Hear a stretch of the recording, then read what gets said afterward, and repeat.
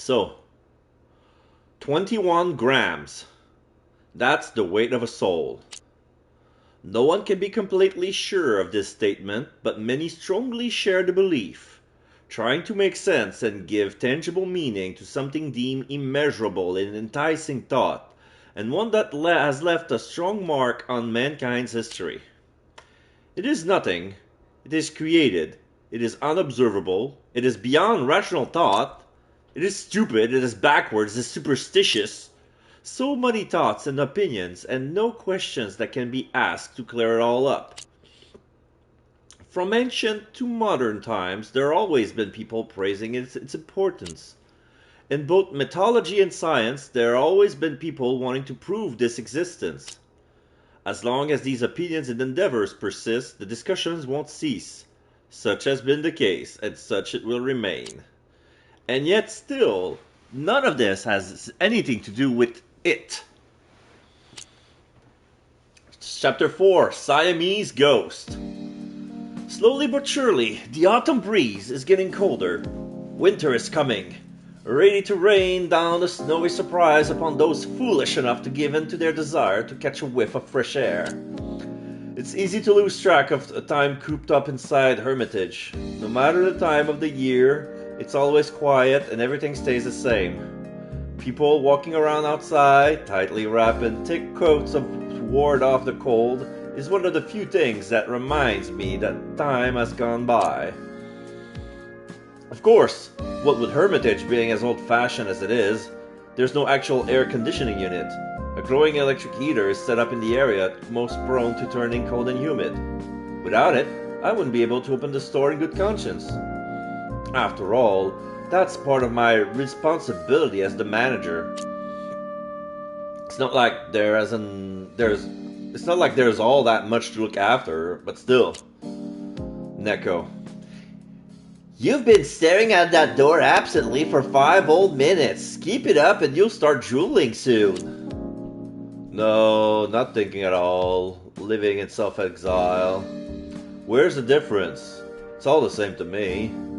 Or would you happen to have any idea how to fix that state of mind? Yeah? How about trying to behave a little more like a normal human being for starters? Neko is rolling around close to the warm electric heater like a cat bathing in the sun. It almost looks like she's trying to grill herself. It's rare for her to have a moment to herself without any worries. She doesn't have much free times on her hands, so I just let her be. She deserves to enjoy a moment of leisure. Not too long ago, the thrilling case involving the rough but caring teenager Zach came to a close. It was a team effort, and even though things didn't always go smoothly, we managed to see it through the end. Justin suffered minor respiratory issues from an allergic reaction to the smoke, while Zach was badly beaten up. It sounds terrible, but truthfully, it all went a lot better than I anticipated. I'm also glad that Cecile and Neko both managed to stay out of harm's way completely. Zach is energetic as always, if not more so. I'm amazed by the speed of his recovery. Every now and then he drops by the store to talk to Neko and joke around, until Cecile catches him, that is. And she always does. I'm happy about it since it brings an atmosphere of liveliness and camaraderie to this otherwise drab and quiet place. Justin has been employed by Scarlett to help her in the investigation of the recent road collapse incident. Scarlett's text messages have grown increasingly rude and agitated, which I am taking as a sign that the investigation is going well. I don't know how to feel about the realization that everyone around me has a clear purpose while I'm going nowhere. I spend most of my time translating the texts Zach and Justin stumbled upon. My German consists of the mere basics, and most of the time I can only make out individual words, which makes the process pretty arduous.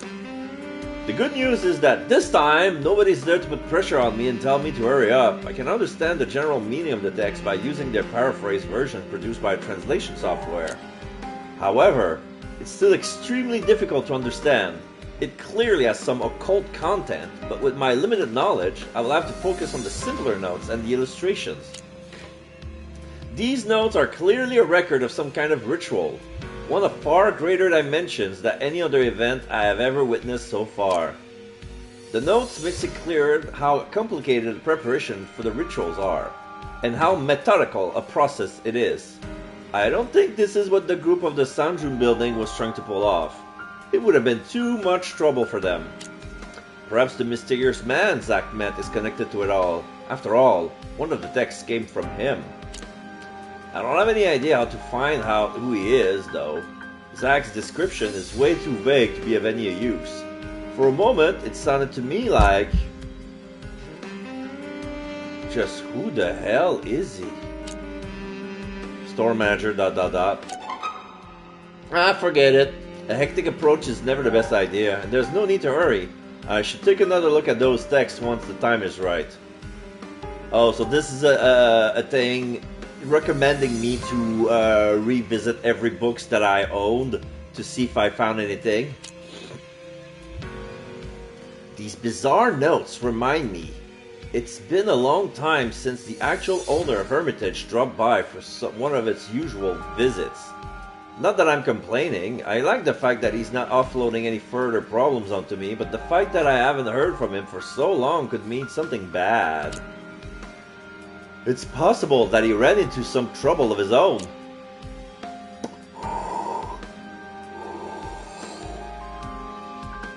I can't get anything done like this. Huh? Something bothering you? No, it's nothing really. Just my instincts kicking in for a second. Stop my mind from wandering too far.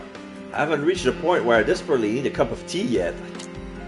Instincts, huh? I didn't know you had that feature.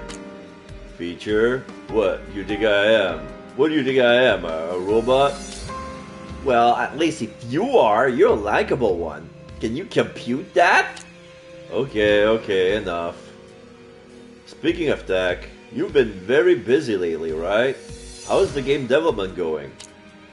There's something called the bottleneck, you know. The writers are just about ready to hang themselves. Why is that? I thought all they need is a cool plot and that's it. You make it sound like a good plot is easy to come by. They're somewhat lost right now and unsure about which direction the plot should take. Anyway, I'm just there to help fix some bugs, so I'll spend my time here until they're ready to proceed with the project. I'm actually a little busy here. Neko shrugs and stares at the wall. As long as you don't drag me into anything, I like the feeling of not being busy. A few of you are helping out Scarlet at the moment, right? Must be strange for Justin to work for her. It's pretty far from the usual jobs a self-proclaimed elite detective specializing in supernatural cases should be doing. I wholeheartedly agree with the elite part being self-proclaimed. From what our resident dummy Justin told me, Golden Maxime Law is pretty much a private detective agency itself. I know that Scarlet... Stop for a moment. This is starting to sound ridiculous. All I'm saying is that at the end of the day, they need to get their head on information somehow, just like everyone else. In this case, they're currently working on is very different from what the news would have you believe. That's a fact. Really? Do you think there might be a supernatural background to it? Nothing is ever simple, you know that. That's true. These days, it's a lot more common to believe in various unexplainable phenomena and question things outside the realm of human understanding. But sometimes, people are quick to let their fantasy cloud their judgment.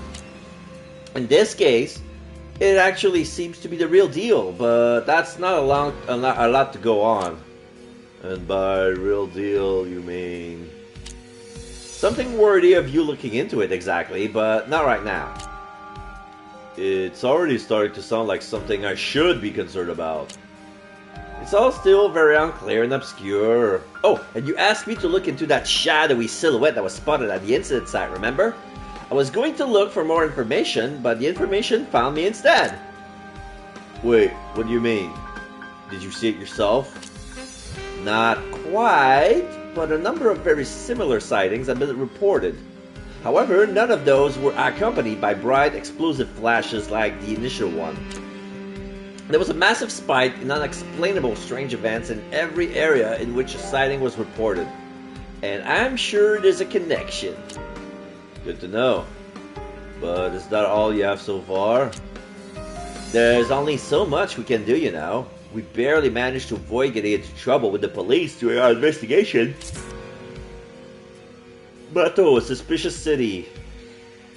I should really find a way to help you guys out somehow. I would appreciate it, but let's save that talk for later, okay? Right now, we should be there for Scarlet. She needs someone to listen to her. Someone who can offer her a shoulder to lean on. Feelings, huh? I didn't know she had that feature installed. Bad joke. I'm being serious. Sorry. What's wrong? Her cat is missing. Oh, I see. I had a feeling the reason for her being sad would be something like this. Being sad and crying isn't like Scarlet at all. She's always cold and composed. Her cat is one of the few things that could cause such an emotional response. Now that I recall, I think I ever met her cat once. People always say like owner, like dog, but maybe the opposite is true for cats. It's human nature to love a little ball of fur that meows and rubs its little nose against people. When she first got to this city, it took her a long time to settle in with her little pet. I remember how shocking it was to see. The stoic, tough lawyer letting herself be controlled by a tiny, cute kitten. Truly a sight to behold. And now why in the world did we move all the way to this city anyway? Memories of the past are starting to creep up in the back of my mind, wrapping themselves around my brain like vines. I shake my head in an attempt to regain my composure and return to the here and now. So, are you helping her with the search? We are helping her with the search, yes. She didn't ask for it, but she can count on us. Whatever happened to this supernatural detective agency we have going? Reading ancient books for clues can get old, don't you think? Also, Scarlet put actual food on the table.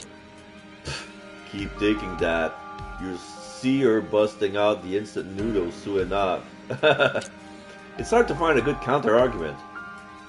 I could ramble about money being the root of all evil, but that would only serve to emphasize the fact that I have none. I have to say, the fact that we haven't found any traces yet makes me feel kind of guilty about stuffing my face with all those meals. No need to feel guilty, just consider it payment for all the hard work you've been doing for me lately. But you're not Scarlet. If she gives me something, I feel bad about being unable to return the favor. You're broke anyway, that's no secret. Way to crush the last remnants of my fragile self-esteem. Stop riding the pity train or people will start to ignore you.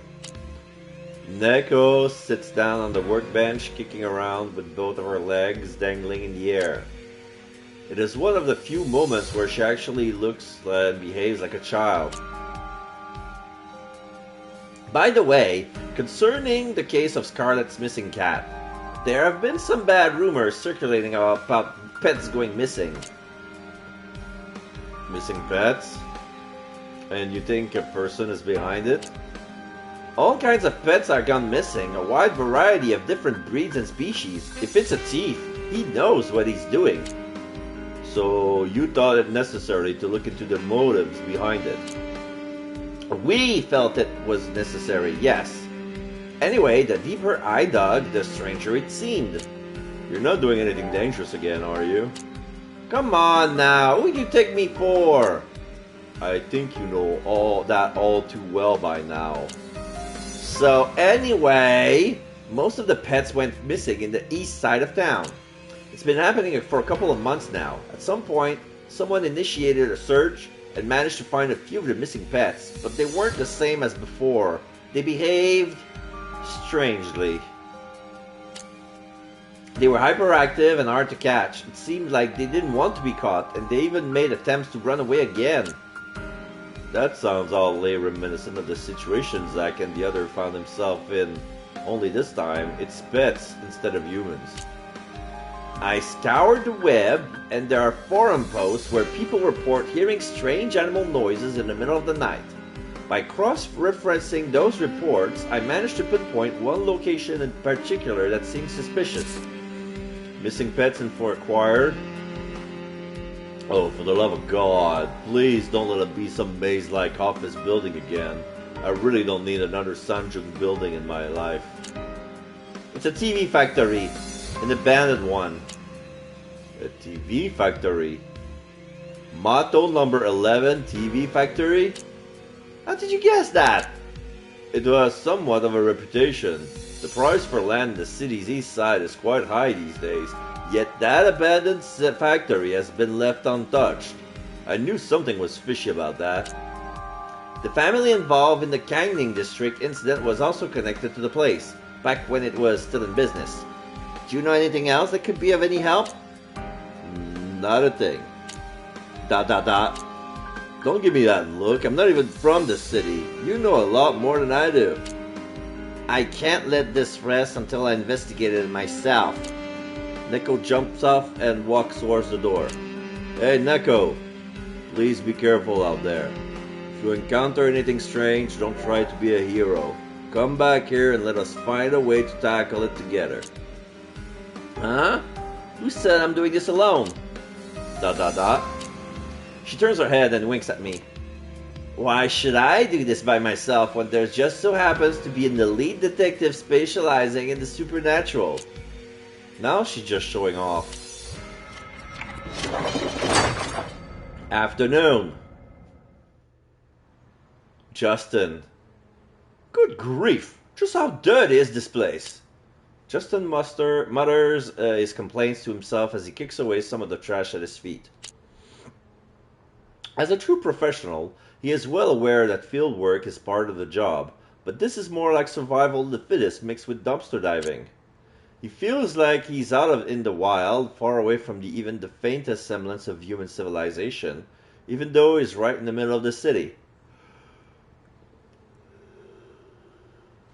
For an abandoned factory, this place almost has its own ecosystem. Messy doesn't even begin to describe it. It took him quite some time to climb up the mountain of trash heaped right outside the entrance. He even had to jump to grab a ladder suspended halfway in midair to get inside. The decrepit walls are speckled with mold, and the piles of trash all around the place are giving off a nasty stench. The odor of fermentation must have been accumulating here for ages, leading Justin to believe that this place has long been forgotten. He tells himself over and over again not to linger around too long. For some strange reason, Justin feels as if staying in this place for too long might render him unable to leave. When he formed this new investigating duo alongside Zack, he expected to be thrust into weird situations. That's just something that comes with the territory. Still, now that he's alone in a place like this, it's more than he bargained for. Keep it together. Bringing rookies along only makes situations like these even more difficult. Neko doesn't count. This isn't a place at which anybody would ever choose to stay. It is for that exact reason that Justin's interest is piqued as he discovers intriguing new clues. There are imprints in the dust that look suspiciously like they were left by human palms and animal feet. Jackpot! Justin pulled his trench coat a little tighter and makes sure the miniature camera he's carrying in his pocket is still functioning properly. He really hates firearms. He knows they attract trouble like a magnet, which is why he prefers to solve these cases by blending in and relying on communication. Sadly, those principles of his hasn't done him much good lately. Carefully moving along the wall, he keeps his footsteps as quiet as he possibly can. The puddles of stagnant water around the place are mixed with various excrements. The foul stench itself is enough to serve as a repellent. It's like the smell itself is screaming at Justin to stay away. Something isn't right. Discarded tools and other remnants of tech equipment wouldn't be out of place or unusual for a former TV factory. Whatever that stench is and whatever is swimming in those puddles, however, shouldn't be here. The further Justin walks, the clearer the prints in the thick dust become. Whoever is here has no intention of hiding, or maybe they just aren't thinking that far ahead. Jeez, I thought I was here to find missing pets, not to trail cavemen. Voicing his frustration once again, Justin gently pushes against another door. The door opens. Justin ... Everything is dimly lit, and the few rays of sunlight from above aren't nearly enough. Machinery is covered in cloth blankets, which are in turn covered in multiple layers of dust. Tech parts are strewn all over the place. In an almost poetic way, the dust particles dancing in the rays of sunlight tell a modern tale of urban decay, but that's beside the point. This room looks almost identical to the previous one. Though all machines have long stopped working, Justin has mixed feelings about it all. He moves cautiously, surveying his surroundings in an attempt to find something useful. There's a box of takeout food. Its contents are surprisingly fresh, but there's an odd red ring of teeth marks along the box's edges. The food is cold and smells pretty bad. It must have been there for some time, but not enough to spoil and rot yet. Looks like there are really people living here. This is a case about missing pets after all. It would be strange if there wasn't some evil animal kidnapper behind it all. Even if he managed to solve the case, it would only serve to reopen the wounds of those who have long given up hope. They would have to live through the whole ordeal again in their mind. Why would someone do this?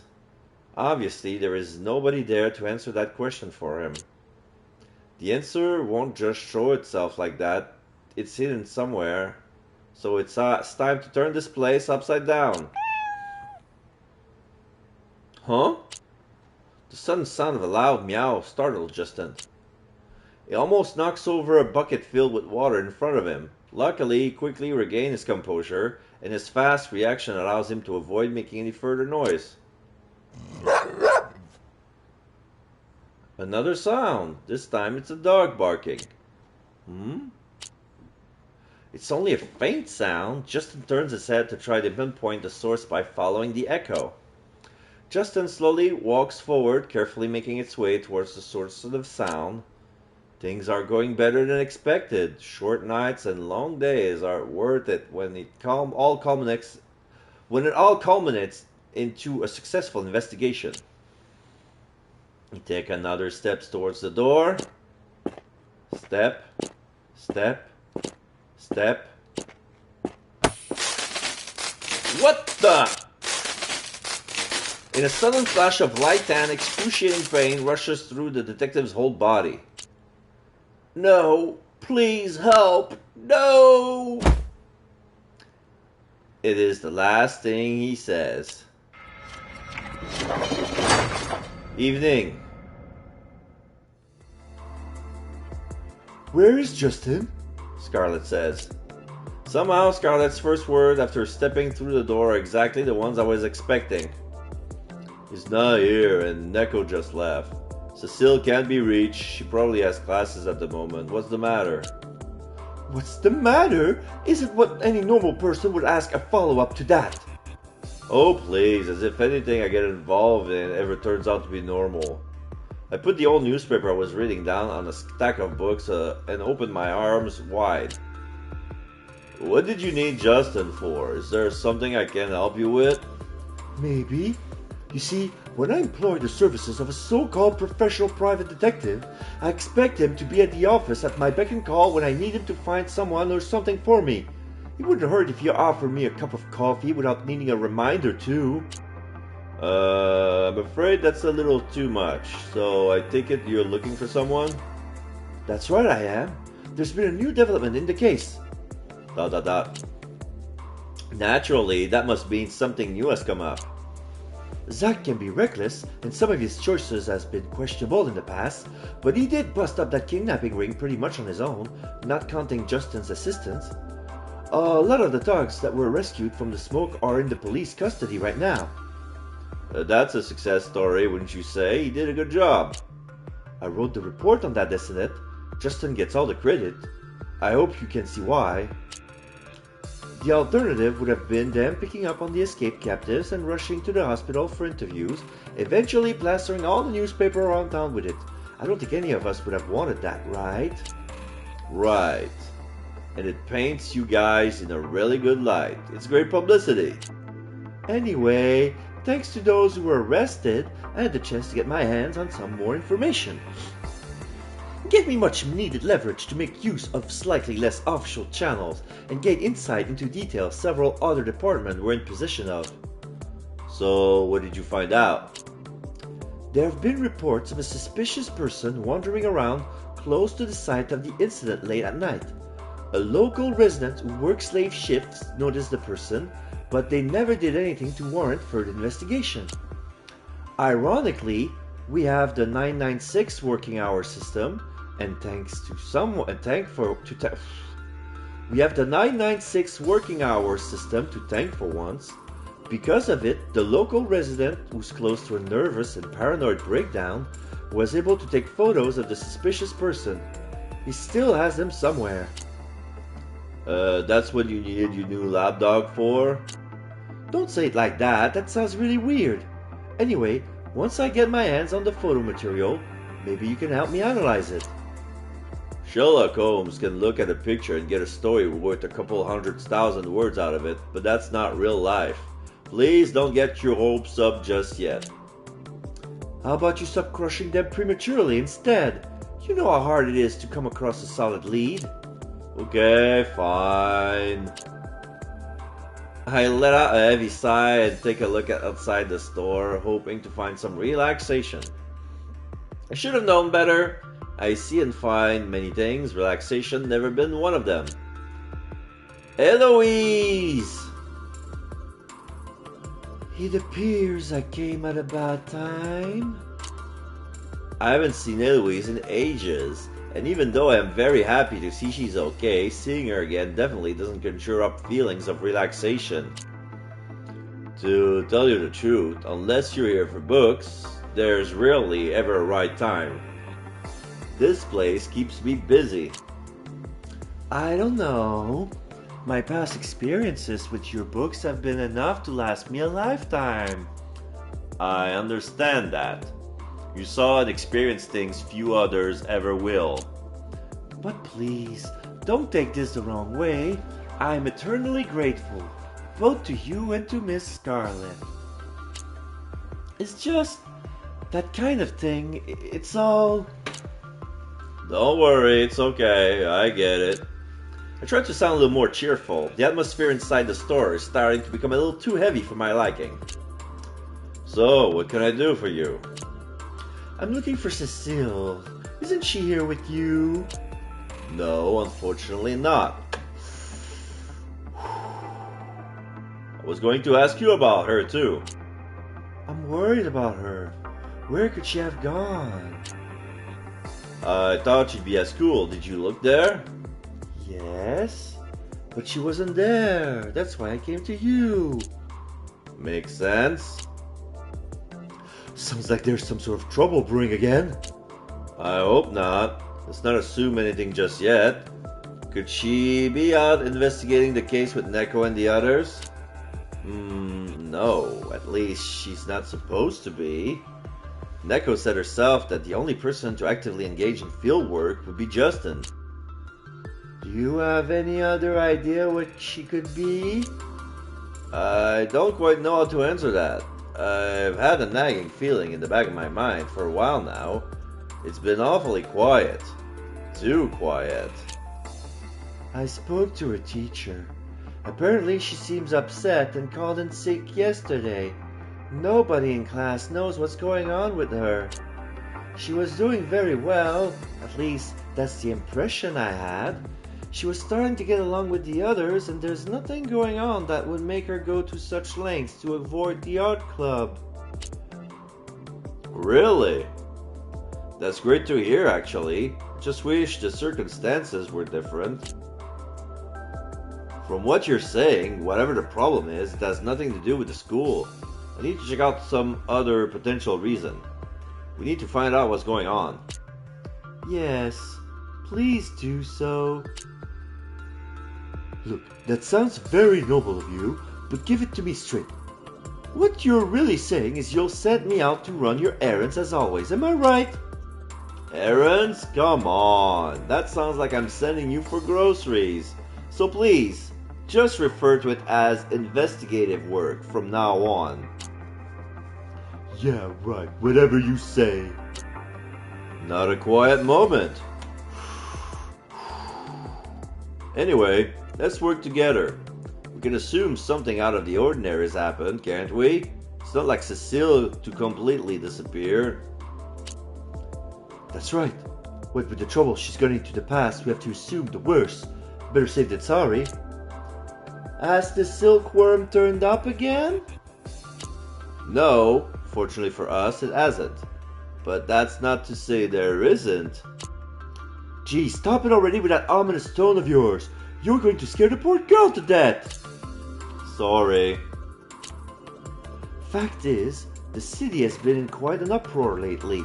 Strange things has been happening, and there's a lingering sense of unease in the air. Though I hope I'm wrong about that. I've heard some strange rumors too, especially during these past 2 months. Some of the other students have said they saw this huge 2-meter tall figure standing near the playground. But nobody really believes it. Most people think the students are just making up campfire horror stories. For now, regardless of whether any of those rumors turn out to be true, treat them all as false information. Otherwise, things will get more confusing. We need to work strictly based on solid evidence. Eloise looks sad, and so I do my best to comfort her. The situation is tense enough already, so there's no need to cause her for any further panic. What a very elegant way to say that you suggest we keep our heads buried in the sand. It's the right attitude, and it helps, doesn't it? We can't afford further distraction based purely on hearsay. You're right. I don't need to be reminded of that. Scarlet looks sullen and exhausted. The constant stress must be getting to her even more than I imagined. By the way, I heard from Neko that your cat is missing. Yes, oh my gosh! It's so utterly horrible, let me tell you about... Scarlet's voice suddenly goes up at least an octave, but she immediately realizes what she sounds like. Clearly embarrassed, she clutches her sunglasses awkwardly. My cute little Blueberry's such a good boy. He would never run off to on his own. Ever since I moved here, that little angel has never left the neighborhood. He knows where it's safe, knows what he has to avoid running into, and big dogs. He's always found his way back home to me safely. For him to vanish like this isn't normal. I missed his touch, his cute little paws. He loves to cuddle and he's not afraid of anything. What if he ran into something? What if he ran into some rabid wild animal? Oh no, can you imagine? Or what if... Scarlet can't stop. It's like a lifetime of emotion is flowing out all at once. She rambles on, worrying and whining like there's no tomorrow. Emotions. Turns out Neko was right about Scarlet having those, and the feature seems thoroughly developed. Blue is missing. You guys better get back here soon. Is it just now? It is just now that I'm starting to realize how much I miss having these people around me. And not a bunch, sure, but I treasure each and every one of them. Nighttime. Justin finally regains consciousness.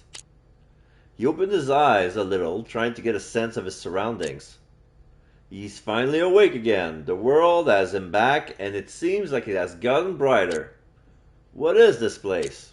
What's wrong with him? No, please help, no! The throbbing pain in his head makes him remember some parts of what happened before. Was that an electric shock? Who would even think of such a thing? A jumble of questions rushes through his mind all at once. His thoughts still racing. Justin tries to sit up to sort everything out. Three faces suddenly appear in front of him. Now we see three different cats. One is very fluffy, has a big mane, kind of like a lion with stripes. One it looks like a Siamese cat, and the other like brown cat with a white face, white belly, and legs. Meow! Holy crap! Meow? Hold on, what's that sound? Already confused by the overall situation, the sound of his own voice only raises more questions. His mind is having a tough time processing what's going on. Just as his confusion is close to reaching his peak, another voice interrupts his rampant thoughts. Meow meow, what's the matter, you dummy? He spotted the dark face of a good-looking Siamese cat. But a regular cat would ever convey that much information with just meows.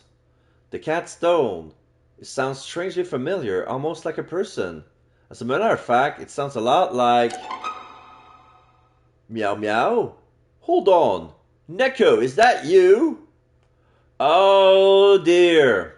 For some reason, the electric shock turned everybody into a cat. So here we have Justin, he's a gray cat. The Siamese is Neko. So I guess the orange cat is Cecile, and the main cat could be Zach. He looks angry. Meow meow meow. Of course it's me. What kind of question is that? Meow meow. Neko, I think it's all a little hard for him to understand. Another cat, and this one speaks with, for the lack of a better term, Cecile's voice. It's not really her voice, it's more like the sounds the cat is making are being translated into actual human language. And for some reason, Justin can understand it all just fine. He is having no trouble understanding the cats at all, as if he never spoke to another language.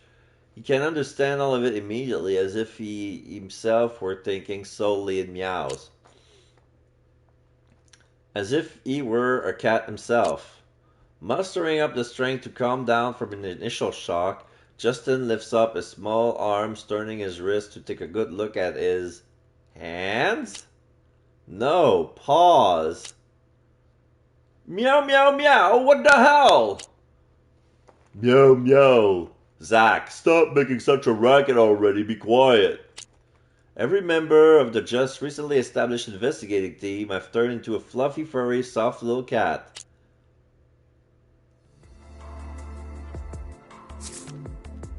Cat paws and for acquired. Meow? So we all are turned into cats? Meow, duh, check out your silly looking pointy ears and your paws. We're not teddy bears, that's for sure. Meow, no need to be so harsh, Neko. I don't have anything against teddy bears. Meow, meow, what the hell is going on? How did this happen? Meow, meow, meow, let's set aside this situation for a second. Why are all of you here? Meow, meow, to save you, obviously. Zach answered Justin's question while peacefully playing with fallen leaves and small branches on the ground. Zach seems to have turned into a long-haired, unusually large cat of imposing nature. From Justin's perspective, he looks like a baby lion. Cecile and Neko are a lot smaller and have both turned into cats of a very different breed judging by their appearance. It's hard for Justin to tell the actual difference. He's never really been a cat lover. To him, all cats look the same. Maybe their fur and ears have some subtle difference, but that's about it. Cecile picks up where Zach left off and does her best to explain the situation to a bewildered-looking Justin. Meow. You were gone for a long time and you didn't come back. Zach was worried about you, so he came to the abandoned factory to look for you. Meow. Then Zach didn't come back either. Cecile got worried about that hothead, and before I knew it, she would run off to look for him as well. Meow. You two reckless fools can handle yourself, so I wouldn't have wasted time on you. But I couldn't let Cecile run off to a place like this all by herself, so naturally I followed her. Meow. Shortly after I arrived here, I was knocked out by something when I got close to a door. When I woke up and I turned into this. Meow, same here. Meow. That's what happened to me as well. Meow. I see. So chances are it all happened to us in the exact same spot. Meow. Yes, it's certainly so. Meow. Usually, I would be a lot more stoked about having you guys here, but we don't have exactly strict numbers this time. Only numbers.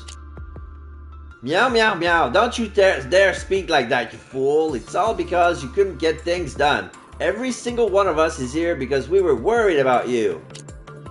Meow, meow, meow. And of course, I have to be the smallest and most fragile looking one once again. Why me? Look at that idiot over there. He's almost the size of a freaking dog. It's not fair.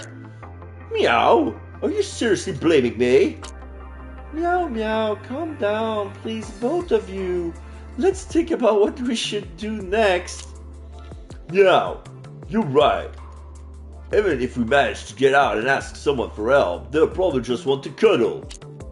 Meow, and even if we somehow get to Scarlet, there's a big chance she'll never ever let us go again.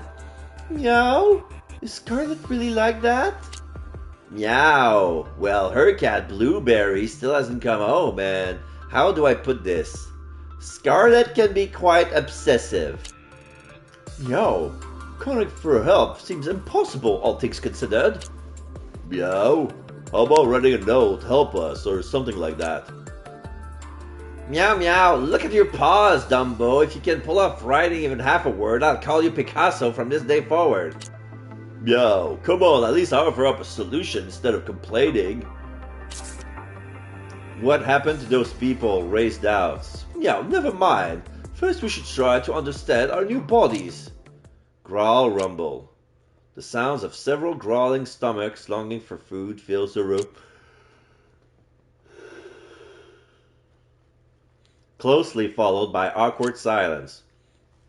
It's getting late, and without any of them noticing, half the day I've already passed. Justin now knows how hungry Cat must feel as he can't shake the sensation that his belly is cramping up. Judging by the frustrated expressions on the others' faces, they must be feeling the same way.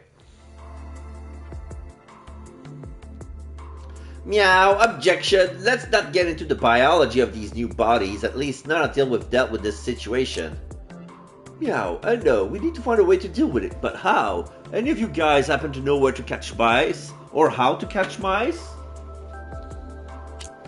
Meow, meow, I have a few ideas, but all of them involve me actually having two proper hands. How the hell should I know about how to catch a mouse like this?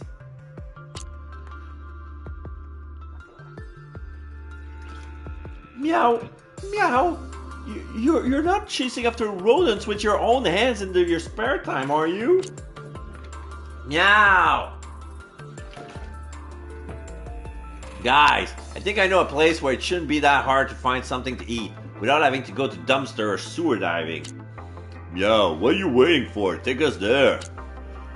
Meow, meow, I don't mind chewing on some leftovers, but I'm not sure if I can handle chopping down some nasty critters. Meow, can't be picky, better prepare yourself. Neko shakes her head and points it towards the parkway.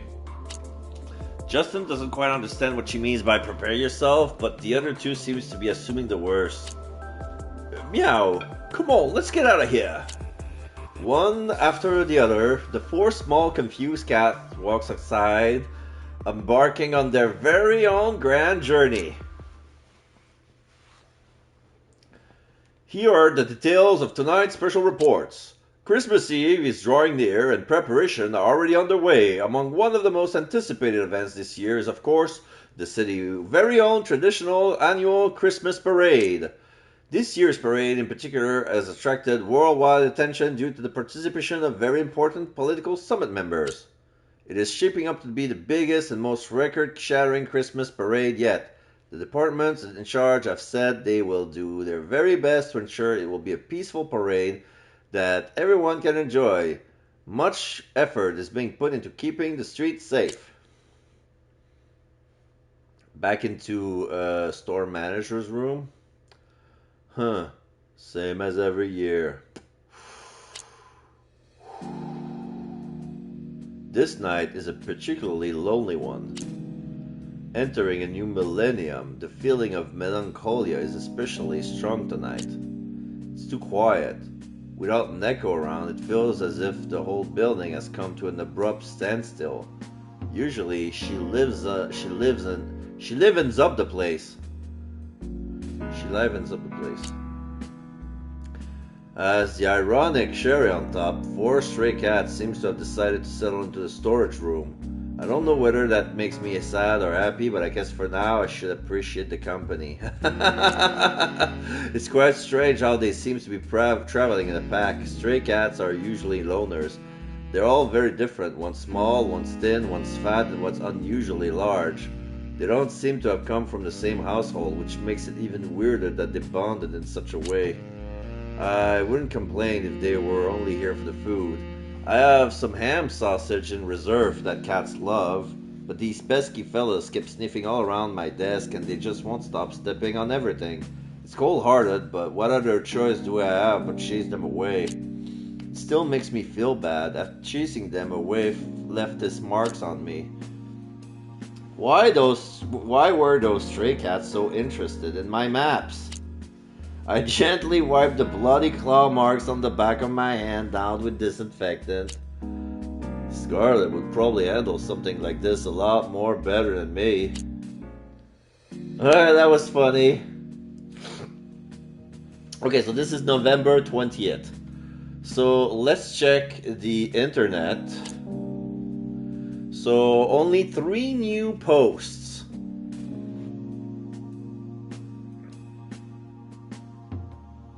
Okay.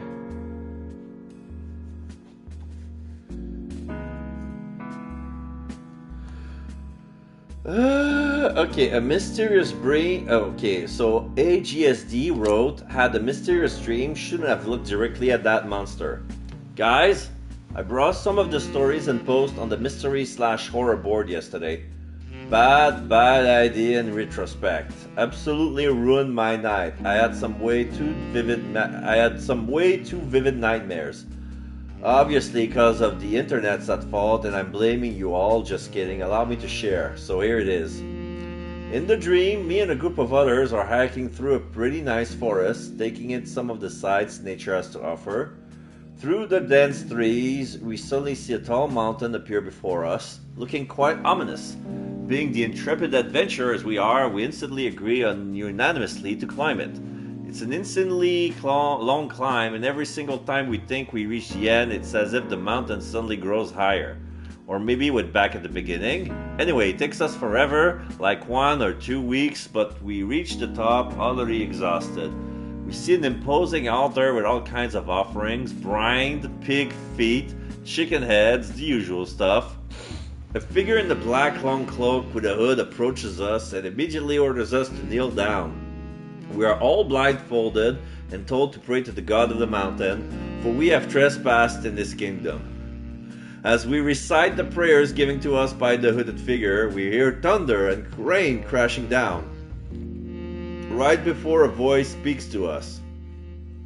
It's strange, some sort of telepathy, because the voice is right inside my head.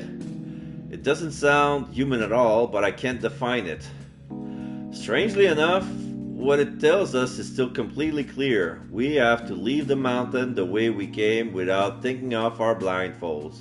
In return, we'll be granted eternal life. The alternative is a violent sudden death and a descent into madness. At the foot of the mountain, I think to myself, who wants eternal life anyway, and take off my blindfold. Everything is just one big whirlwind of shadows, but not always pitch black. It's like a storm of thunder and color, you know? On top of the mountain, a gigantic leviathan of a creature looms over everything with tentacles swarming all around it. As soon as I gaze up upon it, my heart stops and I suffocate. I wake up and my dorm buddy is loudly snoring next to me. That's when I realized it was all a dream, although a super messed up one. A few days later, I still felt a little unwell, so I went to the school nurse to get some medicine. They gave me something that I hope does the tricks, otherwise I have to check in with an actual hospital. The other two guys in my dorm are now away for an internship, so there's not much I can do to take my mind off of feeling sick.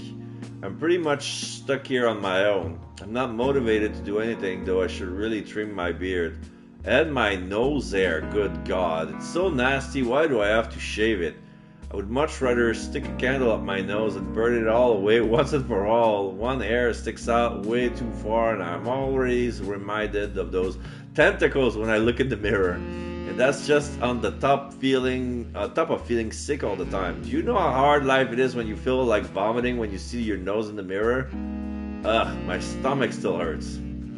Purgatorio says, I once had a disgusting dream in which I carried a cooked baby's head in my pocket. I hid for the police in the dark alley and sometimes pulled it out to chew it on it a little bit. And when I woke up, I had a really nasty taste in my mouth for hours. Oh, I remember.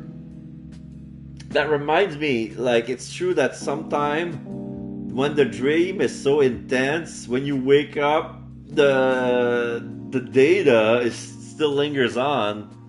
Like, the sights and sounds and smells, the taste, like, I ate a baked baby's head, and then when I woke up, I still have felt the taste in my mouth. Ooh! That's insane because it sounds much more realistic than my dream. Nasty. Dry Squid said, just look at it a few more times, you'll get used to it. Hicloop. Sounds like someone lost his marbles. Ito says, I mean, if he throws up at the thought, he can't have gone insane. Sane people don't worry about nose hair. That's common knowledge. Dream Grove, you probably just ate something bad, lol. Check the label next time and don't eat that rancid street food that's made with gutter oil and you should be good to go. Estrella says, I once did a nightly movie marathon and watched a whole bunch of Cthulhu flicks in a row. Demons, aliens, all those weird, deformed creatures obscured by shadows or fog. Holy moly! Anyway, when I went to bed, I had this super weird dream. I was walking through a desolate city. It wasn't really in ruins, but the buildings were angled in a way that was unnatural. Like, you know, they wouldn't still be standing if they were built like that in real life. So I guess I'll gaze off into the distance. There's this purple hue around everything, and on a really tall building. So tall it looks almost like a mountain. I see this outline of an absolutely enormous creature and endless tentacles whirling around. I stare at it, and suddenly one of the tentacles moves towards me. He looks super soft and squishy. I really wanted to touch it, but when he rapidly sucked me, and I was eaten. I woke up covered in sweat with my heart pounding. Great reading. Says, how come the creature is always so similar even though these are different people's dreams? AGSD says, I wonder if it's because I've been eating canteen food and cup noodles for over 10 years. Never anything fresh. Maybe I should hit healthier. Clone Commando says, you probably can't handle spicy food and cup a glimpse of the afterlife. Ha ha ha ha ha. Okay, so a super blue blood moon will soon appear in the night sky, says id-381. According to media reports, astronomy enthusiasts are in for a spectacle on the 31st of November, the super blue blood moon. So what it is exactly? Let's split that name up and look at each word separately. A supermoon occurs when the full moon is at the nearest point in Earth's orbit, also called perigee. Blue moon refers to the second full moon in a calendar month.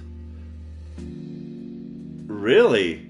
The second full moon in the calendar month is called a blue moon? The phenomenon called blood moon occasionally occurs during a total lunar eclipse. Oh, okay.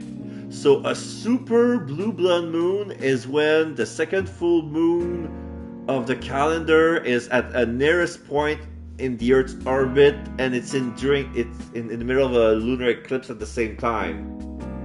Wow. The super blue blood moon will occur in North America, Australia, the Middle East, Asia, and parts of Russia. Moon blogger Gordon Johnston says the West Coast, Alaska, and Hawaii will have clear skies, making the whole unique spectacle visible from beginning to end. But keen observers in these areas will need to get up early. People who live in other regions or in places where the weather isn't playing along can watch the whole thing live on NASA TV. The Griffith Observatory in Los Angeles will also be showing a live feed on their website. Antibilliard.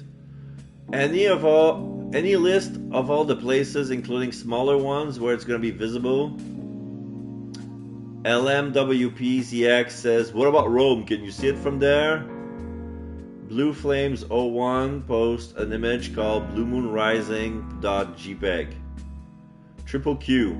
So, is it a blue moon or a blood moon? I don't get it. If it's a blue moon, isn't that just the second full moon? Come on, 233 says, what's that blue moon game called again? I'm too lazy to look it up. Blue Flames 01 says, it's mostly known because of its ad. I'm sure you've seen them. Quite a few celebs endorse it. The ads play before gaming. The ads plays before gaming-related YouTube video nearly all the time. J. Nelson says, oh, I actually played that one, guys. It's pretty cool for what it is, especially compared to other games like that. The Blue Moon game, which is an ad. Is it a mobile game? Because it shows on a YouTube ad before your video shows up. Red Roses posted, major plane crash. A Boeing airliner crashed into Southeast Asia, killing 162 passengers. All of these weird stuff going on, those mysterious accidents. I'm drawn towards it all somehow, but why? Major plane crash, killing 162 passengers on board. Immediately after it was confirmed that the plane has gone missing, the Indonesian military launched a large-scale search and rescue operation. 162 passengers and crew members on board flight JK350, including 152 adult passengers, 3 children, 1 infant, 1 pilot, and 5 flight attendants. A spokesman for the Bureau of Search and Rescue confirmed that the airliner crashed into the ocean. First estimate points to nobody having survived the crash, and various remains have already been located. The crew of the Search and Rescue Bureau reported that the wreckage of flight JK350 was found in the waters near Manila. A large number of mobile phones, purses, life jackets, and other items were found floating near the wreckage and the surrounding area. The huge search radius makes it very hard to find all the scattered evidence. Due to the sudden, unexpected nature of the incident, our embassy is currently in the process of checking with Indonesia to see if there were any Chinese tourists on board the flight, and will follow up with a corresponding announcement as soon as more is known. The aircraft involved in this case was a Sonic 767 MAX 8. The aircraft was delivered on August 13 of this year and had only been in use for 3 months. Crashes always reflect badly on the airline companies, especially those involving new planes. Is it a sign to potential customers that there might be bigger problems going on in the background and their trust in the airline's competence is shattered? The question remains is, should you upgrade your insurance if you plan on taking a trip to Thailand this year? AHZTB says, another one? Just how many planes have crashed in Southeast Asia over the years? Mayonnaise says, I don't think better insurance will help there, to be honest. Revelation says, who even wants to travel by plane anymore? It's like signing your own death certificate these days. Fujika Sakurayuki says, pay for the flight and get a free burial at sea included. Goddamn, pay for the flight, get a free burial at sea included. Bear, isn't there some penalty for such accident? How can it be that all those official organizations suddenly start playing dumb when lives are at stake? Blazing Star Trace, they're probably just giving up on trying to fix the underlying technical problems. Those small foreign airlines operate on such small budget that sadly safety is of zero concern to them. These companies start flights during a typhoon warning and makes landing in the middle of storms like that's the norm. Skockfeld says, "There's something shady going on here." Reeds and Flowers says, "What? Sounds like science fiction." Revelation says, lots of wild theories have been sparkled over the last few years as far as that is concerned, including a popular one involving the Bermuda Triangle and a crashed medium-sized airliner. It wasn't covered in the news all that much because few people died, seeing as the plane was just doing a test flight without any passengers on board. Ever since that crash, the other planes passing over the alleged crash site has regularly reported strange disturbances, such as their navigational instrument malfunctioning. Luckily, these days navigation works via satellite. It's a surefire way to stay on the right flight path and maintain the appropriate altitude. But it really makes you think, doesn't it? So far, nothing has been found down there as far as I'm aware. Semi-Detective says, "And you think this case was similar?" Revelation says, "Not sure, we can't tell unless an official flight record is made public. The site I usually browse when it comes to this kind of stuff doesn't have any information on this one. Seems sketchy." Gotcha Man, exclamation mark, says, "It would be so interesting to dig around at the Bermuda Triangle. Just imagine, as long as it's not some sort of hidden alien base or getaway to hell or something." Gateway. Masashi Miyamoto. Masashi, not Musashi. How long has the Bermuda Triangle been active anyway? Is it man-made? No, it's a myth. I guess that ever since satellite navigation and stuff like that has been implemented, there's been less and less crashes via the Bermuda Triangle, and it's been proven that even though there's a lot of plane crashes around the Bermuda Triangle, it's not as much. It's like it's pretty much the same as when it comes to all the plane crashes that's been reported throughout the year. There's not a big majority of them that are being held at the Bermuda Triangle. It's basically well spread around the whole world, and the Bermuda Triangle not being any different. So basically, it's been debunked. It's just been like wrong altitude, storm, bad weather, and stuff like that. Alright, so let's watch TV. There's some local news on TV. What they tell you on TV is always the same old boring stuff. It's the things they don't show on TV that are quietly changing in the background, unnoticed by everyone. No matter how hard they try to hide it, you can still spot things like this by reading between the lines. After all, even the most ignorant people have a hard time blindly ignoring what's right in front of them. Even though the general public just wants daily monotony and routine, the secrets of this world are hidden all around us, permeating our daily lives and seeping into it like poison. Let's check the relationship. Okay, it's that far now. So Zach is here. Oh, this is Fatty. Now we have the cats: Nico, Cecile, Jack, and Zach and Justin. The Night Talk. This is Jeremy and the gang. Best friend with Zach. Failed rescue. The thing with the stranger.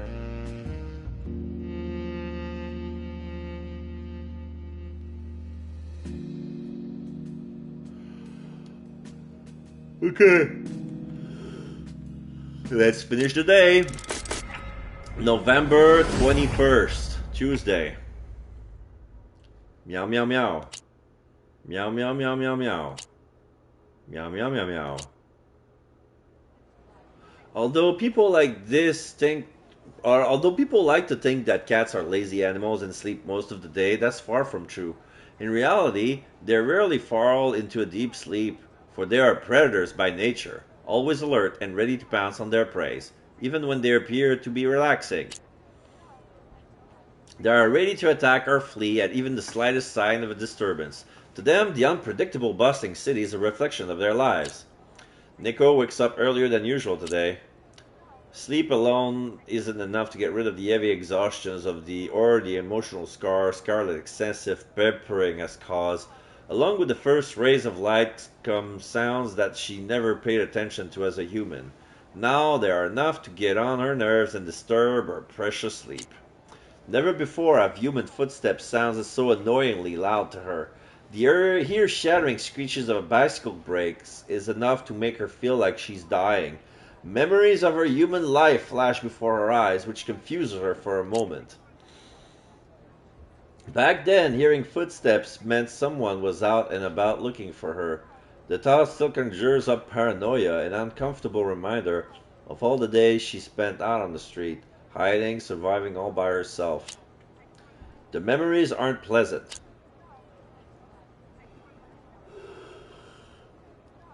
Her fear of being alone is a thing of the past and has been for a while now. She's in good company.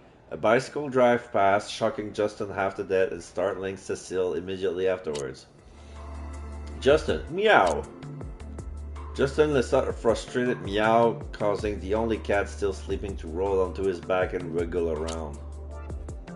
Meow. Water? No, not the water, please. I don't want to bathe. Meow! Looks like he's caught in water-related nightmare. Nico slaps the cat on the ground with one of her paws, even though it's nearly twice her size. Meow? Are you alright, Justin? You look a little weird. A little unwell. Meow, I'm a little dizzy. Meow, I feel weird as well. It's as if I'm trapped inside an animal plushie. Meow, really? I feel fine. Meow, it probably depends on the person. Maybe being a cat suits you. Meow meow, with a name like Neko, it should suit you best of all people. Why are you called that way? Meow, ask the storage manager. I can't be bothered to explain every single time someone asks. Meow, anyway, it's time to think about our next steps, you guys. Meow, we need to find a way to return back to our own bodies. Meow, look on the bright side. At least we got some cat food out of it. Meow, we sure did, and I'll be the first to admit that it tasted pretty damn great. Neko ... Justin, meow meow. I never thought I'd say this, but I agree with Zach. Let's go back and find a way to change back into our old selves. Meow, return to where everything happened, huh? That could go wrong. Meow meow meow. Maybe, but I'd think about it from a reasonable point of view for a second. Meow meow meow meow meow meow meow. We all passed out in the same place and we woke up as cats in the exact same spot together. Does that make you wonder where our real bodies are right now and what state they're in? Meow? Meow? Don't you think they're still in the same spot? Meow meow, maybe. But think about it this way. You came in here one after the other and you never noticed the unconscious body of whoever went in before you. Meow meow meow. That means someone must have moved our bodies after we passed out. I doubt any of you would have gone ahead had you seen a body lying on the ground right in front of you. You're all smarter than that, except for one obvious candidate, of course. Meow, why are you all looking in my direction? Meow, in other words, you're worried about our exit strategy? Meow meow. Yes. Although I realize it might be way too soon for that, it's better to be prepared than to be caught off guard when we're close to the finish line. No, I'm with you. So you're proposing that we return to the factory too? Meow meow. Yes, that's where, as far as we know, all our problems started. Let's tackle this directly at the source. Now, the truth is out there somewhere. Meow. Justin mumbles incoherent cat gibberish. Justin is clearly trying to hide how nervous he really is, but his wagging tail gives it away. Neko stops looking at him. Instead, focuses on Zach and Cecile. Finally, she lowers her head and looks at her paws. Raised out the history of the factory. Whatever is going on at that factory goes far beyond simple animal abduction. The 4 investigator-turned-cats are a prime example of that. Their predicament doesn't have them in any other choice but to move forward and chase the truth. Store manager. It's been very quiet around here lately, though I wouldn't start worrying about sales numbers declining just yet. Oh, delivery is back. I think a more positive attitude may help improve that aspect somewhat already. I've always been of the opinion that the right state of mind can bring about change and solve many a problem. State of mind and positive attitude, that could prove to be rather problematic. After all, you are here. You always were the humorous type. Actually, it's not supposed to be a joke. This is the first day in ages with clear weather. Instead of having my friends around me to celebrate that fact, they are nowhere to be found. There's no trace of them anywhere, and I'm stuck here speaking to a pretentious foreigner who always manages to get on my nerves. I take it you've been very busy lately? Frankly, I would have never expected you to know how to use a courier. Took me by surprise. I sincerely hope all the books have found their way into your hands, undamaged and in pristine condition. The rough way these tactless barbarians handle packages makes me shiver at the mere thought of it. Those couriers know what they're doing, even though that the weather conditions have changed. It's not up to people like us to tell them how to do their job. But hey, the package was still completely wrapped when I got it. That means none of them, those tactless barbarians, opened it up to take a peek. What are the odds? In a rare and unexpected gesture, he reacts to my sarcasm by shaking his head and shrugging. He wouldn't usually behave like that.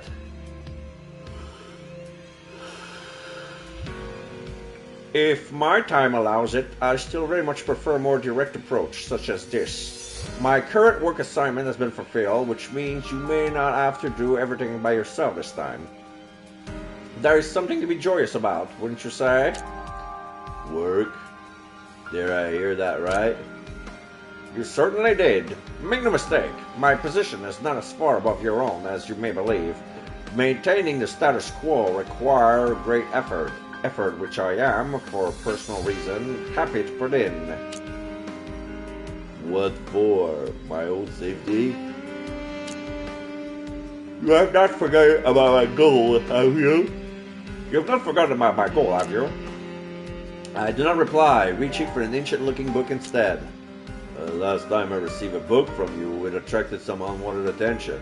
This place may not be as safe as you think it is, and I'm really being watched. If I'm really being watched, there would be no easy way for me to escape. I flipped through the books in my hand without looking up. The city is a mess. Strange events keeps piling up on top of each other. Can you really be sure that your old friends don't suspect this place? They do not, as far as I know. These events you mention accumulate, causing chaos and confusion among the citizens. Yet they have never upset the balance. I should be thankful to whoever is responsible for keeping them at bay. The unsung hero. It seems like there is a lingering hesitancy that's but a more drastic measure from being employed. It's the perfect amount of chaos. Just which Hollywood movies you get all your villainous quotes from? It's all quite simple. This city is experiencing shifts in its equilibrium. Yet from the outside, all that can be seen is a raging storm. We don't just see it, we are right in the middle of it. Every other week, there's one new unsettling story. The city's inhabitants are growing increasingly worried, and if this keeps up, they'll may all be scared away before we manage to clean up the houses. Who knows? There may be many people who prefer turning a blind eye and going through life oblivious. You can keep those morbid pearls of unnecessary knowledge to yourself. Public sentiment is a difficult tale to grasp, and until the dust settles, so no one knew what the people in power are already thinking. I don't think it necessarily has anything to do with the higher-ups. What do you mean when you say unsung hero? Oh, would that not be you? ...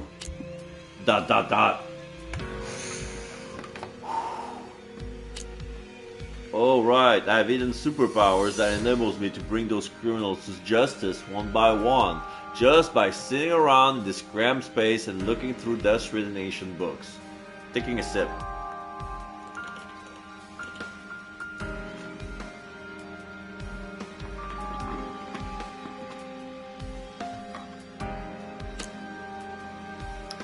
To be more precise, those criminals are facing a kind of justice much more severe than the law. Whatever, none of that has anything to do with me. Deliver ... I was merely under the impression that conducting your own investigation might be the best way to go about it, especially given your unwavering curiosity. You make it sound so easy. If anything, my statement emphasized the fact that I have the utmost confidence in your abilities. Your politeness only makes me wonder even more how you're connected to this storm. Connected? There is indeed a connection. I won't dispute that, but I would very much like for that connection to be severed, preferably sooner rather than later. I share your sentiment. There may well be a connection between these series of events. However, I'm sorry to admit that even I cannot see it. He has always been a wordy and pretentious fellow, but today seems to be beating around the bush even more than usual. That could either mean he's trying to hide something or he really doesn't know anything. Either way, he appears to be in a good mood today. You're offering me an opportunity to go outside and do some looking around, so thanks for that. At first, I thought you were only keeping me here for your own purposes, but I discover another reason. You probably couldn't sleep at night if there wasn't somebody like me looking after all your precious stuff. You need someone to keep an eye on it, right? After all, whatever you bring always attracts attention, mostly the unwanted kind. It is further acknowledgement of my trust in your skills and abilities.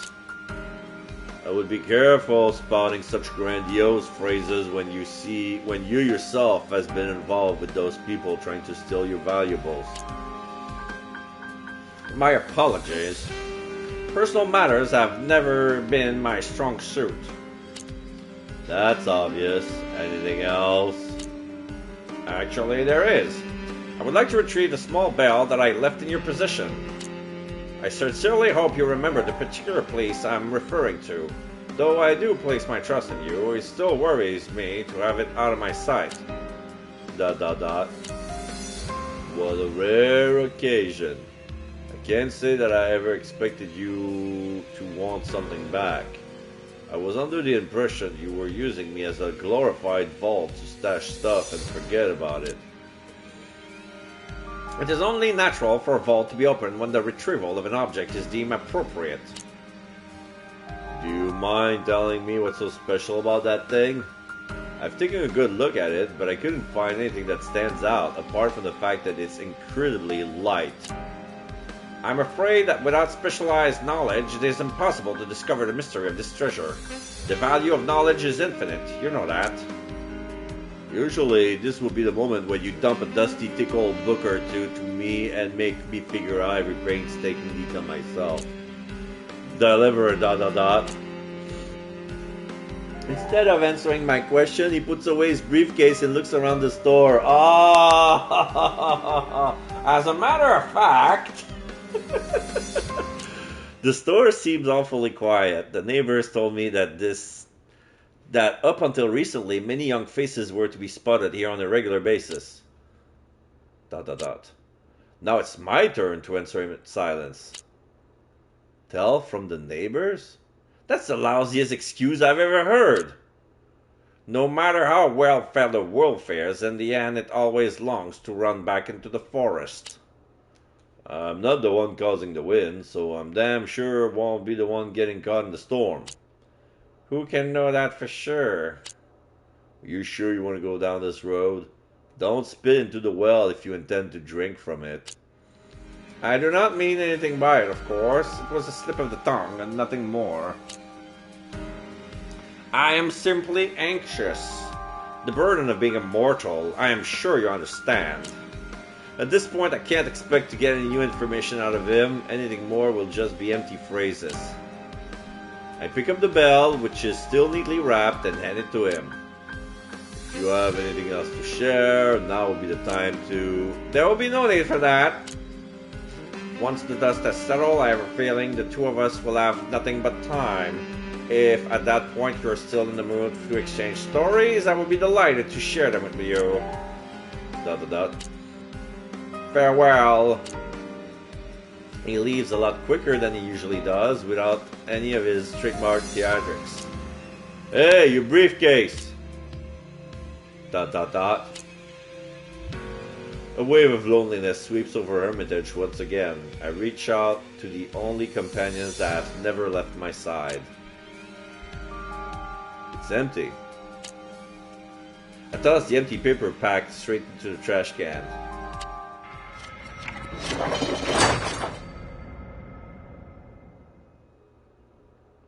Oh, okay, now I can access the bookshelf. Okay, woo! Wait, did I have that many books last time? It feels like both shelves are quite full. I'm gonna get an energy drink because I've been yawning so much, and when I yawn this much, it's never a good sign. So let me get something to drink.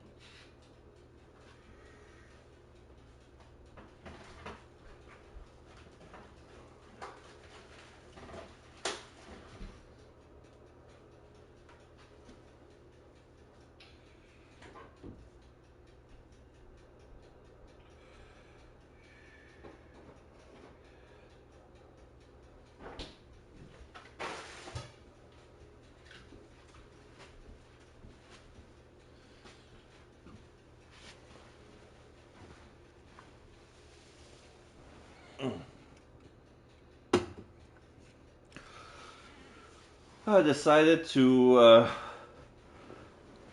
put some more food in the oven. I'm having some beef skewers. I thought I would have a decent dinner, decent lunch before starting the stream, but I had a meeting, and then I was catching up on stuff. The next thing you know, it was time to start the stream. So only had a s'more for breakfast. So let's look at everything.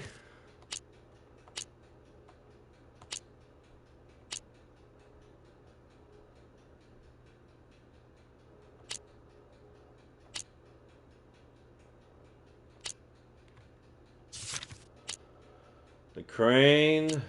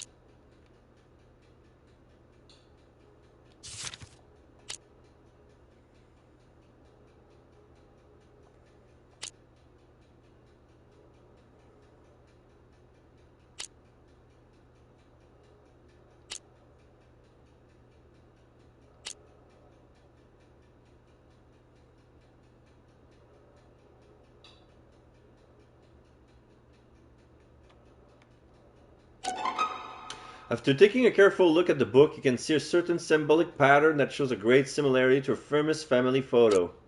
The author classified this pattern as parent altar guide and opened the way and speculate it may have been used to mark the role of the parents as sacrifices in the ritual. Unfortunately, the author doesn't know much about the specific culture or group it is associated with and isn't aware of the exact process and purpose of that ceremony. Shrines, gods, and messenger. Uh,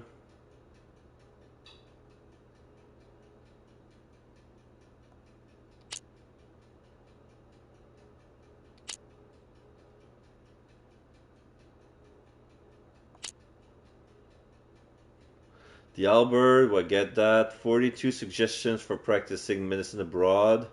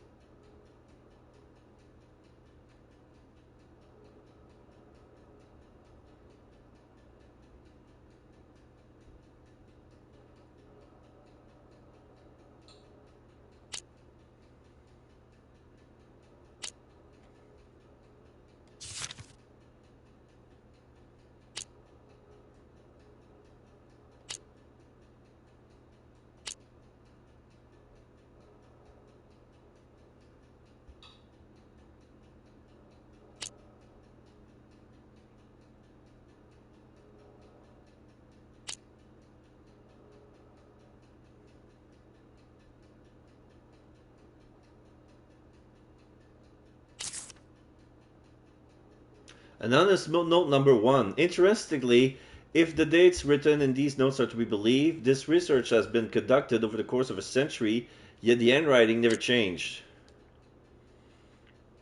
No name, another old book on sign. Another old book. This cover is heavy and colorful. There's a black scorch hole at the bottom, proving that it's been through a lot. The notebook that Justin found looks similar to the one Zach discovered. The notes in this one should be somewhat updated. Unlike the previous notes, however, it no longer encompasses with a wide variety of research, but includes a detailed explanation and analysis of one ritual in particular.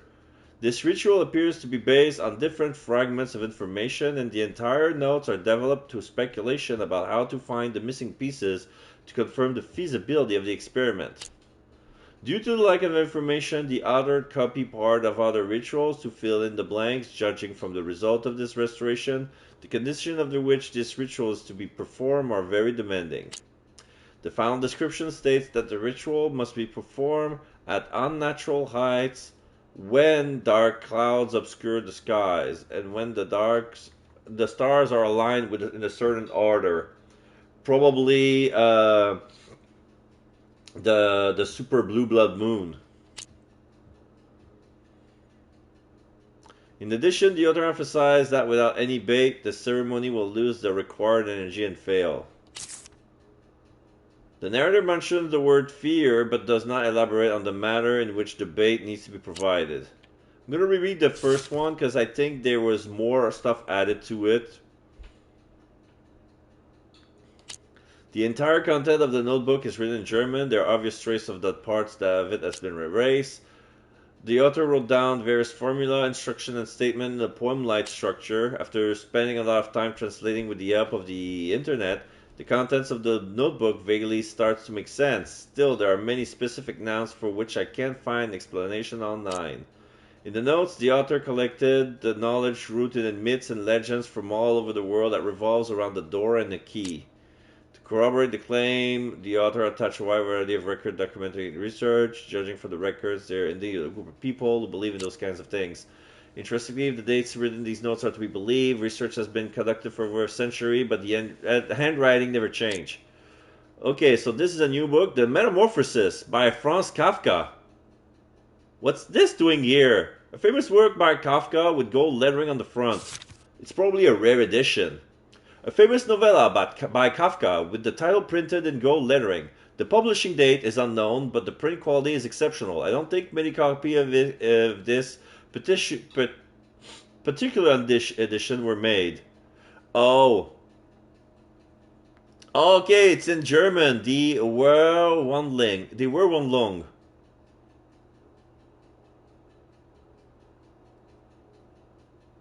Die Verwandlung. Okay.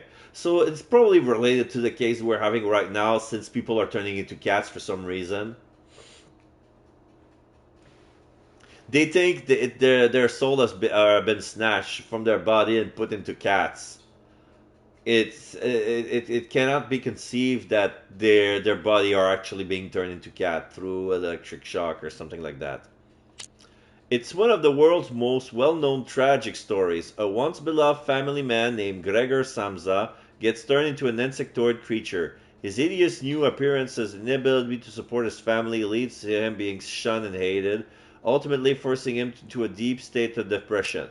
Although this novel has already been translated some time ago, this particular translation is slightly different, sounding more stilted and occasionally containing faulty grammar. The book does not contain any information about the translator.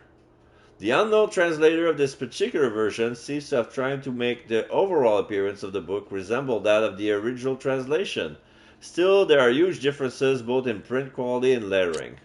At the end of the book, Gregor Samsa is struck by illness and eventually dies. The translator added a paragraph that differs from the original.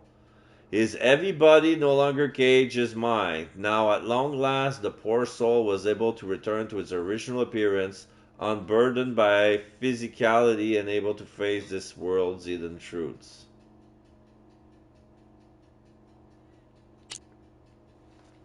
Okay. Looking at the world through your eyes, a collection of Chinese cartoons. There's some cats on the cover. I think it's related as well. Collection of Chinese cartoons. The author seems to be a little childish. There are black kittens hidden in every corner. This particular cartoon tells the story of several kittens who decide to head out on a risky adventure together. Later on, they try to escape after ending up in captivity. Ultimately, the story has a happy ending. The style in which it is drawn is very cute. The main characters are a domestic cat, a stray, a wild cat, and a purebred. Oh.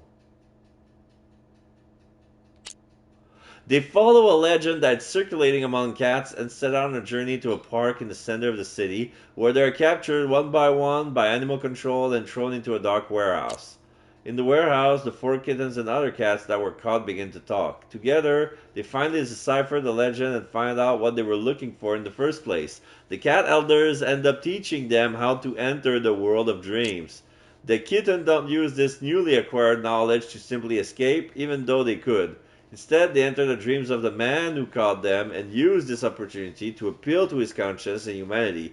Thus, the man has a change of heart and regrets his actions, leading to the cat's release from the warehouse. Ah, that's interesting. Now we have Cthulhu Mythos Volume 3, nothing new.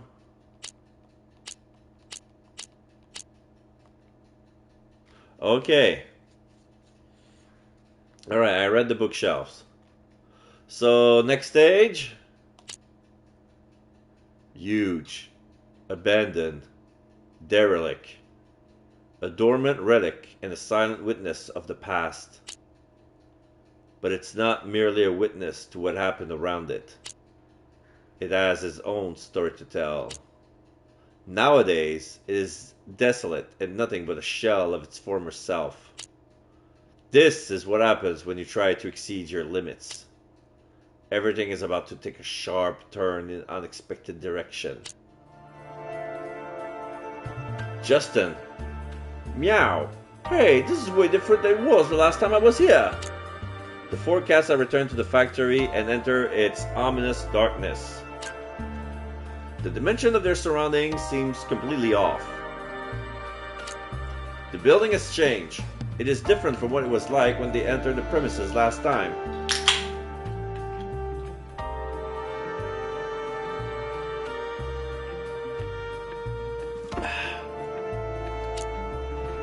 Small doors on the side, the ceiling tiles, the piles of trash.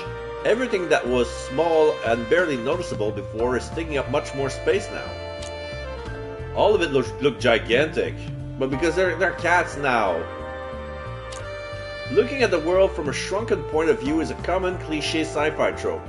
Still, for these 4 brave cats, it is something new altogether. In this case, however, fear far outweighs fascination. Never before they felt so small and powerless. Things never paid attention to back in their human forms now look imposing and scary. Fortunately for them, they are used to a lot of more weirdness than the average person. Meow? Everyone doing okay? Neko turns her head towards Justin and the other 2. Oh!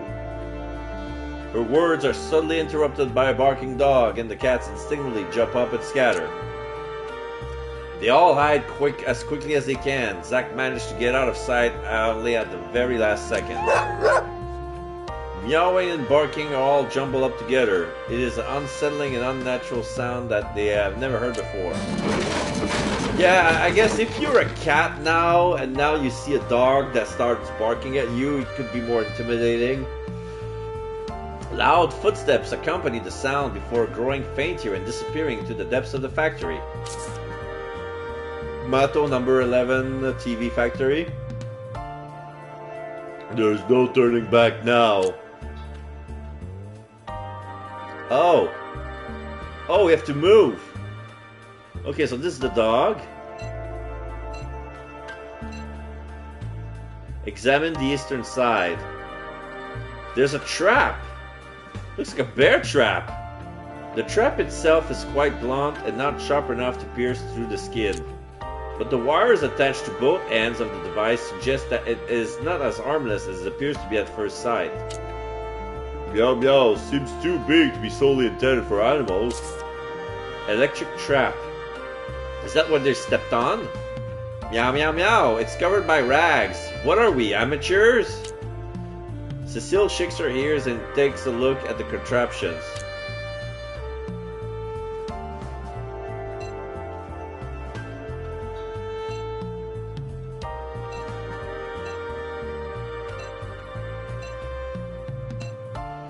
So now we're playing Cecile. Meow meow, be careful, look at the railing up ahead. I think we have a problem. Meow meow meow. Meow meow, yeah, it's already quite obvious. I can hear the sound of a transformer. Meow meow, looks like the voltage is quite high, right? Meow meow meow, no clue, but that someone plugged it into the power supply on purpose. Meow meow meow, look closely, the wires are exposed. Meow meow, geez, you really have sharp eyes, you know. Meow meow, looks like there's a locker or something in there.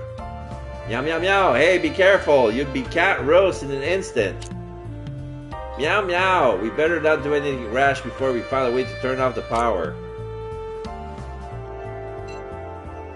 Okay, so this is where it is.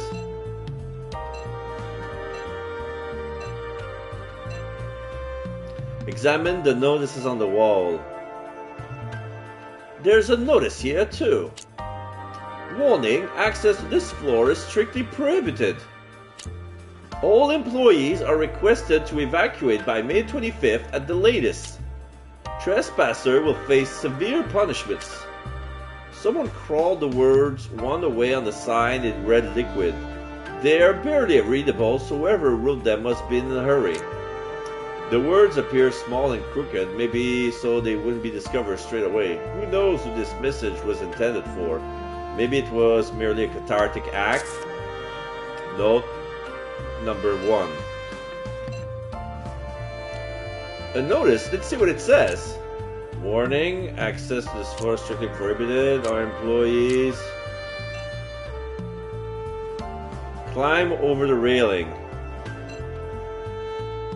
Fence in front of us, it emits sparks. There's electric fence in front of us, it emits sparks, and there's no way. Okay.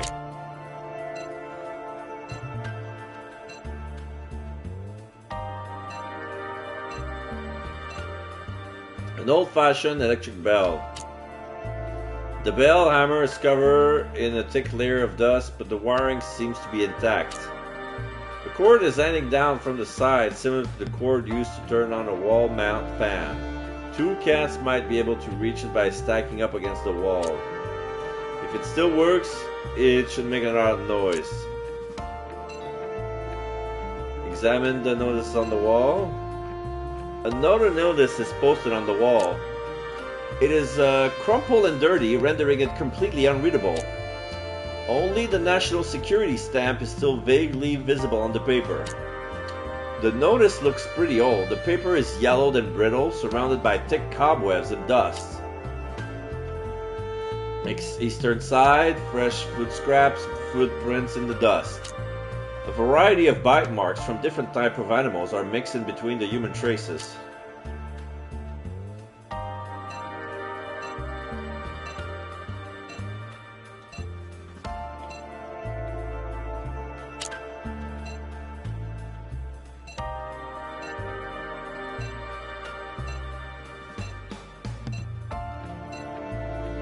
Meow, wait! What's the matter? Look over there! A stray dog. The fierce-looking dog is dozing right in front of the exit. Its breathing is shallow, indicating that it's on high alert even now. What should the cats do in this situation? Let Netco try a seductive approach, let Cecile try a diplomatic approach, try sneaking, or come up with a different approach.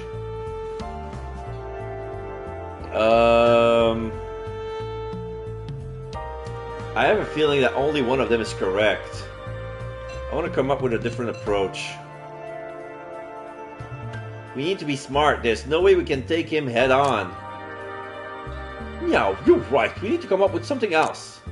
Meow meow, we could lure him into the electric fence. Meow meow, do you have a death wish or something? No way any of us would survive that. Yo, it's just thinking out loud. Meow meow, in my opinion, the part about luring it away is a good idea. meow. So what do we do? Meow meow. I think I saw something that could work. Meow meow meow, let's do this.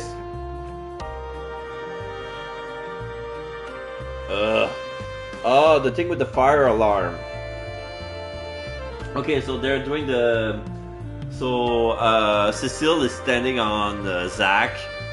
Wow, oh, you're a lot heavier than you look. Meow meow, no, this breed of cat is probably just big bone. Nearly there. I'm doing it. Things don't go as planned. The factory equipment is much worse shape than the feline investigation team ever anticipated. Not only does the fire alarm bell not ring, but it falls off as soon as Cecile's paws tugs at it. Oh shit.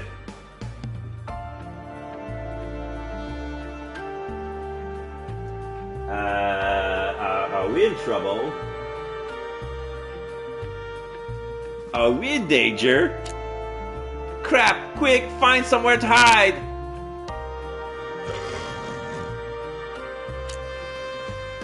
Cecile da. Cecile runs like the wind and quickly retreats into a dark corner. Zach follows and makes his large body appear as small as possible, tucking in its tail. Neko leaps and follows the others, hiding behind them. Justin crashes headfirst into the others, hiding away in the same corner. The ferocious dog wanders around for a while, alert and suspicious. The cats all hold their breath, afraid of that making even the slightest sound could seal their fate. Fortunately, it seems to pick up a new scent, something more interesting than the cats, and turns away. The garbage. Meow, looks like it smells like something tastier than us. Meow, this is our chance. Meow, meow, meow. Is he attacking the dog? In this particular case, Zach's larger than average size for a cat comes in handy. The dog clearly wasn't expecting an attack, taken by surprise, doesn't even have the time to turn around. If there's one thing the streets have taught me, it's never let an opportunity like this pass you by. There's no way Zach could miss. Zach pounces on the dog's head from behind, still entranced by the smell of food, is completely overwhelmed and rendered unable to resist for a moment. Meow, meow! The dog is down. Raising his claws, Zach slices straight across the dog's eyes. Blood spurts from the wound and goes everywhere. Whimpering. So, Cat Zach just kicked the dog's ass. Wow. GG. GG.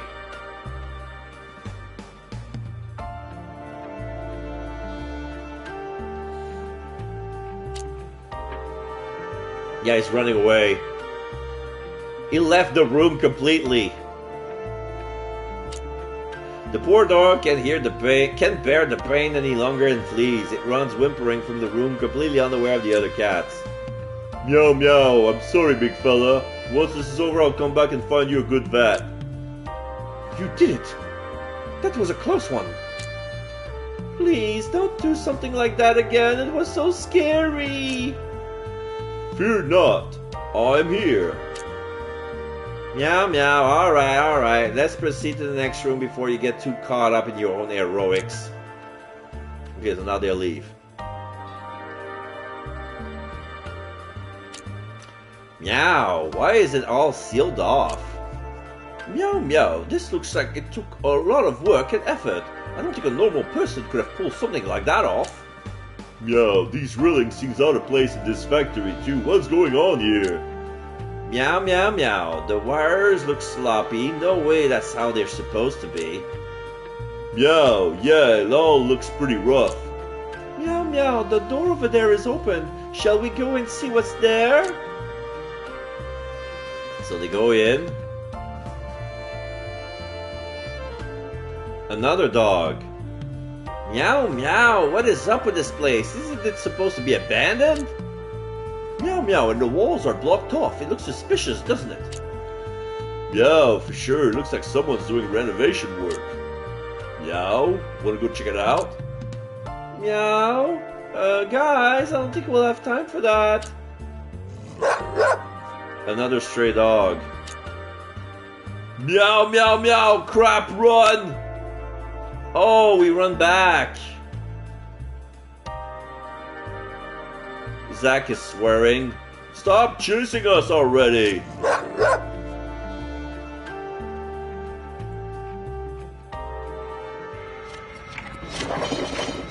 Evening.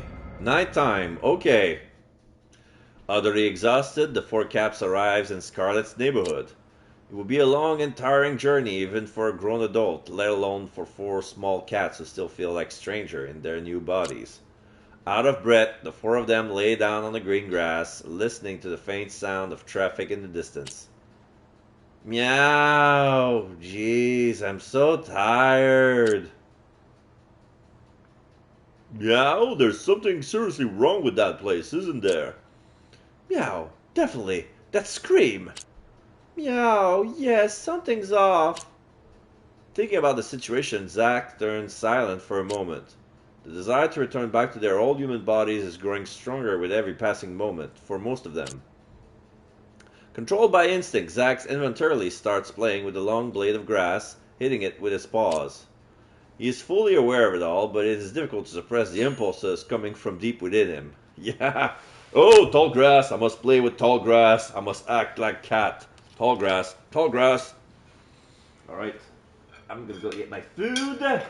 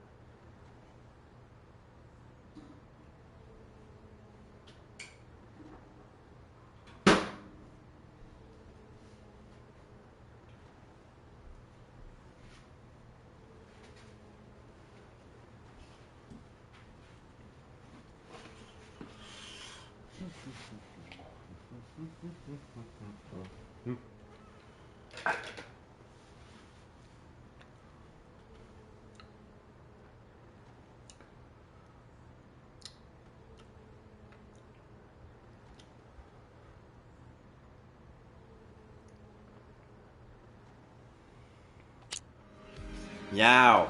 Now that I think of it, nothing normal ever happens when all of us gets together.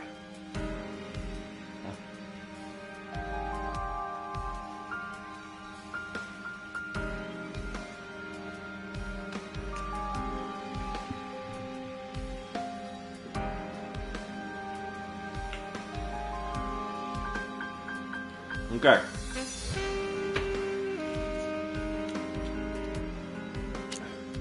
Meow meow, I mean, the fact that nothing normal ever happens is the reason why we all got together in the first place, isn't it? Better to walk this path as a group than all alone. Meow meow. Yeah, you're right. Two of the group's otherwise most reliable members are obviously starting to lose their focus due to fatigue. Is it just me? The thought suddenly pops in Zack's mind. He has been relying on others for far too long, both on their knowledge and their help. Always depending on others and having to wait for them to save the day isn't only stupid, but disrespectful towards his friends who have to do all the thinking. Thinking is in his strong suit, sure, but what kind of a lame excuse is that? He's been getting better at it, at least somewhat, better at thinking for himself, better at making decisions. Whether those decisions are always the right ones remains to be seen, but at least he feels like he's been getting better at doing things outside of his comfort zone. Yo, I'm sick of it. Be quiet for a sec, will ya? Meow meow? Nico's eyes widen in surprise at Zack's words. Lost in thought, he doesn't pay any attention to it. These drastic times call for drastic measures. He bends his head in concentration, calling on every last one of his brain cells to recall any useful memories or clues. A task made even more difficult by the fact that he is a cat. So many things buried lie in the factory. Oh.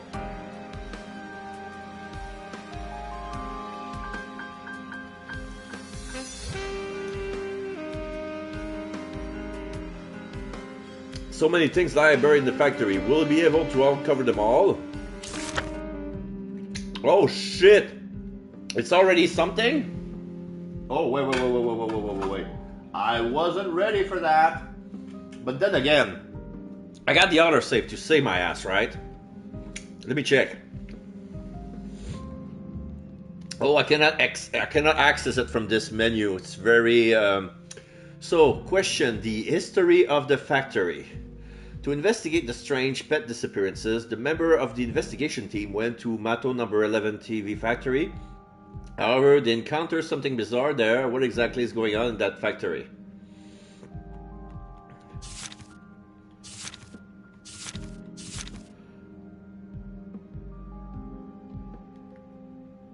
Mato, a suspicious city. Thanks to Zach's effort, the new members of Hermitage form an investigation team. They have been trying to address the unordinary situation that arises in the city. Unfortunately, they've had little success so far, but they know one thing for sure. The story of the potholes continues. Tall figure keeps appearing in flashes all over Mato. Afterwards, various paranormal events are taking place at those very locations. As a result, the atmosphere in the city is growing more and more tense. Could this be a sign? Missing pets? The newly established investigation team has received a large number of commissions to search for missing pets. After a while, several of the pets return to their owners, displaying erratic behaviors.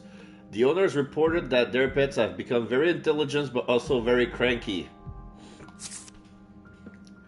Blue is missing. Like many pet owners in Mato these days, Scarlett has sadly lost her cat Blue. This kitten loves to rub her head against people and purrs a lot. Losing Blue must have been devastating for Scarlett. Cat pause. After waking up from his coma, Justin discovered that he and his companions were turned into cats. Despite maintaining their straightforward mindset, they are now undoubtedly a pack of furry cats. And anonymous note number 1. I was unable to transform. No, that could not be it. I'm gonna read that clue still, but I was unable to translate most of the German notebook. The author makes various statements about doors and keys. He searched for relevant myths and legends from around the world and examines them. Judging by the author's field's research, it appears that there are groups of people who believe in certain existence experience represented by these objects. This erratic investigation seems to have been going on for an entire century, but the handwriting has never changed. Anonymity in note number 2.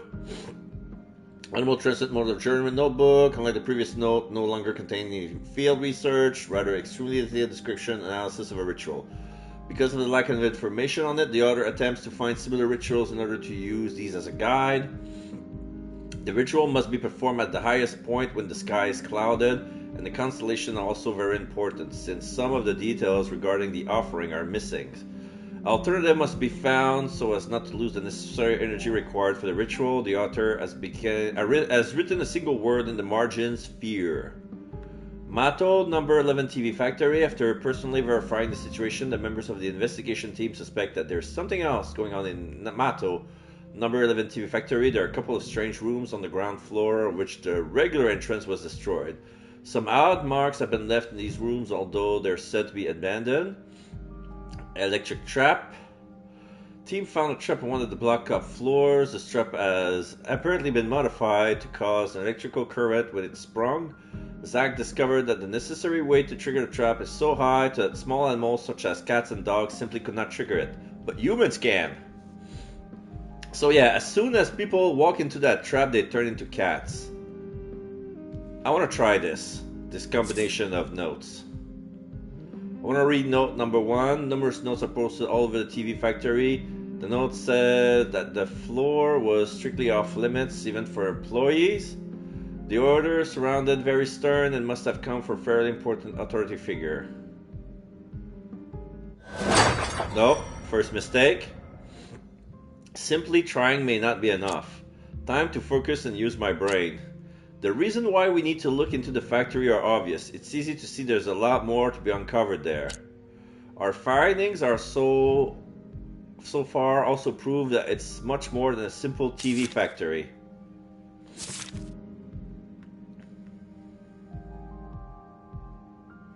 Note number 1.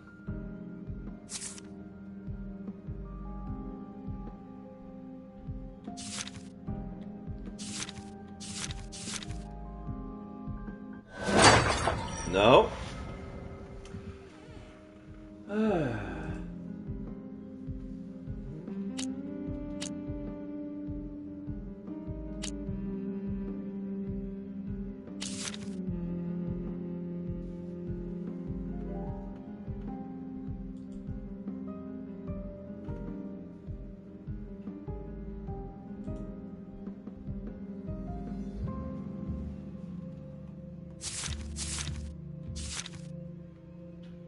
Okay, so I think Electric Trap was good, but also number 1 was good. So probably it was Missing Cat. No, Missing Cat was good. Wait. No, wait.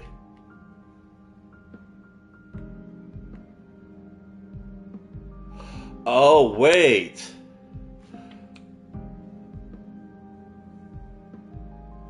So 5 of them are good.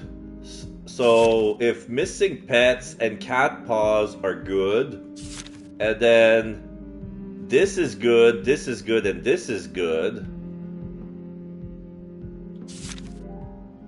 Maybe Missing Pet is not good. And okay, so let's see. Personally verifying the situation. Yeah, we need to look. Okay, it has to be revolving around the factory, not around the fact that the cats are missing. So if we go for that, because that's what the hints were going for. Like they talk about the factory per se. So this is at least good.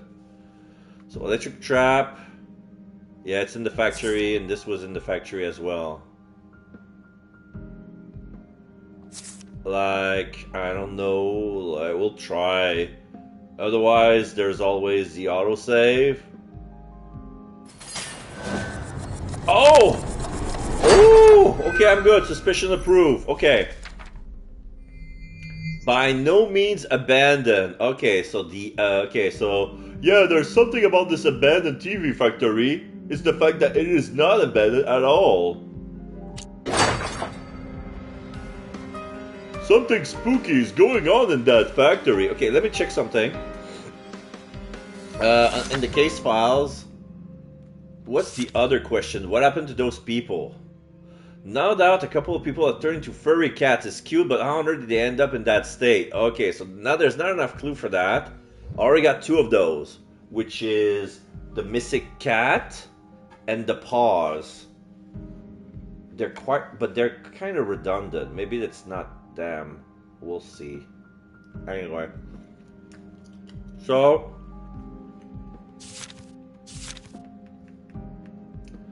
Mato number 1 TV factory is said to have been shut down due to its financial status. Secrets are lurking in its wall, and in all likelihood, a public office is involved. The factory is receiving a constant supply of energy, but it maintains an appearance of being an abandoned building, air quote. Okay.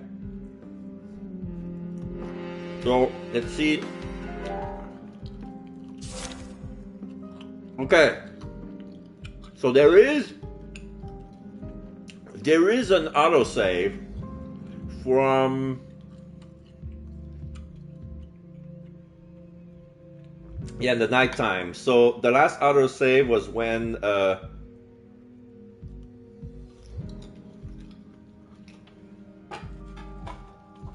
I started this time period.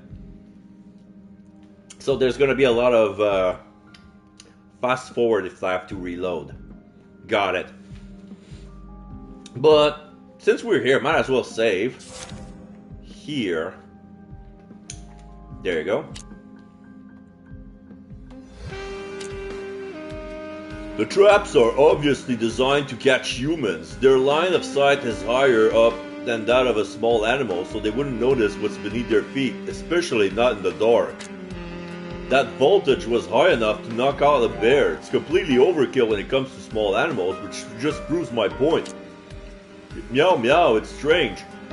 Many animals roam around that place, but traps like that just don't pop out of the ground. None of the animals were trapped either. Meow.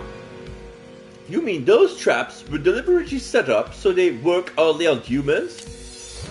Meow meow, that would be a simple question of adjusting the force of the springs. Yeah, I've seen hunters in my village back home do the same thing when catching wild boars.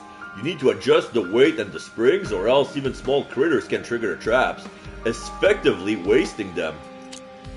Meow. In this case, that makes us the wild boars. Meow meow meow. So you're saying the whole place is set up so animals don't get trapped, but people do? Meow. Yeah, that's what I think. Could just be a way to protect the factory from nosy outsiders.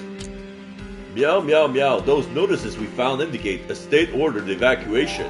It's so weird, it's not like the place simply closed down because of bad management decisions or something along those lines. It must be something serious. Meow meow, there must be some more secret buried in there that we didn't find. Meow, should we keep exploring? Yeah, whatever it is we're looking for, it can't be anything normal, right? I'm basing that assumption off to the fact that we're cats and all. Meow. Meow. Yeah, that much is guaranteed. Meow. We can't just roam around in here without expecting to run into trouble. Meow, meow, meow. We're walking straight into the lion's den. But if there's any crew brave enough to pull this off successfully, it's us. Meow meow, you're right, Zach. Meow. But first, there's one other thing. A super important thing. Meow. Getting something to eat. I'm freaking starving. Dot dot dot.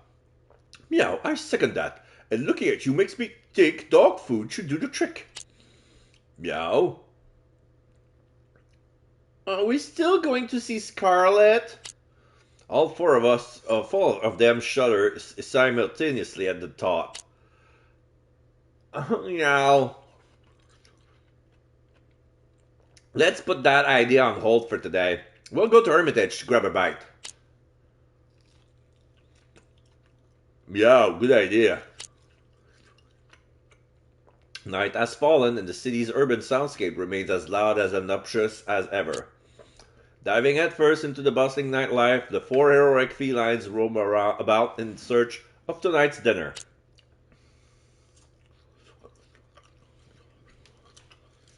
And now, dear viewers, tonight news report. Rumors about a mysterious shadowy figure has been spreading rapidly across the city, causing panic among citizens. The police has recently started a formal investigation into the matter. The figure is reported to be about 2 meters tall. It moves around quickly, never staying at the scene long after appearing. It always leaves damage in its wake. As of yet, no casualties has been recorded, and there are no concrete eyewitness reports in regards to his appearance, as both sightings has been reported during nighttime. Experts say the figure's actions or behavioral pattern bear similarities to those of people suffering from mental illness. Police advise everyone to remain calm should they encounter the suspect. Slowly remove yourself from the scene and alert the authorities. Stay calm to prevent panic and never try to intervene by yourself. Another mysterious shadow roaming the city, which has turned into a playground for all things bizarre and otherworldly by now. Tall and fast. Both of those fit the description, but there's no mention of a bright flash of light. Is this the same shadowy figure from Scarlet's case or not? Oh, text message.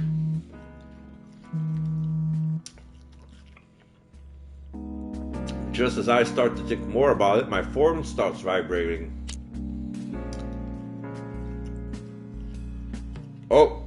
Scarlet.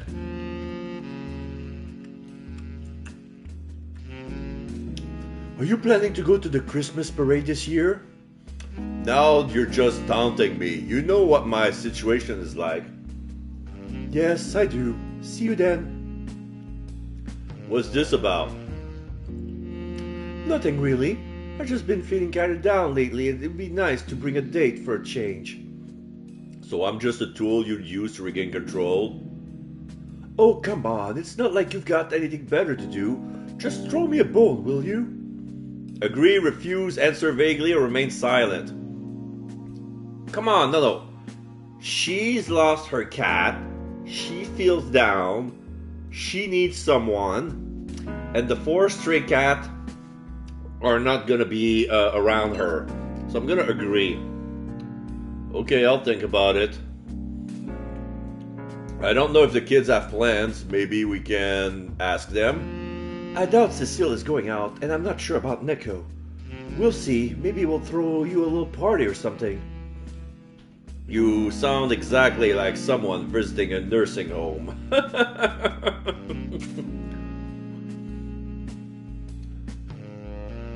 Christmas parade. Why is it that good and bad things always comes in pairs?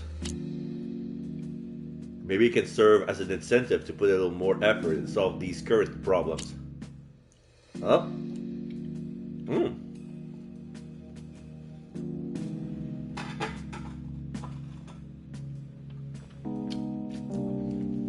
Something on the internet?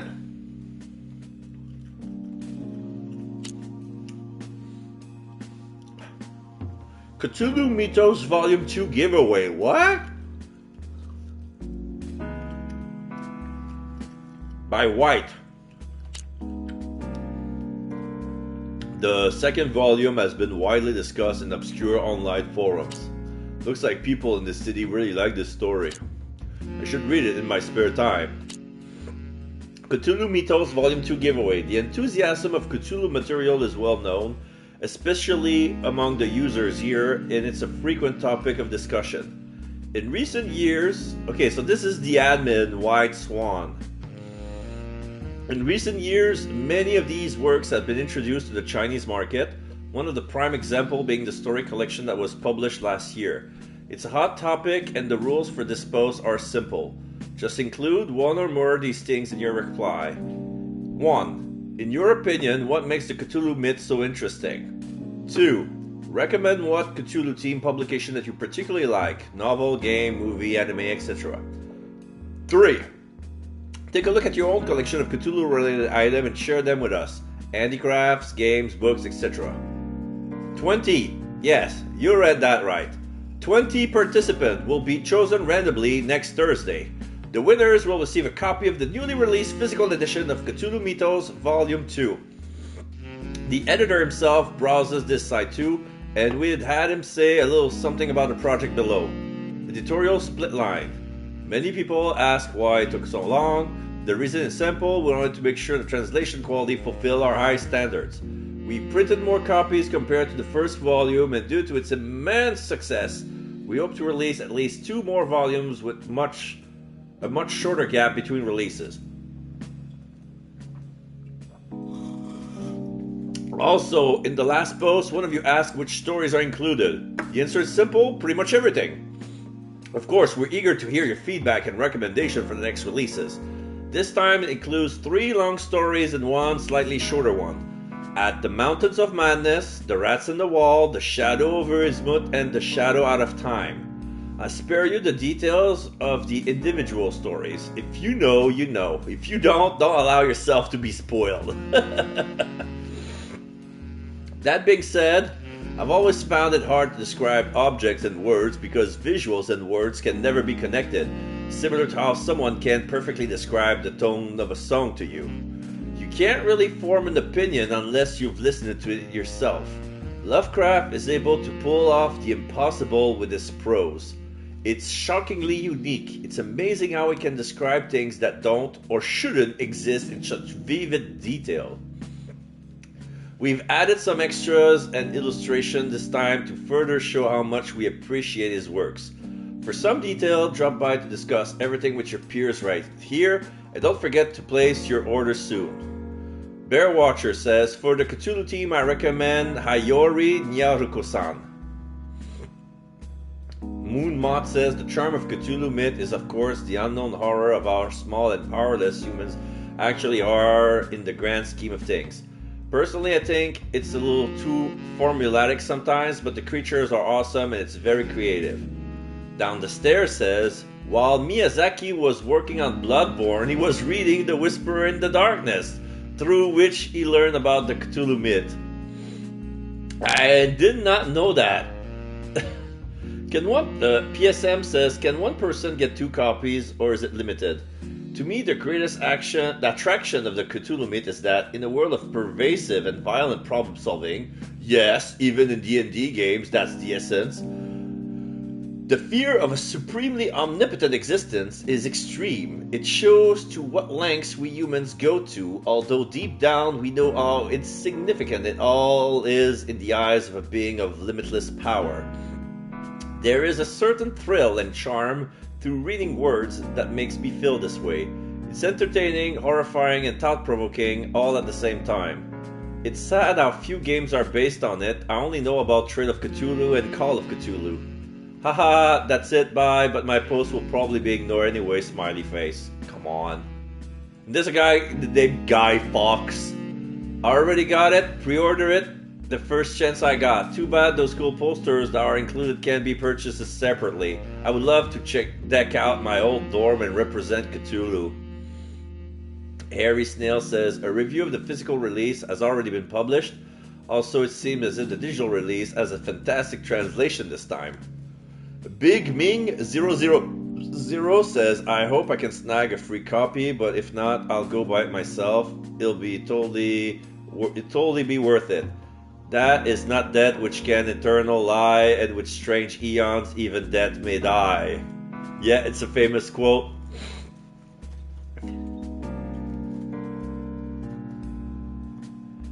It's really awesome that the stories always boils down to realizing the insignificance of oneself. All the pain and sadness reality brings become insignificant for a short moment. I recommend the game Yume and Cthulhu's Scary Legend. RxDS says it's all based on real world mythology. The narrative is just more obscure, so not everyone gets it. Reality and fiction seamlessly blur into one another. It's often described as dull, but that's because he wants you to discover the truth that lies beneath. To discover the truth and it eventually becomes enlightened, I recommend these visual novels. Yukuri Yomo and Cthulhu, Cthulhu for Two, Sagasaki's Strange Event Book, and A Banquet for the Uninitiated. I'd never heard of these visual novels. Interesting. Iron God says, I always felt that the infinite tentacles represent an embodiment of people's endless imagination. Best Match 25 says, I highly recommend the game Sunless Sea. The atmosphere is amazing, the environmental storytelling is some of the best ever, and now there's a localized Chinese version. Also, I urge everyone to check out the story Rats in the Walls. Yeah. Cycle 9 says there's a sequel to Sunless Sea called Sunless Skies, which is just as good.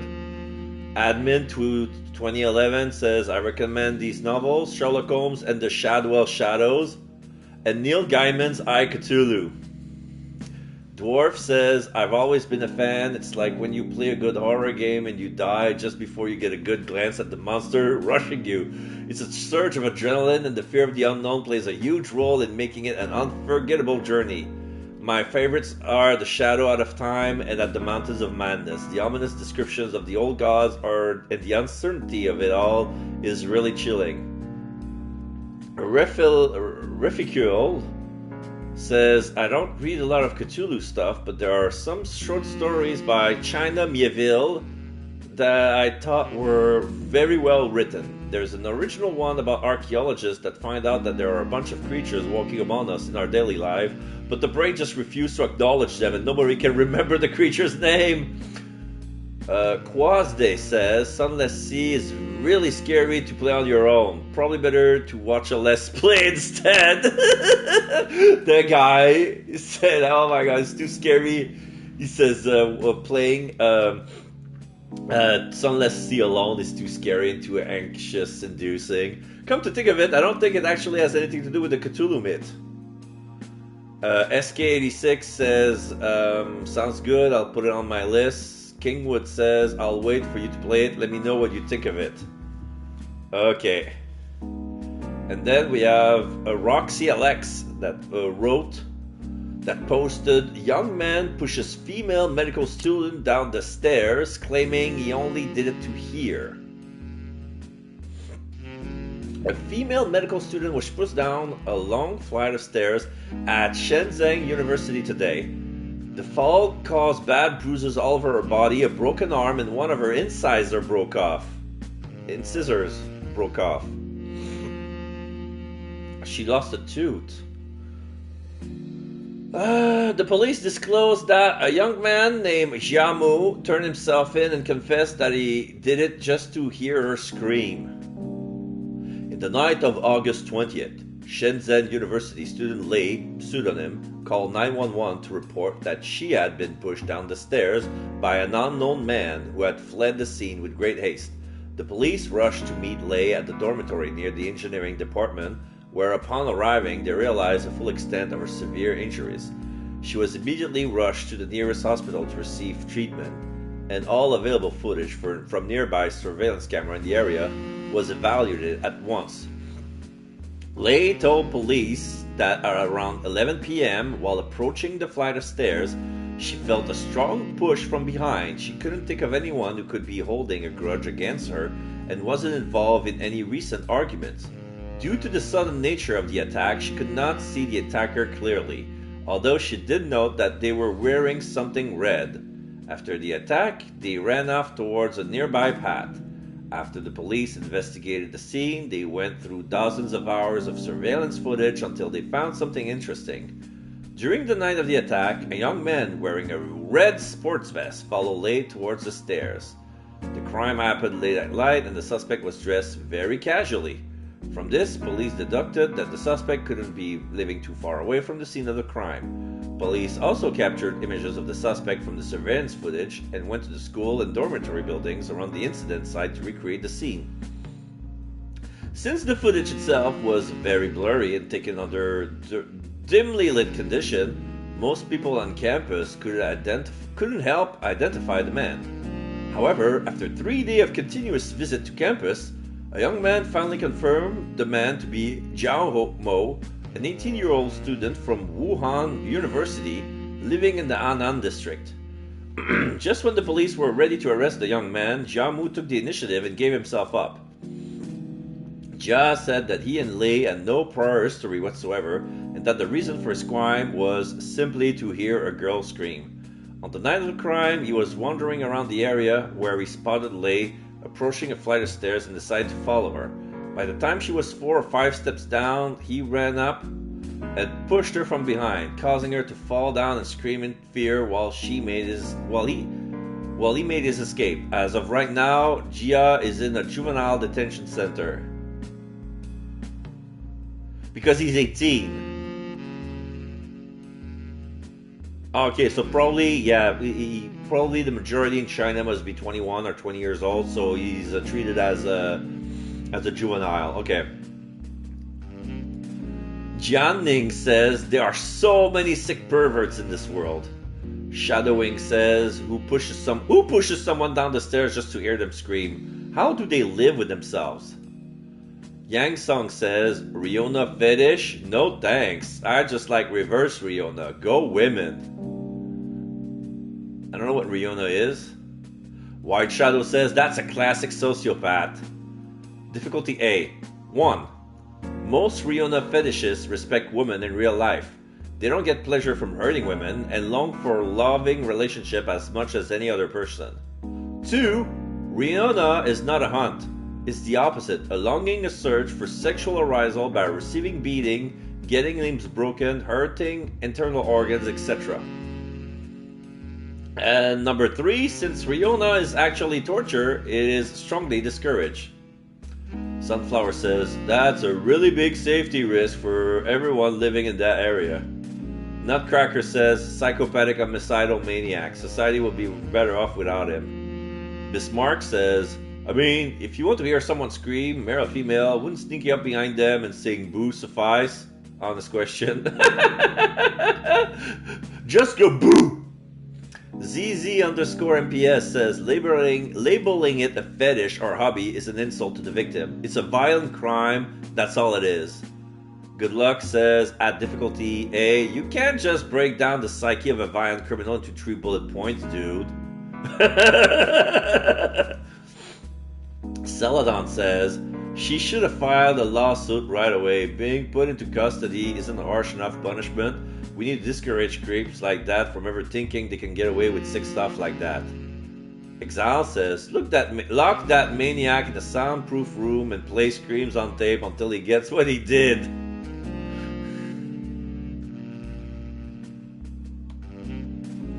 Alright, let's watch TV. An action movie is on TV. Are you seriously trying to bribe me? Who do you take me for? I really wanted to slap him senseless for bribing me, but I just couldn't say no to that amount of money. Alright, give me the money. No one's gonna mess with you from here on out. ... Okay, so it's a movie and the movie plays. It's like, okay. Whatever. Wednesday, November 22nd. Meow. Okay. We're going in. Everyone ready? Meow. Teeth? Check. Claws? Check. We're good to go. Meow, dude, seriously? Meow, I am. Come on, we're cats for crying out loud. There's not really all that much we can do to prepare. Meow! Meow, meow. Meow, stop it already. Keep your voice down. Meow, zip it, you dummy. Meow, I'm just trying to liven things up a little over here.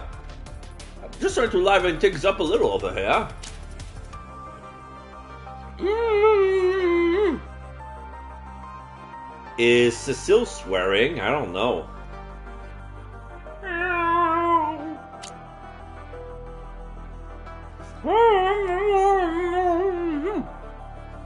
Meow. We can't understand a thing, Cecile. Put that thing down first.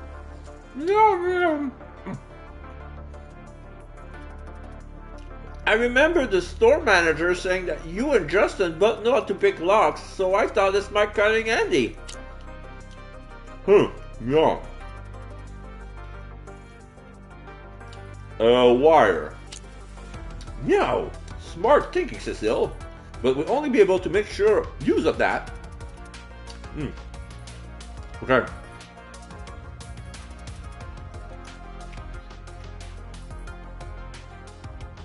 Sorry, there's a piece of meat in my mouth that needs more chewing.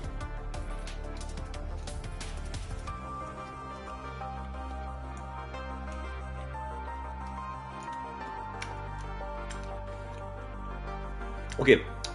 Smart thinking, Cecile, but we'll only be able to make use of that if Neko and I learn how to use it with our mouths. That could prove difficult. Yeah, well, our ears definitely work better than before. That should help. No, sounds like being a cat does have this advantage from time to time. Yeah, we won't know until we try. Let's not waste any more time today. Meow, you're right. Meow, meow. Feels good not to have a dog breathing down our necks for once. Yeah, the dog's not here. Okay, I'm gonna go get my vitamins.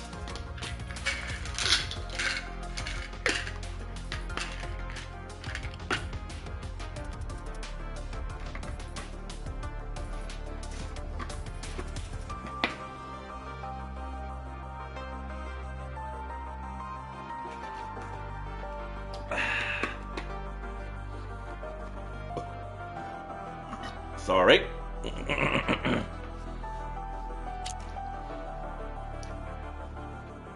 Meow, damn right. That was a close call yesterday.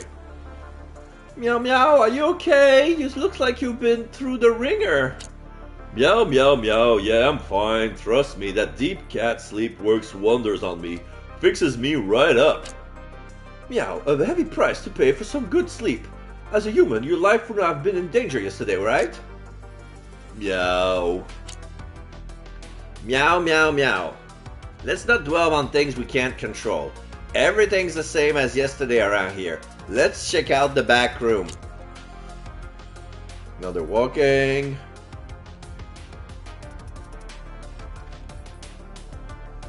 Meow, there's still electricity here. Meow, meow, with protective measure like that in place, there has to be something important inside, don't you think? Yeah, there's a note. There's 2 notes on the walls, plus a locker with a padlock. But it's protected with electric doors with live current.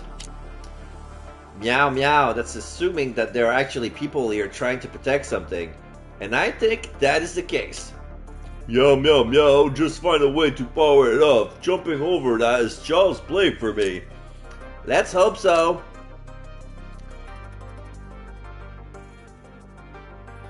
Okay, so they go to the other room. Oh, this is where they got interrupted by the other dog. Meow, meow, damn, does he live here or what? Meow, meow, possibly, just look at him. He's obviously a guard dog. Yeah, he's standing in front of a gate. There's some sort of a numeral pad on the wall.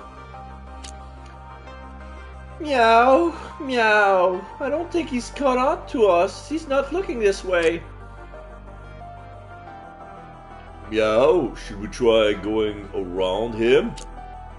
Meow, meow, meow. Let's sneak inside. There's no other way because of that fence. Meow, meow. And did you see the combination lock on the side? That caught my attention.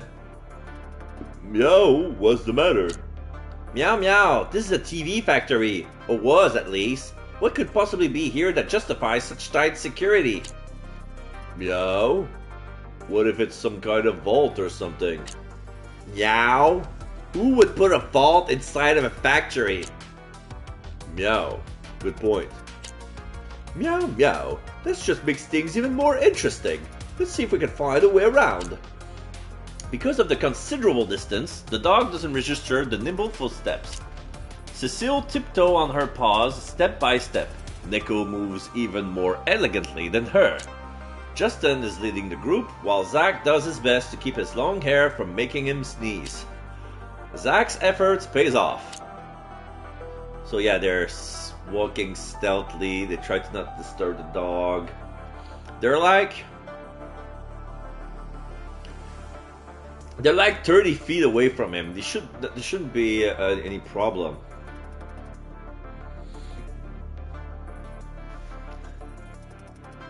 The dog is fast asleep. The cats shimmy along the wall, carefully making sure their paws absorb the sound of every step. They manage to make it to the room. Yo, check out how thick these walls are. That's not normal for a place like this.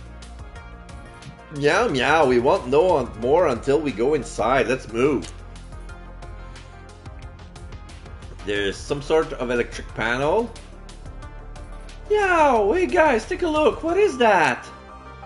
Meow, meow. Looks like a distribution box. Meow, meow. How is it still working properly is beyond me.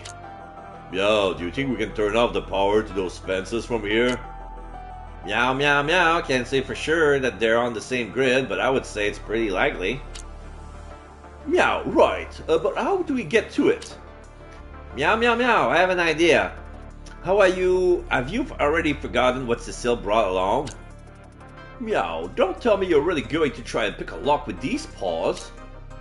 Meow, meow, why not? I've gotten pretty used to them already. They feel comfy. Meow, doing your name justice again, I see. Meow, meow, I'm not even kidding. Don't you guys feel the same way? Meow. It feels like I was made to adapt to different bodies. It feels natural to me already. Meow, okay, I'm sorry. I can't say I can relate to that all that much. Meow, forget it. Let's focus. Hey, big guy, help me up, will ya? No, okay. A regular cat would never pull this off. Good thing Neko is far from regular, and lockpicking, no matter her current form, has long become second nature to her.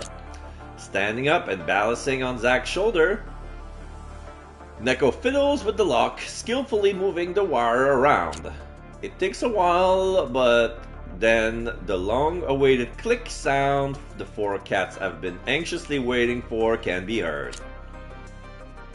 Meow meow, this switch looks ancient as well. Want me to pull it? Meow meow, pull it, we have to try. Meow, okay, watch my back. Neko hangs onto the switch and pulls it down with her weight. Meow meow, look, I was right. Meow, it's so dark. So dark. Meow meow, let's go back and check on things before anyone catches on to us. Yep, no more current on the grate. You go to the other room. Meow, the fence is powered off. Meow meow, thank goodness, finally some good news. Meow meow meow, that locker seems suspicious. I wonder if there's something in it that could come in handy, maybe a code or something? Meow, that would be a major coincidence. Meow meow, it's worth a try. Luck is on our side right now. Okay, try climbing over the railing. The electric current running through the fence has gone. We can get past it now.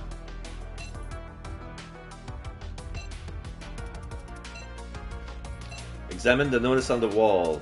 What kind of notice is this? 6 things prohibited during evacuation. 1. You are prohibited from carrying any factory items and goods outside with you.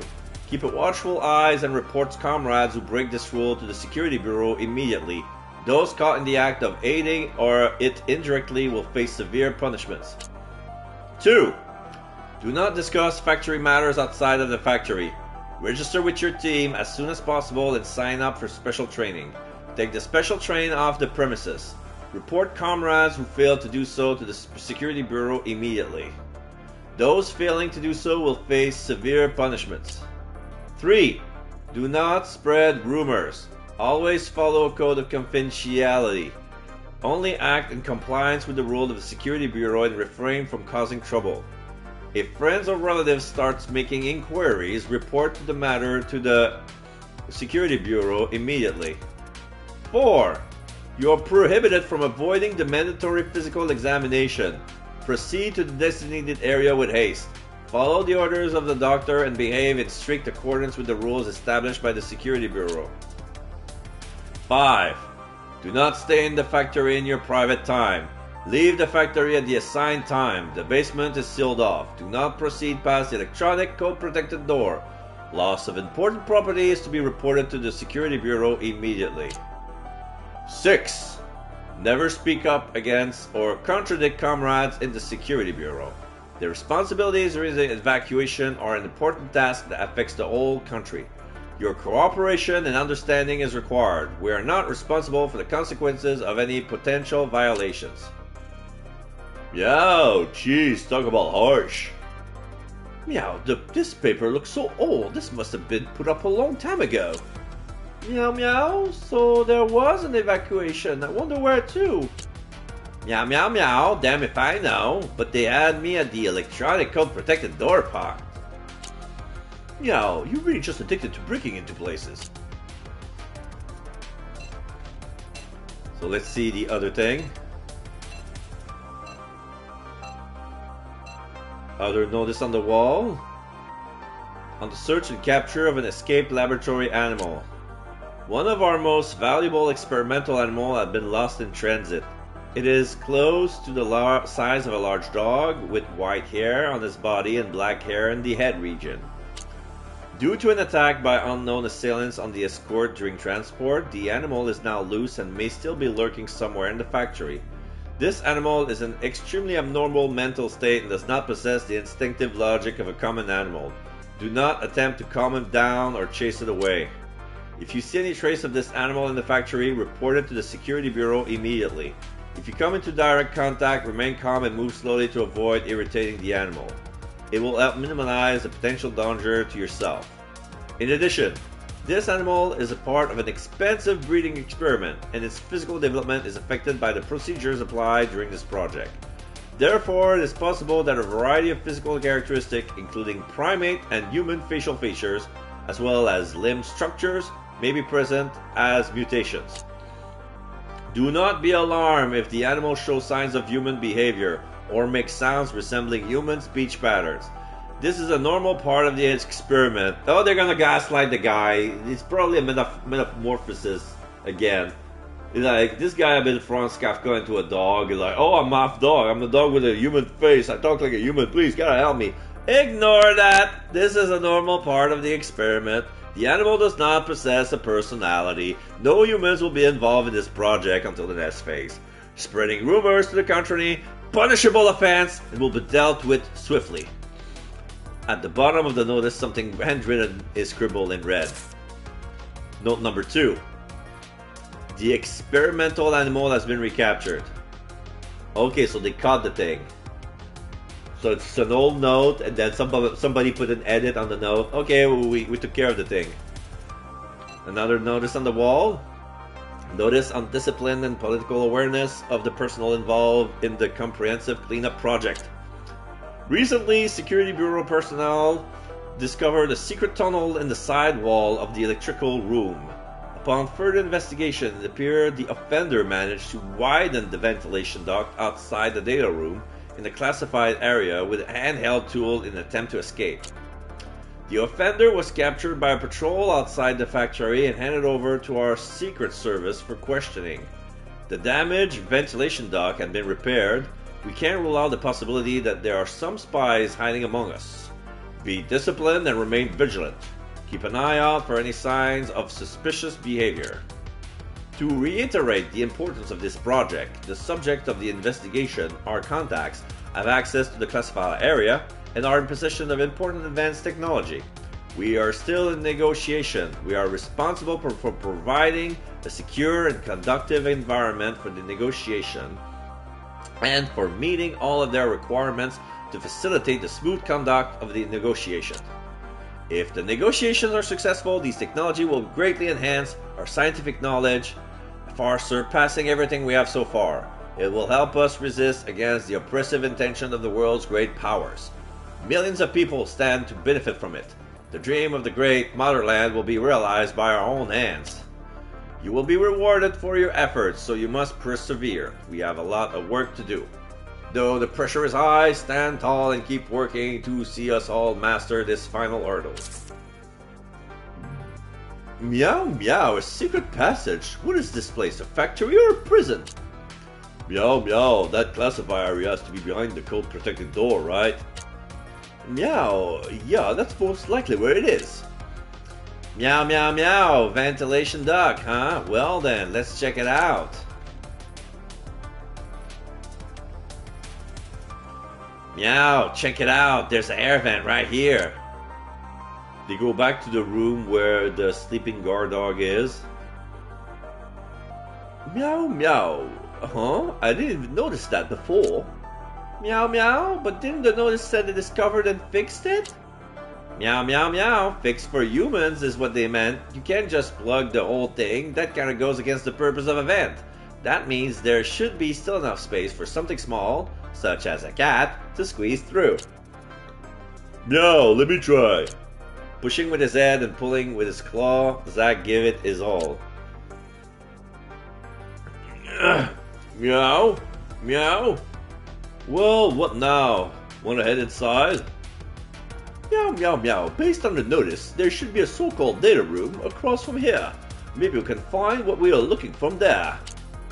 Meow, meow, meow. Let's go. If this works out, we can head straight into the classified area, bypassing the door altogether. Okay. Meow. Ooh boy, that duck is pretty tight, even for a cat. Meow, meow, meow. But this room is a bust. It looks empty. I thought there'd be something useful here. Meow, meow. Maybe it's been evacuated. It doesn't look like it's still functioning properly. Meow, meow. Look over there. That pile. Maybe there's something in those documents? Meow, you guys wait here. I'll go get it. Meow! Wait! Oh, there's a human here. But still, the behavior on display is anything but human. A man is guarding this small room. His expression is dull and empty, his tired eyes dilated. His salivating mouth has sticky threads hanging from it. Tattered clothes that don't quite fit cover his body. His hair is dry and disheveled. He is mumbling something inaudible to himself. Sniffing the ground as if to pick up a trail, he sneezes from the dust he inhales. Did they make a switch? Let me guess. They made a Freaky Friday. So this is a dog inside of a human's body. And the human is inside the guard dog. He shakes his head in an irritated way and rubs his nose with his palm. Snot is running from his nose, but instead of reacting to it, he just let the liquid run across his lips. It's hard to describe in words just how strange the whole scenario is. The four cats are hidden away in the dark, and all of them gulp nearly at the same time. This is a huge problem. Meow! What the hell is that? You're getting closer. Meow! Meow, meow. Shh, keep your voice down. The guard's empty eyes wander around the room. He makes sounds, but they don't resemble any words.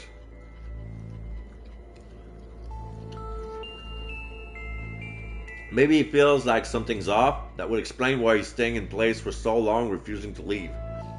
Luckily, his tired, sluggish body prevents him from investigating the situation further. He lets out a big, annoyed scream. Most likely infuriated at his own inability to act, he vents his frustration by shouting like a child whose favorite toy has been taken away. But that doesn't help his cause, and he doesn't find anything.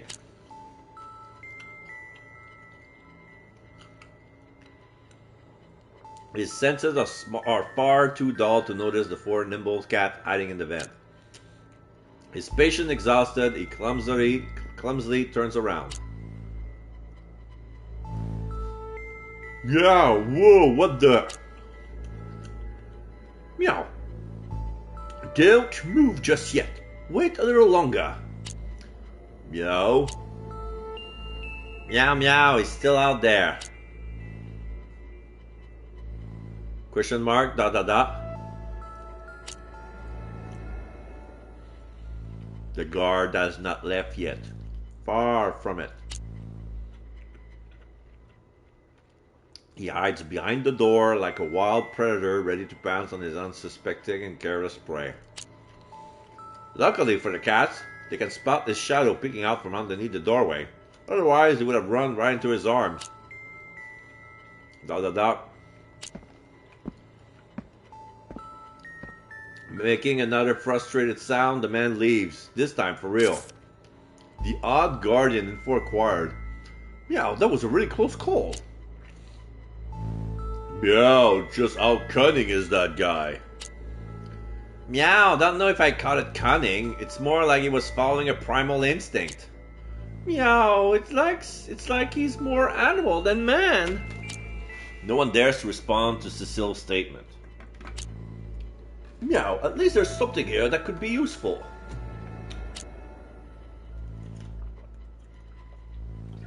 Meow, this is a matter of life and death now. Let's take a careful look around. We can't leave yet.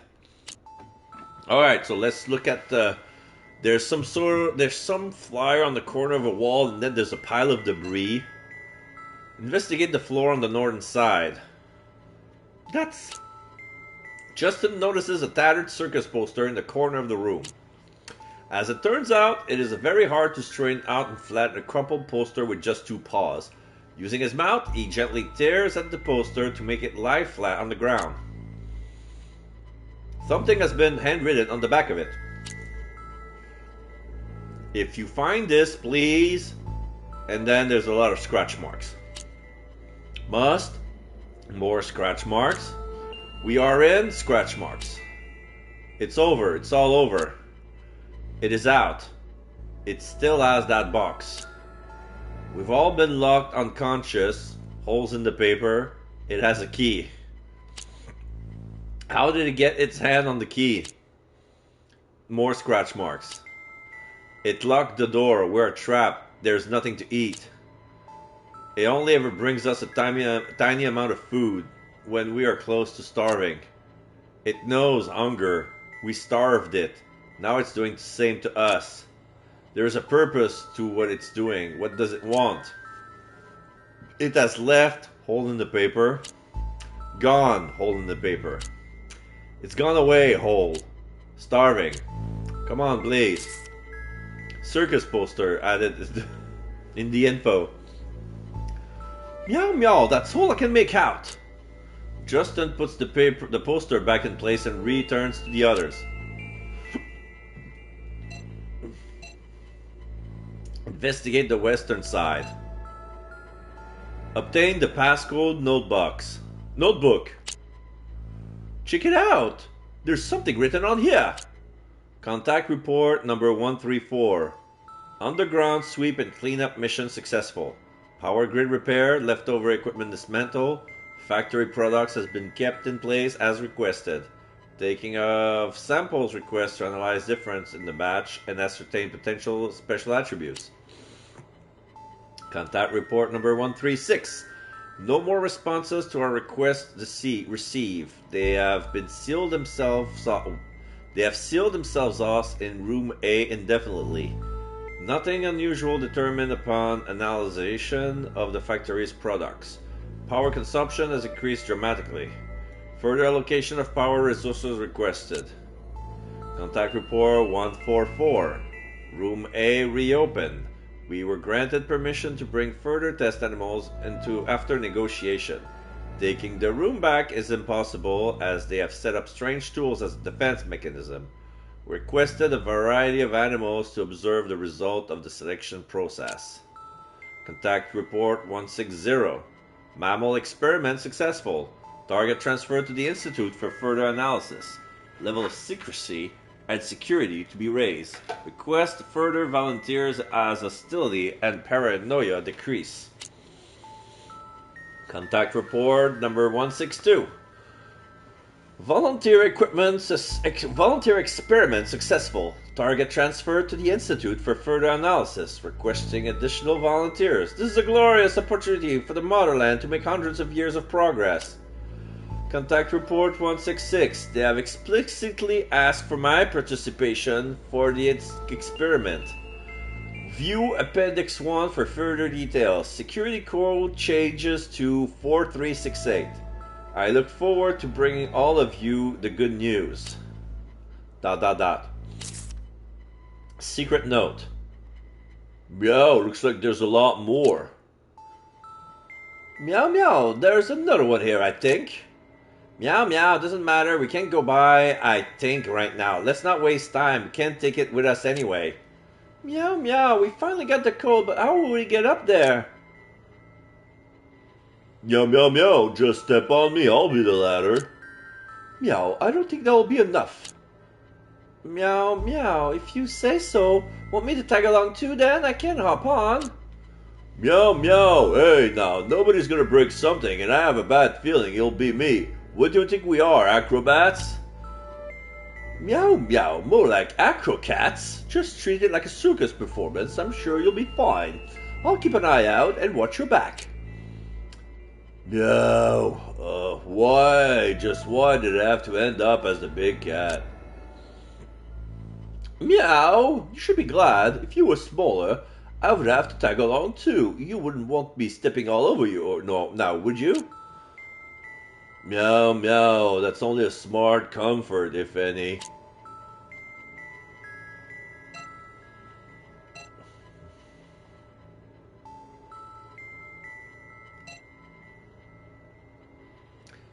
Investigate the door on the western side. The door is locked.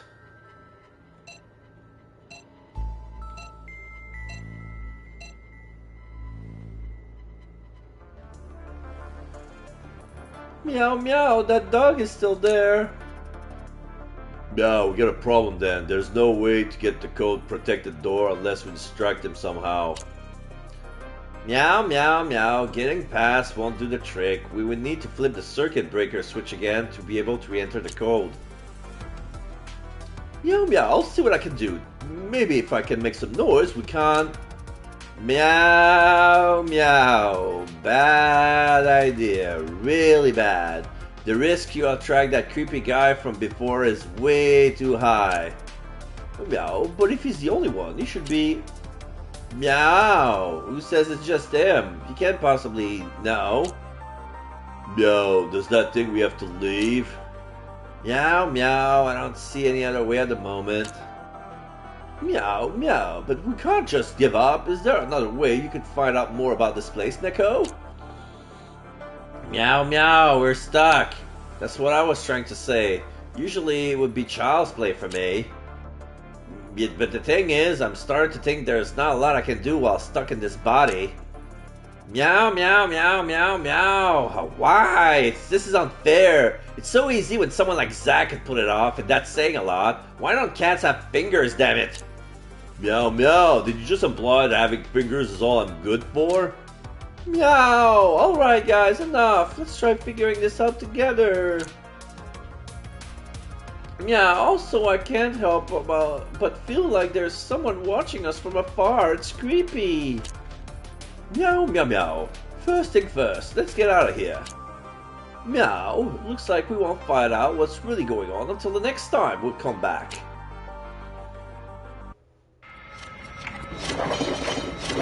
Evening.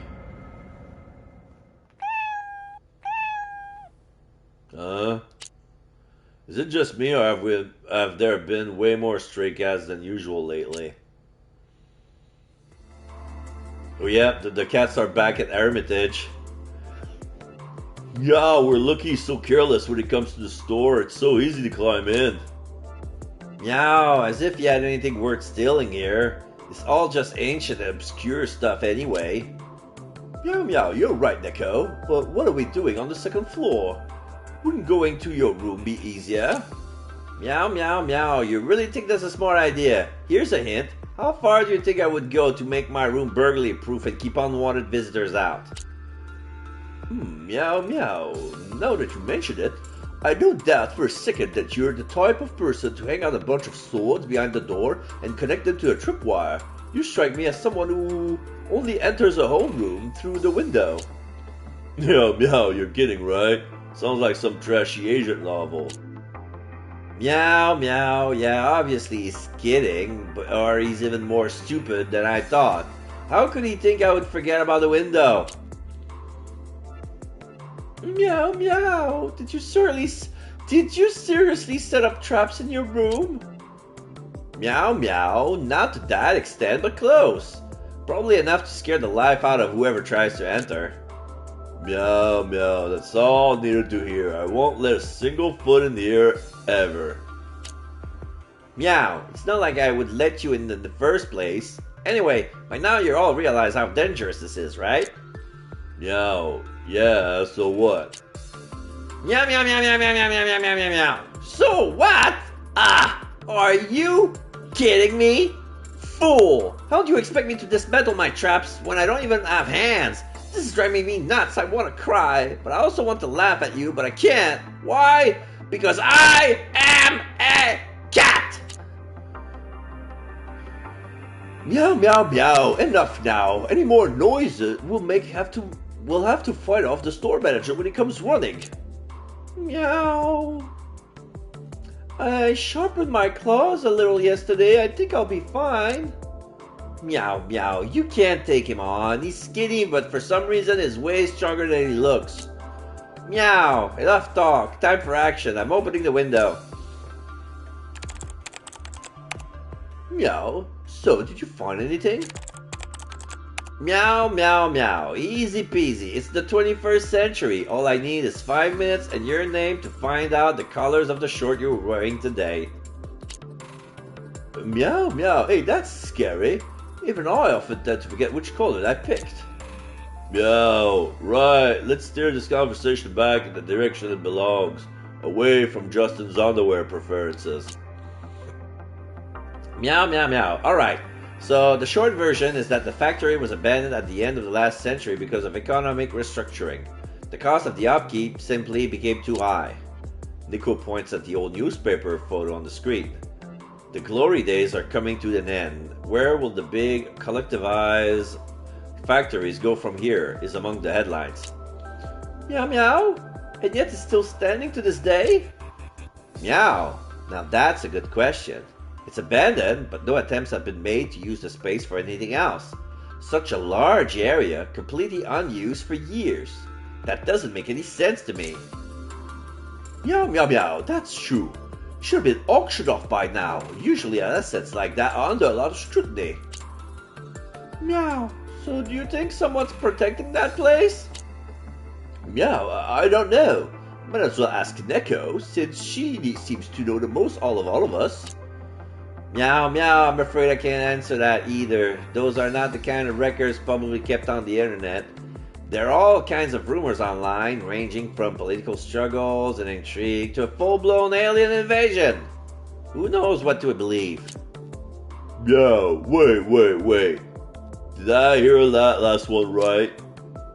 Meow, if you ask me, those rumors can be useful. Not all of them should be dismissed so easily. Meow meow meow, some say that somewhat, shall we say, eccentric homeless people have been living there for a while now, with enough of a temper to keep their local delinquents out. Others report having seen suspicious vans pull up at the factory regularly in the middle of the night up until recently.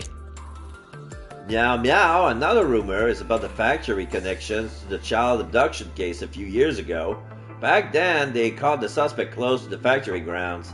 He had a blank expression, empty eyes, and slurred speech.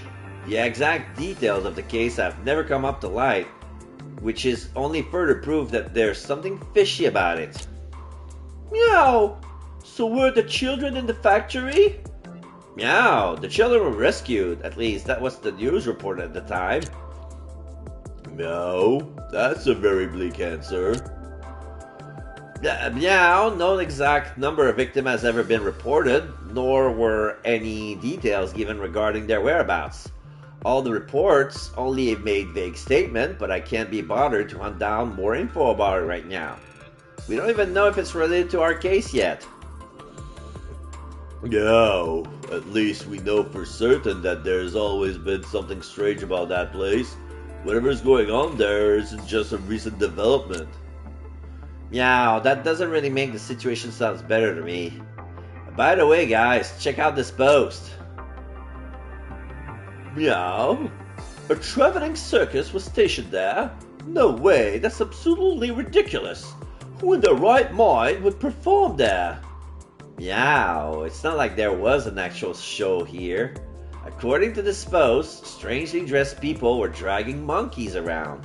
It didn't strike whoever saw it as a legit operation. Meow, yeah, monkeys are a common part of circus performance, but like I said before, what would they be doing in a place like that?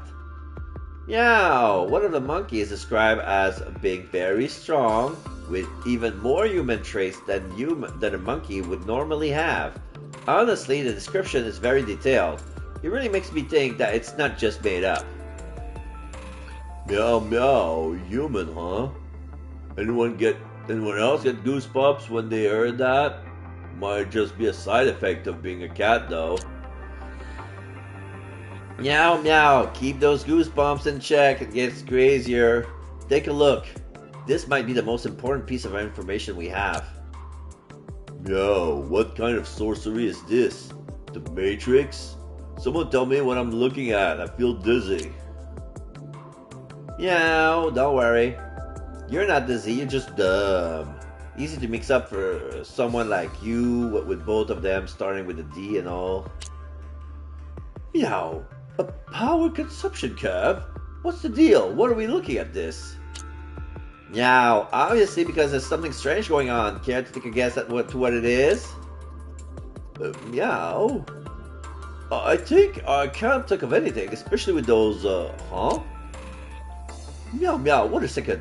Is this the factory power consumption? What the hell? Are you sure this is right? Meow meow meow. Yep. An abandoned building still requiring electricity is already strange enough, but those numbers are simply insane. Don't tell me we broke into some super secret electromagnetic weapons facility. With our luck, I wouldn't even rule that out. Meow, this isn't really my area of expertise, but just how high is this amount? Meow, meow. This is way in the upper millions if you assume that an air conditioning unit requires about 700 watts an hour. Meow, no need to do the math, just know that this is crazy. What they spent on the electricity in a month could put you through Phoenix High for a whole year. Meow? Electricity consumption added to the data. Meow meow, siphoning off such amounts is next to impossible, and the electricity bill would be astronomical. I assume they have their own secret network somewhere. Meow.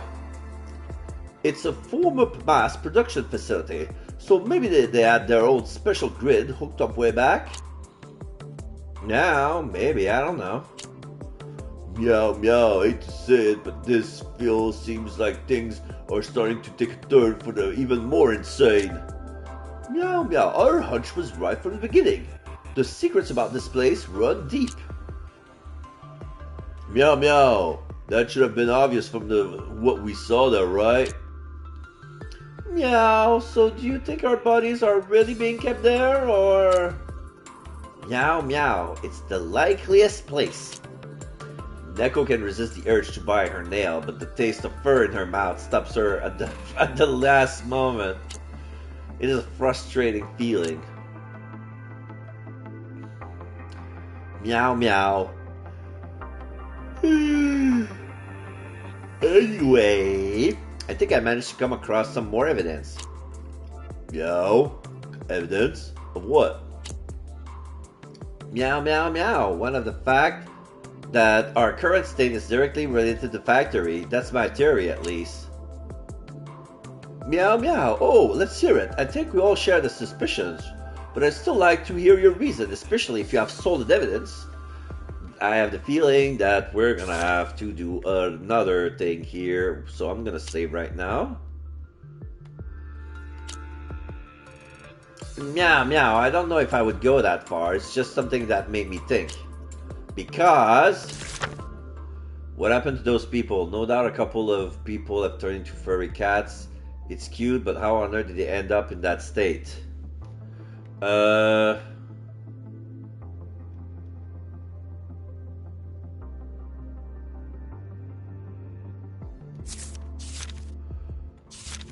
Okay, so note number 2.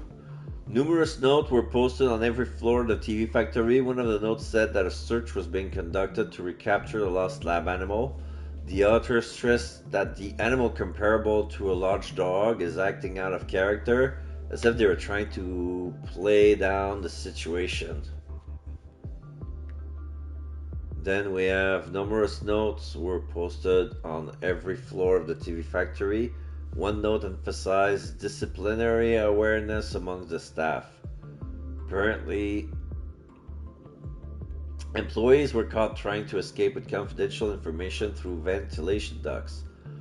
Interrogations were underway. The secret department of the factory seems to be quite significant since they were dealing with a certain subject in an attempt to acquire advanced technology. The odd guardian, a person with an odd condition, is standing in the way of any further investigation in the factory. This man, quote, is described as a being in a terrible state, only capable of broken speech. His hands and feet look like those of a monkey. He seems to be familiar with various doors and paths around the factory, and is the only thing other human than the wild dog that isn't restrained. Circus poster, they talk about the other monkey. Justin found the poster in the corner of the room. Final words of a group of factory employees been writing down on the back of it. They were locked in a room by something they created, and they were on the verge of starving to death. That guy was taking the weakest of them out of the room one by one, and they didn't know what to do. The secret note, well, with the password, okay. Just found another note. Whoever wrote this sounded like they were dealing with some sort of creature coordinating his various crap.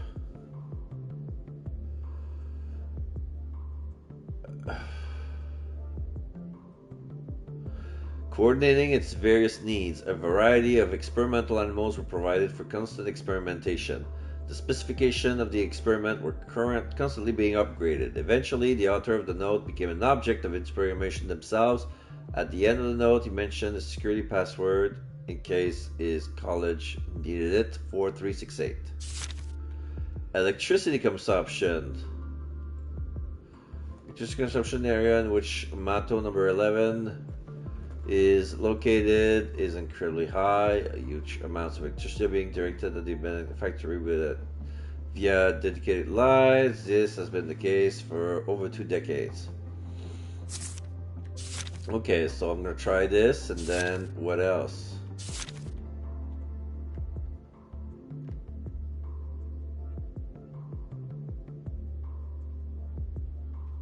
Maybe this. No.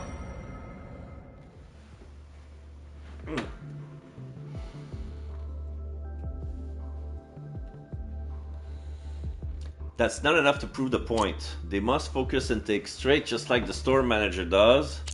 There are clues in the factory that indicate a similar condition, although never mentioned directly. Important pieces of information lie hidden within the notices and record.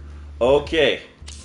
So it's about the record and notes on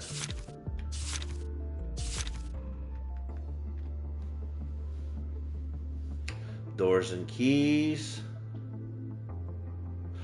Oh no, this is anonymous notes. It's about the no-name notebook, so it cannot be those. So note number 2 and 3.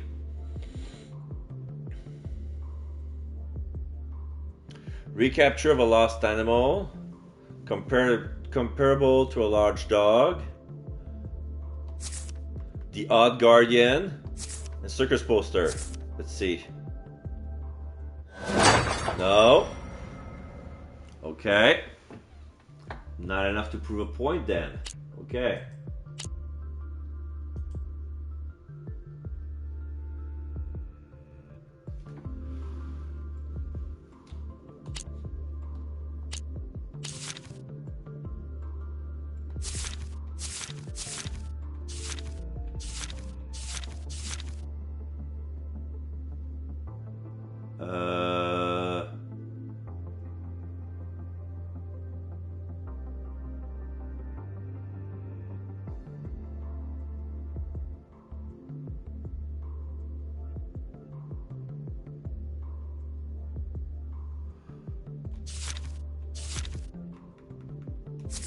Circus poster. It has to be with the circus poster and the Odd Guardian, but I think I'm missing something.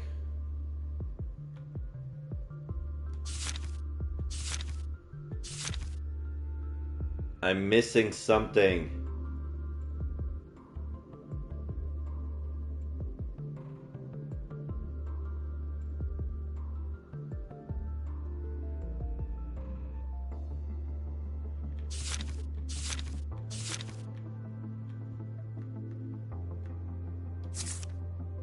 Fuck it.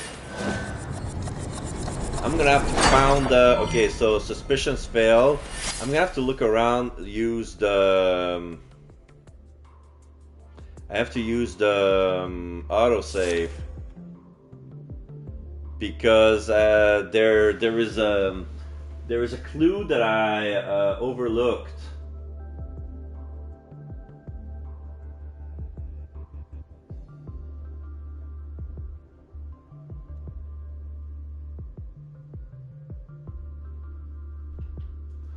Yeah, there's a poster in another room that I didn't get, so I'm gonna have to use the autosave.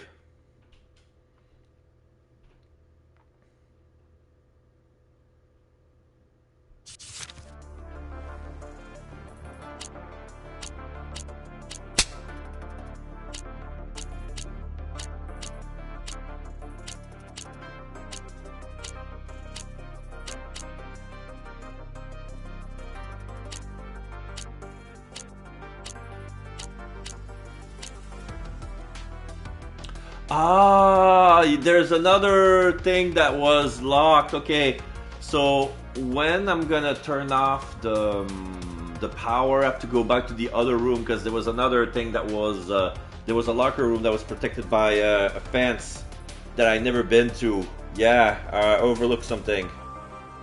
Okay.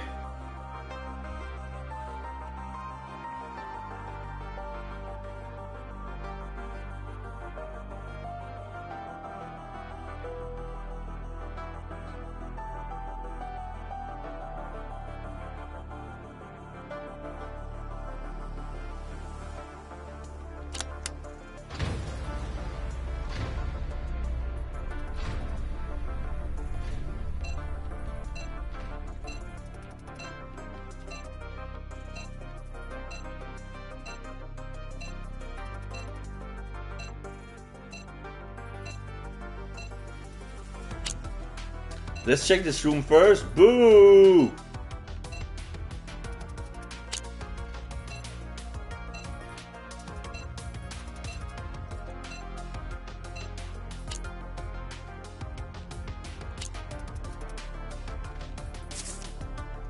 No number 2.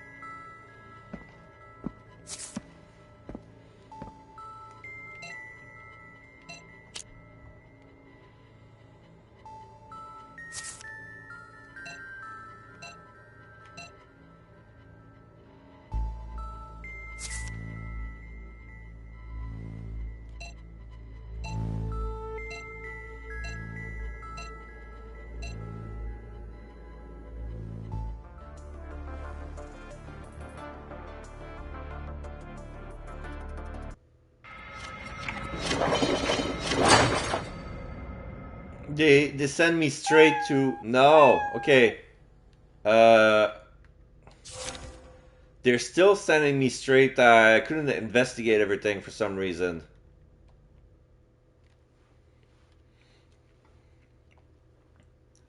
Because I brought him even less clues than during my first run.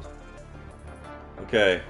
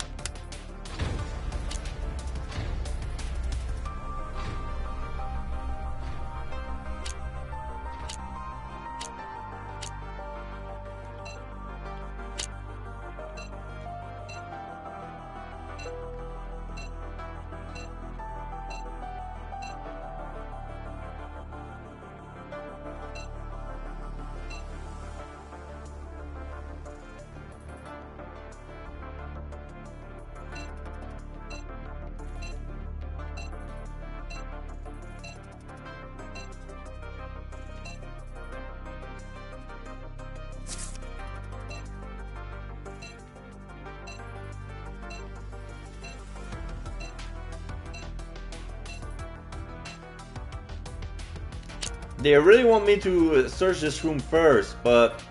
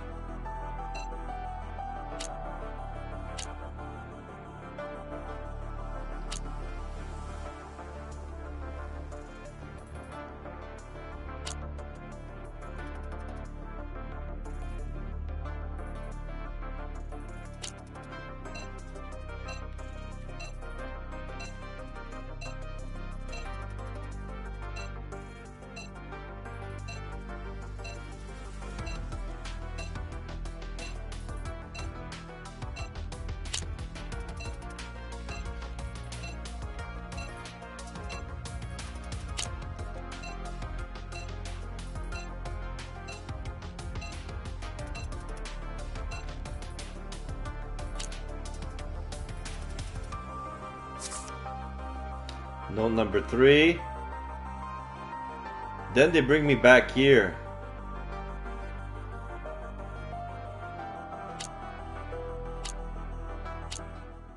And they sent me here.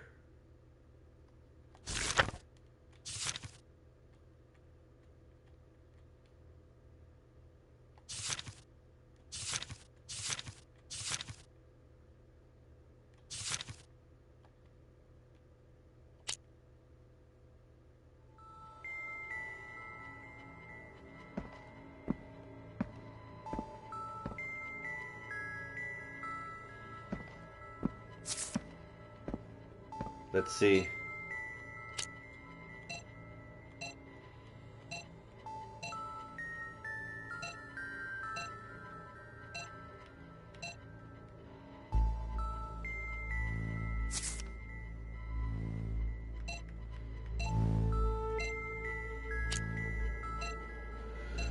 Do you really want me to check that pile?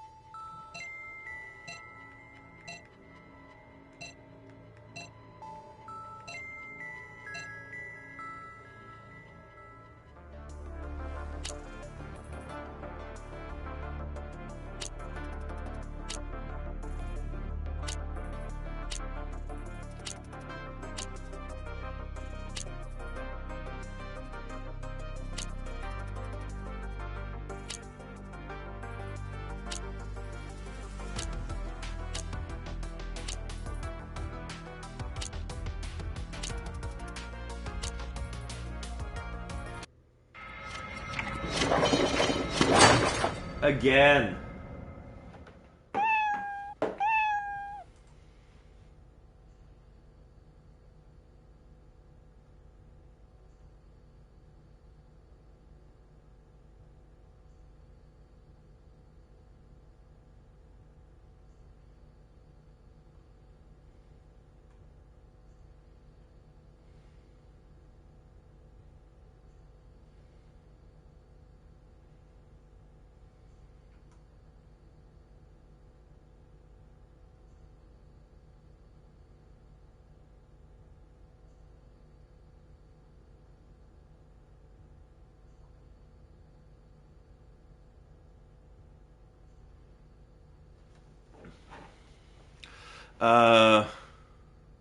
Maybe I read my thing wrong.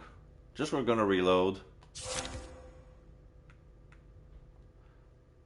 Maybe while I was looking at my playthrough, I read the wrong the answer to the wrong question. What happened to those people? Oh, okay, so it's completely different. Okay, so what happened to those people is the thing that I was getting, like the missing pets, cat's paws, and note number 2. Okay, so it doesn't have anything to do with the monkey. So yeah, I was trying to answer the wrong questions, and I don't have the other clue. So that's why I thought I overlooked something, but I was looking too far ahead. So numerous notes were posted on every floor in TV Factory. One of the notes said search was being conducted to recapture a lost lab animal. Acting out a character. So yeah, that would make sense. There you go.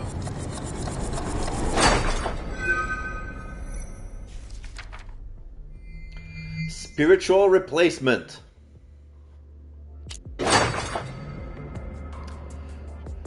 Meow, meow, meow, meow. Let's keep an open mind and try to figure out why we are what we are now. There are several possibilities.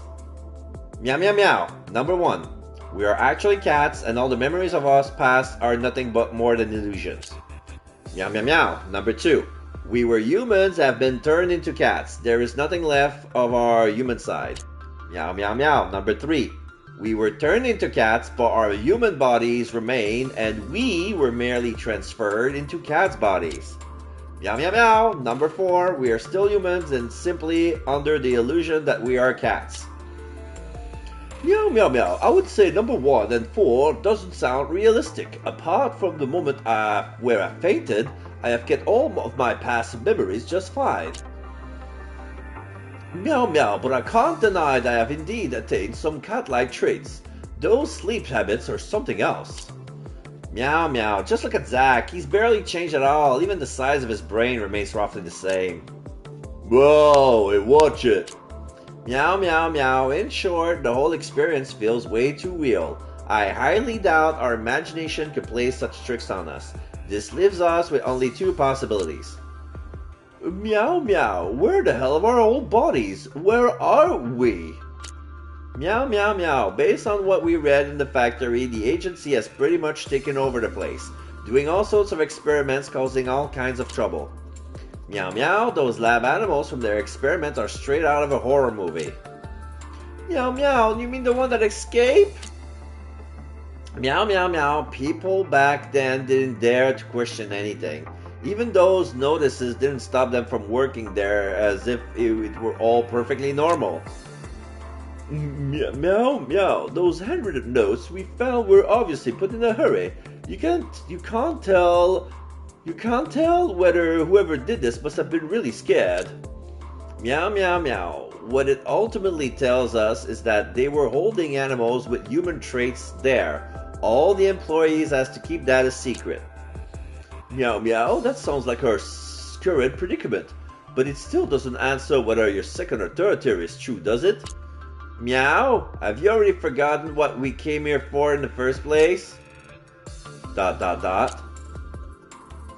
Meow, the missing pets. Meow meow, I see what you're getting at. Meow meow meow, some people have managed to recover their pets. All of them reported something being wrong with them. So those cats and dogs must have been around for a while. Meow meow, so the owners unwittingly got dragged into this? Meow meow meow, yes, that seems to be the case. I bet our owner is out there looking for us with tears running down his face. Meow, sounds horrible. I wouldn't wish that on anyone. Meow meow, then let's go. Let us fix this mess. I'm tired of sleeping on the side of the road in constant fear.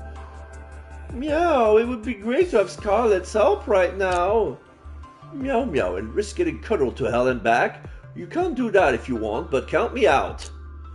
Meow meow, stop whining. I'll see what I can do. Meanwhile, you guys can go and find a place to rest.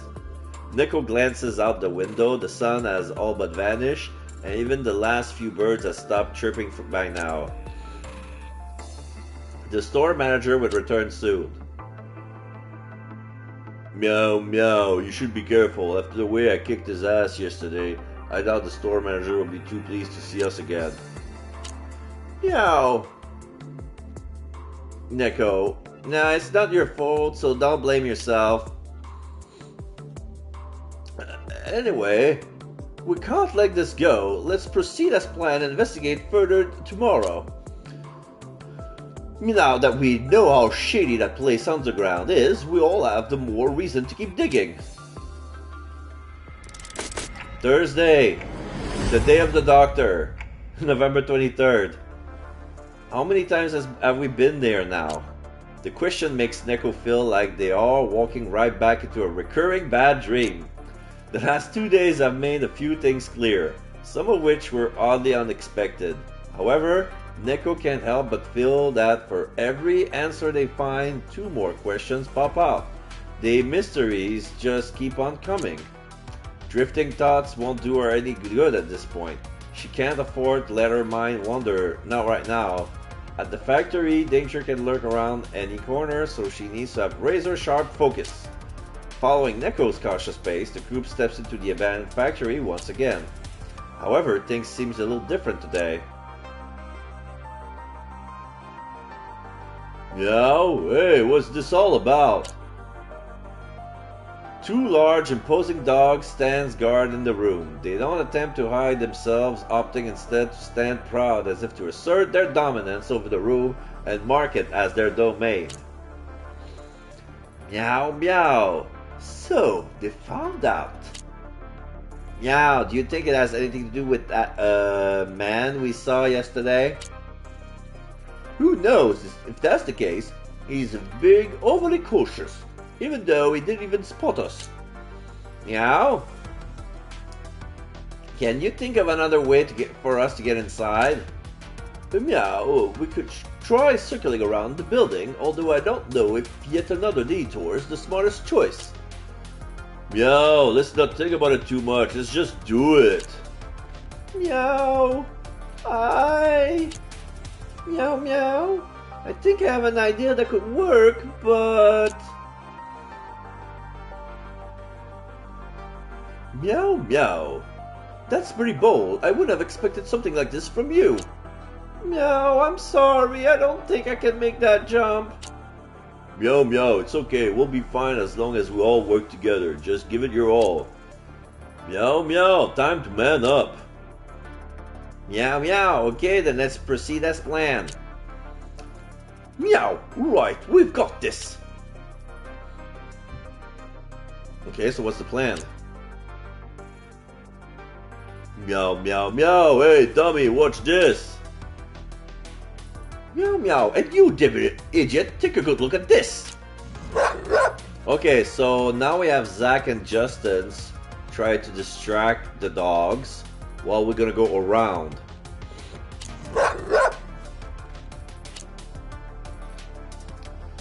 This is our chance, hurry up. Meow, okay. Yeah, they're chasing them away.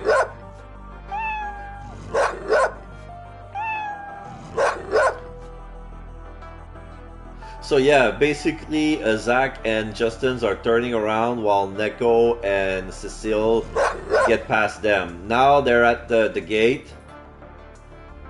The thing that was locked behind a fence. Woof woof. Meow meow, what a pain in the ass this guy is. Hurry up, jump! They stand on the thing. So now Neko and Cecile are gonna turn the electricity back on. Meow meow, ready? 3, 2, 1. I'm jumping! Cecile leaps up to Neko in the attempt to hit the switch. Brightness returns to the room once more, and with the sound of English barking in the distance, the barking only lasts a few seconds, then subsides. Let's go back and take a look. Okay, so now we have... Meow, are you guys okay? Meow meow, 5 seconds later and things would have ended badly. Meow meow, that was a close call. Lucky for us, those big guys can't chop all that well. Oh, that was Justin. Meow meow, that was a close call. Lucky for us, those big guys can't jump all that well. Meow meow, good. The only question that remains is how to get you down to from up there. Meow meow, don't worry, that's easy, just like this. They jump over the gate. Hugging the wall, Zach and Justin leap over the fence and manage a soft landing on the ground. Meow meow meow, ouch, I think I scorched my tail a little. Neko da da da. Meow meow, by the way, check this out, I found a key up there. No idea what it's from though. Meow, maybe it's the key for the locker next door. Meow meow, that would be a coincidence, if I ever seen one. Meow meow, let's go, we need to focus on the task at hand. We can come back for it if we need it. So there's a key. Okay, so now they turn off the power. Alright, what now? Meow meow, if there's nothing left what you want to check out, we'll just head downstairs. Meow meow meow, honestly, we should really get this over as soon as we can. I have a bad feeling that there's trouble brewing. Where to next? First room, second room, fourth room, or current room? I need to explore all the rooms, so I'm gonna save here.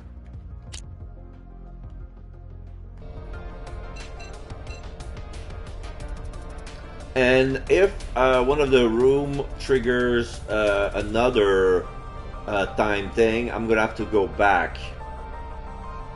So first room.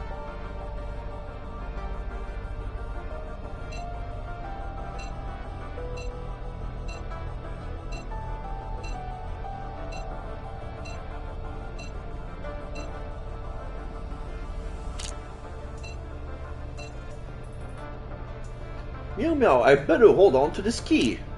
Receive the locker key. We have to go back to check it out.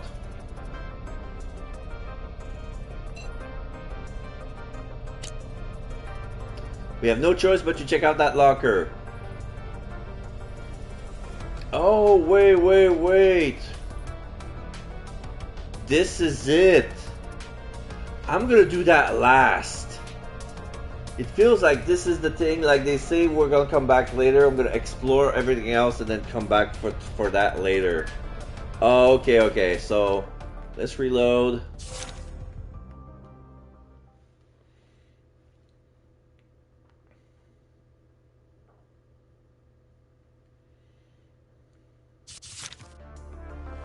Where to next? Fort room.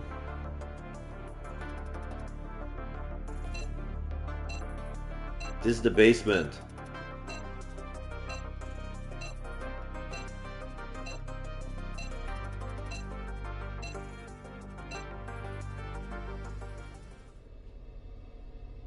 Wow, you finally!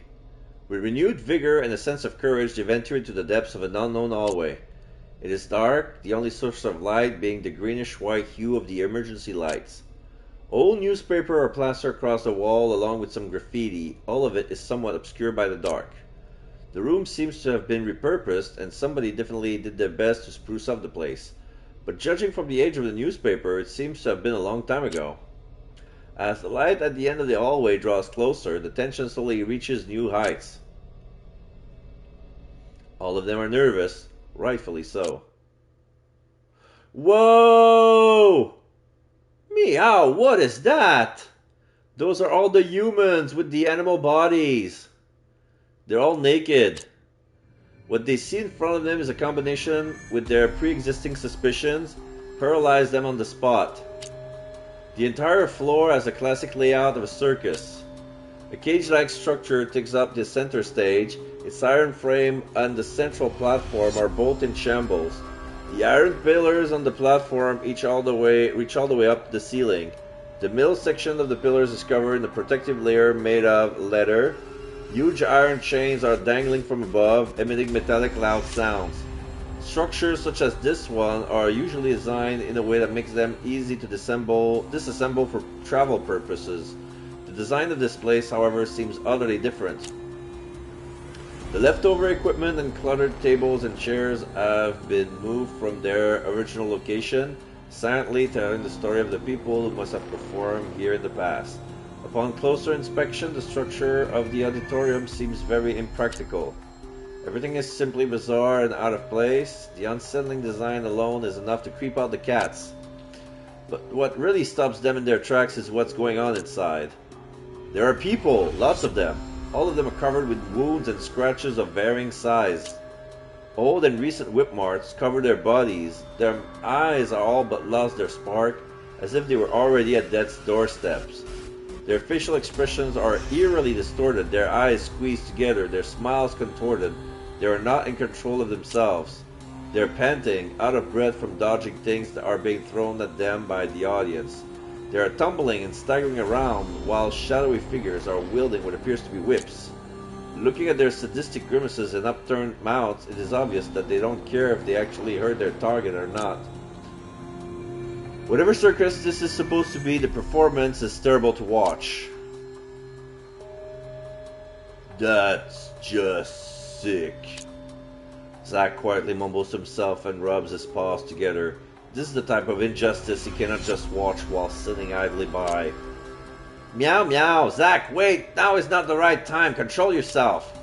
Meow meow, you expecting to sit back and do nothing? Meow, no, of course not, it's just... Meow, listen to her, Zack, we can't do anything right now. Zack, Hey, don't you guys have a heart? Can't you see those people are suffering? He says, meow, I know, Zach, but... Yeah, but what, huh? What is your excuse? Justin, meow, meow, there's more to it. Calm down and I'll show you. Justin points with his paw, the others squint and watch. Neko ... There's something seriously twisted going on here. The movement of both the people with the whips as well as those of the one being hit seems stiff and awkward. The whips often get stuck in the clutters and debris of the people wielding them are hitting themselves by accident. Thrown objects often miss their target, landing in the dirty, cluttered ground instead.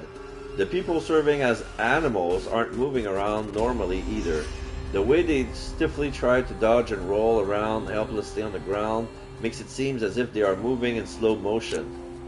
Both parties are sustaining more injuries by the second, further amplified by their absolute disregard for their own physical well-being. Meow, I see. Not a soul in this place is normal. The perpetrators and the victims are in the exact same situation. Meow, meow, those people, what the hell happened to them? Meow, meow, the only positive thing I can think of right now is that this could mean that our bodies are still intact and alive, probably jumping around somewhere. Meow, you mean this kind of jumping around? Please don't tell me that's true. A wicked circus. Meow, what do we do now? Some of the people are clapping their hands and cheering, probably solely because of the fact that they are not the ones being beaten. Meow, let's not get too close. We should keep our distance. This is a side path we can't use. Let's ignore them for now and move on. The door on the other side of the circus is still open. The blurry stained side is barely hanging onto the wall. Meow, meow, there must be at least a dozen of them in here. Meow, those bastards. Once I have my body back, I'll kick their asses. Meow, meow, damn, they already had it bad enough, don't you think? Meow, well, yeah, I guess, but somebody has to pay. Meow, we have no idea who's pulling the strings, let alone what they look like. Let's not get ahead of ourselves.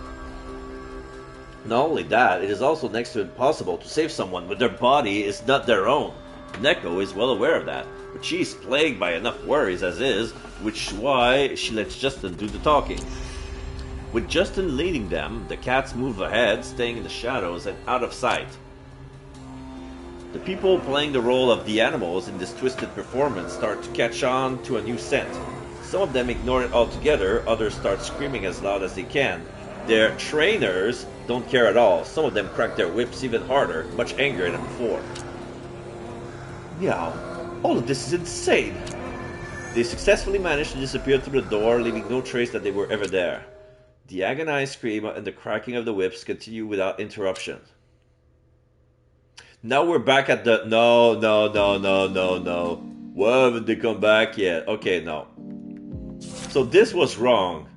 So the fourth floor is the thing I should do at the very last. Sorry. So I should go with the first floor, unlock the thing, and then come back to the fourth so I can go to the bottom floor. Where to next? First room.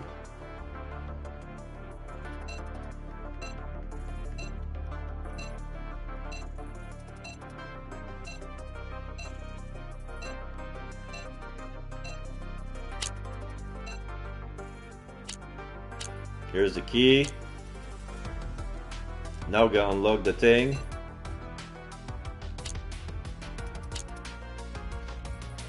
The key seems to fit. Biting down on the key, Justin inserts it into the lock and twists his neck in order to open the locker. There is a tattered old book of notes inside the locker. The structure and origin of time is written on it in crooked letters. Meow, meow. Looks like even a blind cat finds a mouse every now and then, huh? Meow, meow. I wouldn't describe myself like that, but I guess we did stumble upon something important here. Meow, meow. A solid team effort. Meow, meow, meow. We can't take the book with us at the moment. Let's come back for it once we're back in our human bodies. Meow, meow. Let's just hope we get that chance. Okay, so that's all there is to it. There's a book.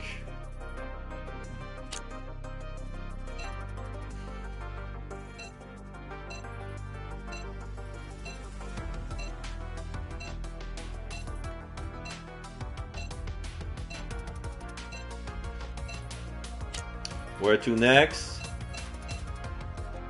Third room.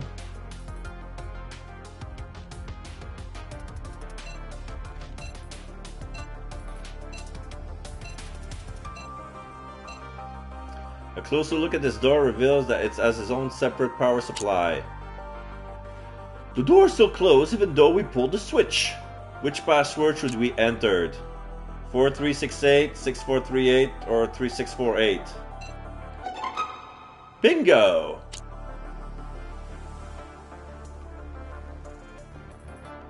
They bring us here?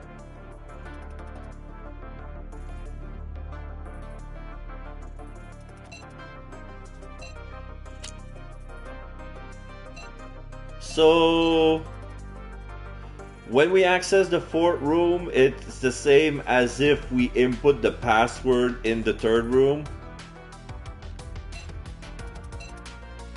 Let's see.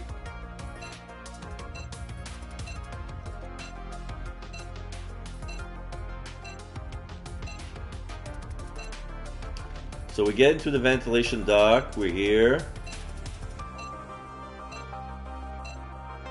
The door is still closed.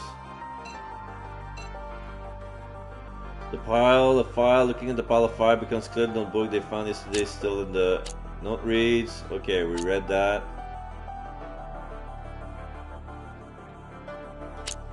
Where should they go next?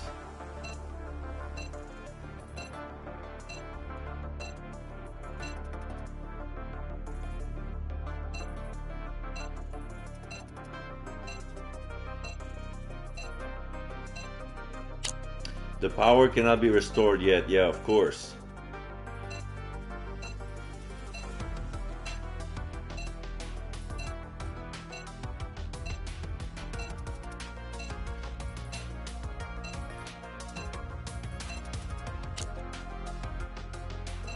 First or second room? Let's try second room.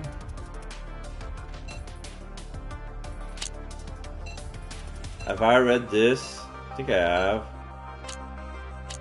Yeah, the thing prohibited.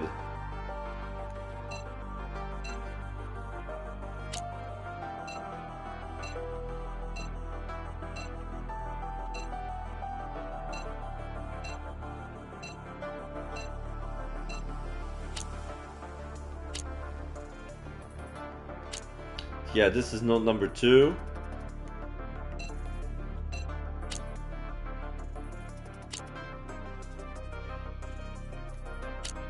This is note number 3. So I was done. So there was nothing much to do here. It felt like there was a lot things to do, but it's basically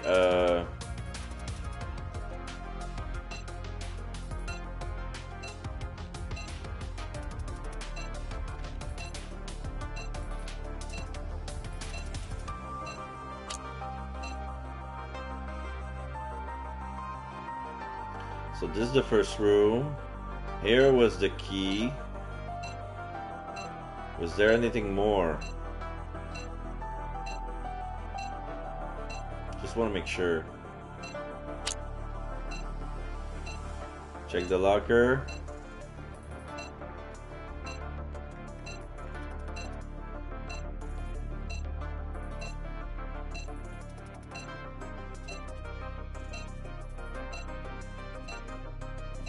Apparently I cannot leave.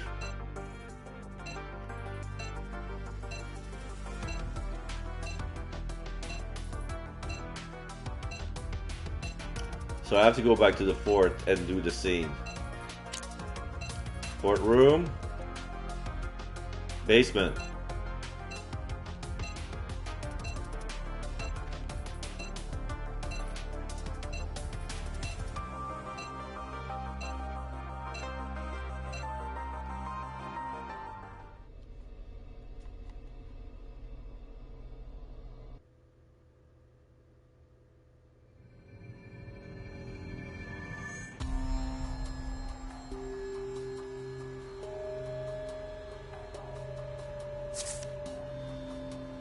The Wicked Circus in Fort Quard.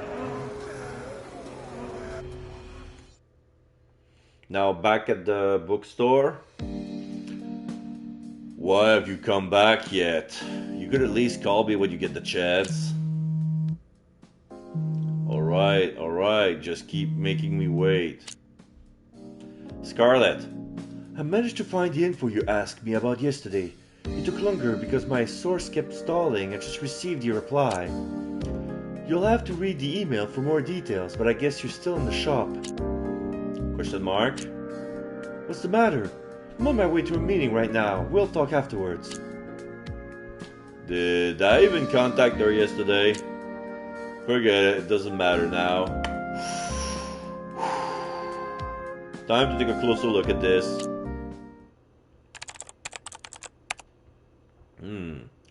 Mailbox, Scarlet, latest news. Oh, sure enough, there it is.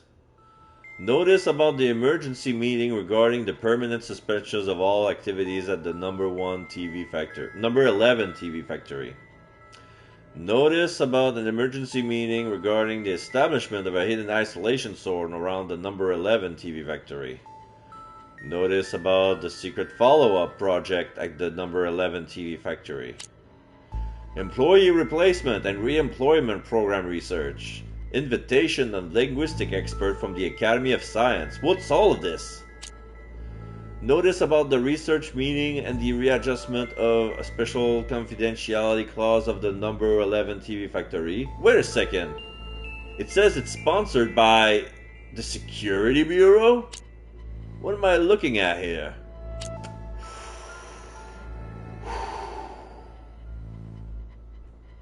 Now we're back. We see Justin looking at a tower of televisions. Whoa, what the fuck is all of this? This is like the first screen, but unblurried. There is a big pile of lit televisions. They're all turned on, and there are wires coming out of it. They're dangling from room to room, but at the top of the ceiling, there is upside down bodies, like they're wrapped up in tarp and tied down together and being hung by the feet. So there's 1, 2, 3, 4, 5, 6, 7, 8. 8 bodies I can see. No more. 9, 10. So there's 10 bodies that are being hung upside down by the feet, wrapped up like they've been caught by spider webs. And there are cobwebs on the ceiling as well, since the wires have been there for so long. Justin, what the hell is this? The exit they take doesn't lead them directly to another room. It turns and bends in strange ways and leads straight down instead. They are caught off guard as the architecture doesn't make much sense, though what they see unfolding before them after passing through this weird hallway is what really catches their attention. Cables and wires on the floor makes it look like another workshop in which TVs were once produced. The equipment, however, is gone and boxes with unknown contents are stacked up along the edges of the room. There are no lights on the ceiling. The only source of light is a large machine. The white shine of many screens illuminates the room, all of them displaying grainy, flickering static. Justin doesn't understand what the strange images flickering on the screen could possibly mean. They keep changing between white and black noise, only flashing a little bit from time to time. Whenever an image flashes, the whole machine makes a buzzing sound, which is pure torture to the cat's ears. Countless cables are hanging between the strange machine and the wall, turning the whole room into a net of twisted wires. There aren't simply loose connect wires, but rather fixed cables. Huge yellowish-green bags of cloth are hung up on them, dangling from the ceiling. The bags are being tightened by the sheer fact of being suspended in the air, revealing an outline that hints at their contents. Although he would prefer not to think this way, the first thing that comes to mind is that it likely does look as if human bodies have been wrapped and strung up in these bags. But things are about to get even worse. That machine is the only thing that works in this factory. It is clearly something more than just a bunch of TVs stacked on top of each other's. A mere glance at it is enough to fry Justin's poor small cat brain. His mind is blown. The reason for that is simple. They are right there. We see the bodies of everybody. Justin, Neko, Zach, and Cecile. So now I have the info for a strange device. So I guess this is the room where the guard, which is the lost monkey, is in. And he's doing all of this? Confronting his own self is enough to make his fragile mind crumble to pieces. Now we see a distorted image. Like, the reds and the blues and the greens are split up from the whites. And it feels like we're seeing in triple. Or rather, it's like old 3D devices, you know? Meow, meow. Meow, meow, meow. Meow, meow, meow. Meow. Meow, meow, meow, meow, meow. Meow! All of a sudden, he can no longer understand what his friends are saying. Their words are nothing more than a tumble of sounds that he can't decipher. Meow, meow, meow. Is that supposed to be cat speech? Is that really talking? Why don't you talk like normal people? Wait, what am I talking about? How is this possible? Who am I? What are they? Why am I a cat? Why am I not a cat? And since when do cats... Meow? Meow, meow. Meow, meow. Meow, meow. Meow, meow, meow. Meow, meow, meow, meow, meow, meow, meow. Meow, meow, meow, meow, meow, meow, meow, meow, meow, meow. Question mark. Who is that? Justin, question mark. The cat's full attention is instantly focused on the mysterious fifth voice. Although many living things are roaming in this building, this is the first time they hear a human voice. Who is that? The words are reassuring and concerning at the same time. Zach is the first to regain his composure. Intrigued, he takes a step forward in order to investigate the source of the voice. The others follow, worried about falling behind and being left alone. They all poke their head out of the shadows and take a look around. No. This isn't good. Not at all. What Justin sees far surpasses anything that his imagination could ever come up with. Are you for real? This...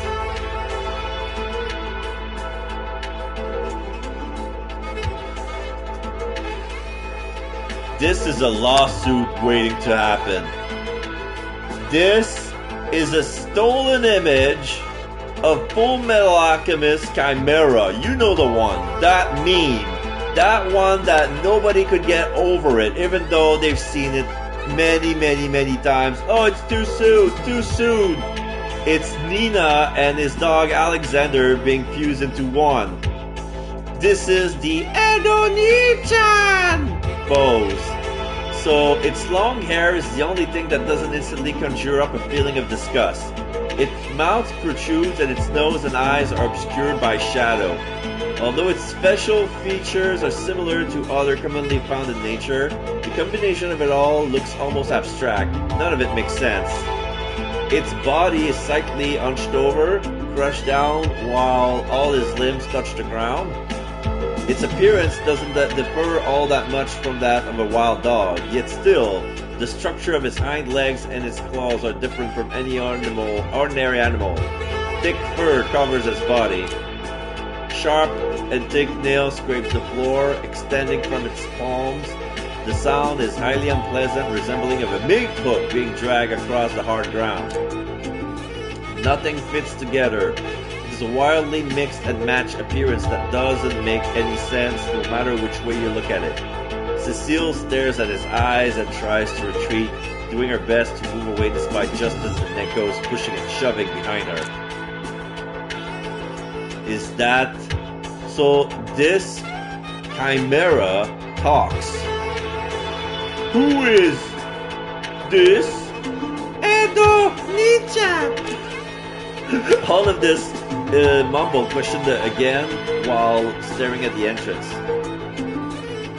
All it does is mumble the question again while staring at the entrance. Meow? Hey, just what is this thing? Meow, meow, meow. I don't know. It's not like any animal I know. Meow, meow. Hey, keep it together. You have to stay calm. Cecile, This is the worst possible scenario. Even Justin can't help but be affected by the overwhelming sensation of fear. Sure, this is the first time they are facing a strange creature, but getting used to it is nothing more than a pipe dream. It will never feel normal. And the frail human mind is unable to get used to abnormal situation like this. Justin wishes for things to be different, but the fundamental workings of the mind are set in stone. He tries to maintain a semblance of control over the situation.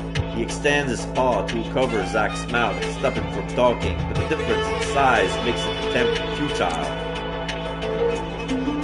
Meow, meow! Damn it, be quiet! Can't you at least try to keep a low profile for once? Meow? What did you just say? Meow, meow, meow. Damn it, why us? We need more time to think. What is this? What is this? What the hell is this? Meow, meow. Store manager. Scarlet. Anyone? Help!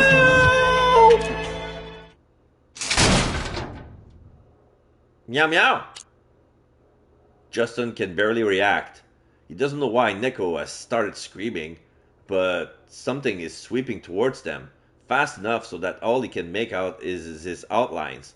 It reaches them before Neko has finished screaming. Justin! Exclamation mark. At this critical moment, Justin instinctively steps into his front of Cecile and Neko to protect them. His back is arched, though that is in large part due to his feline instinct. He knows deep down that his posture will make no difference whatsoever.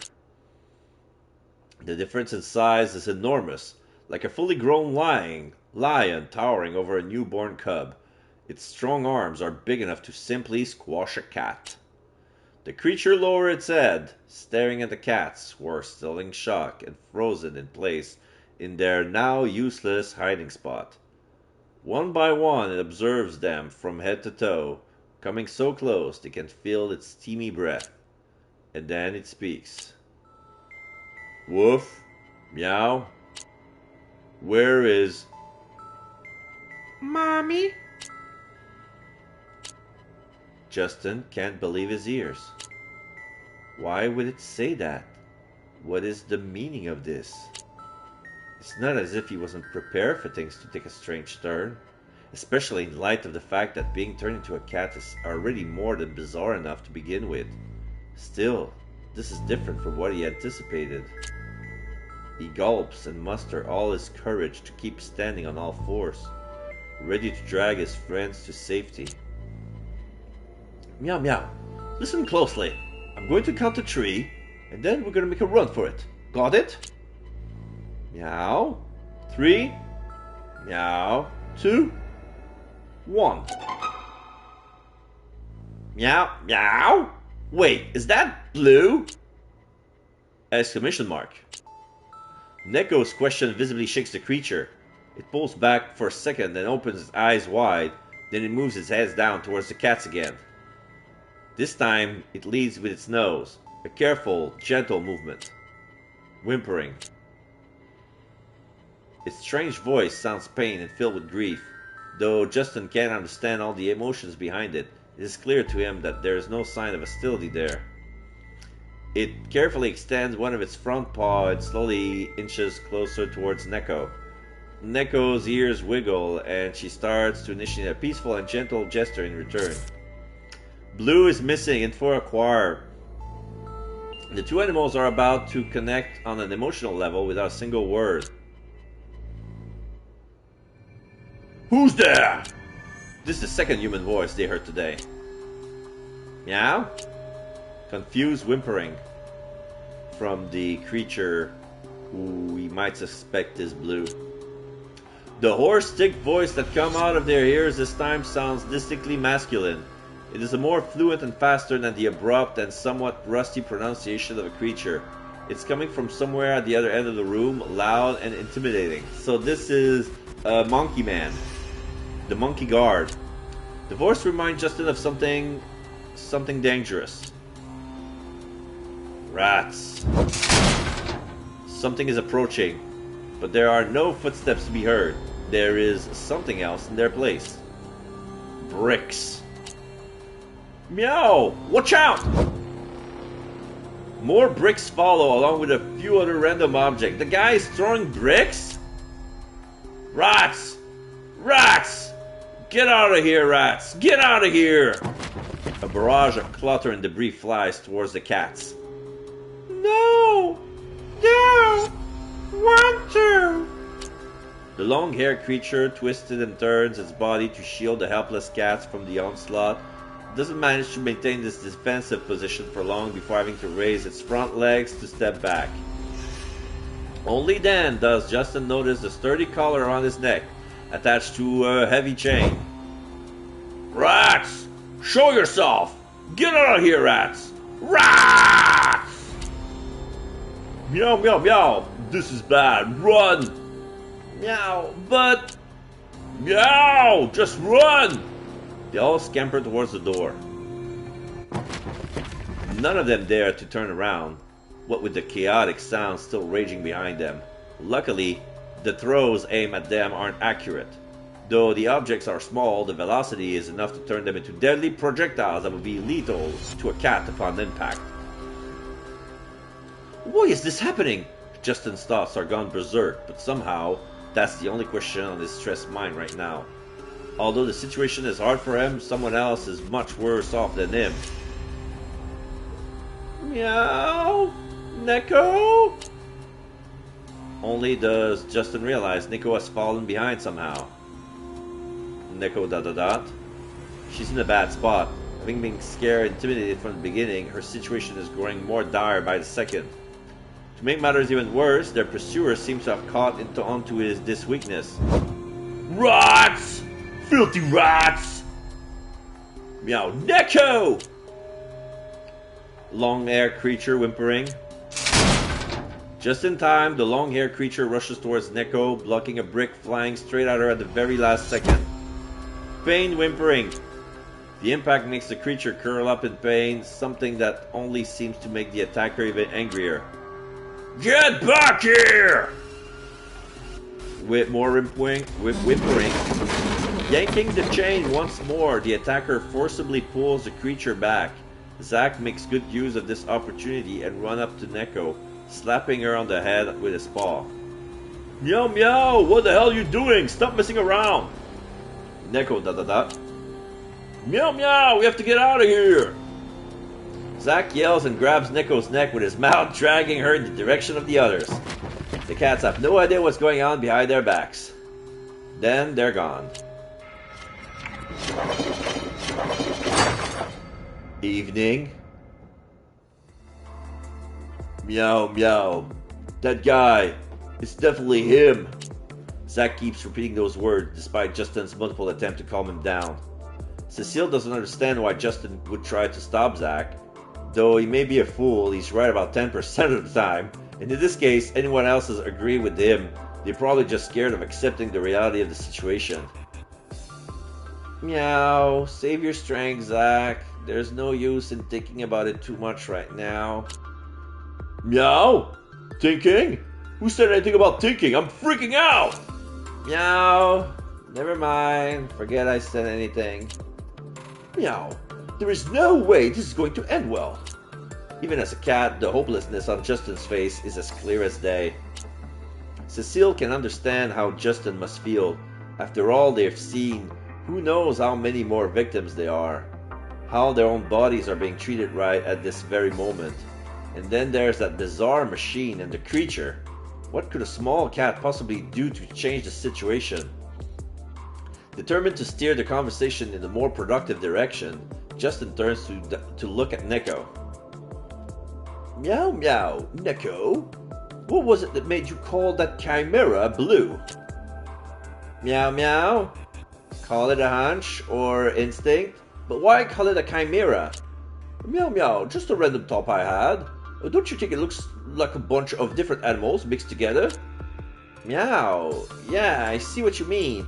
The way it was moving on all fours looked really unnatural. Still, You calling it that gives me the creeps. Meow. Guys, what's a chimera? Meow, for real? I know you don't read, but don't you at least play video games? Meow, meow, meow. It's a creature for ancient mythology. Its body is a combination of a lion, a goat, and a serpent. Obviously, that isn't the case with the thing we saw. I was just making an analogy. Meow, meow.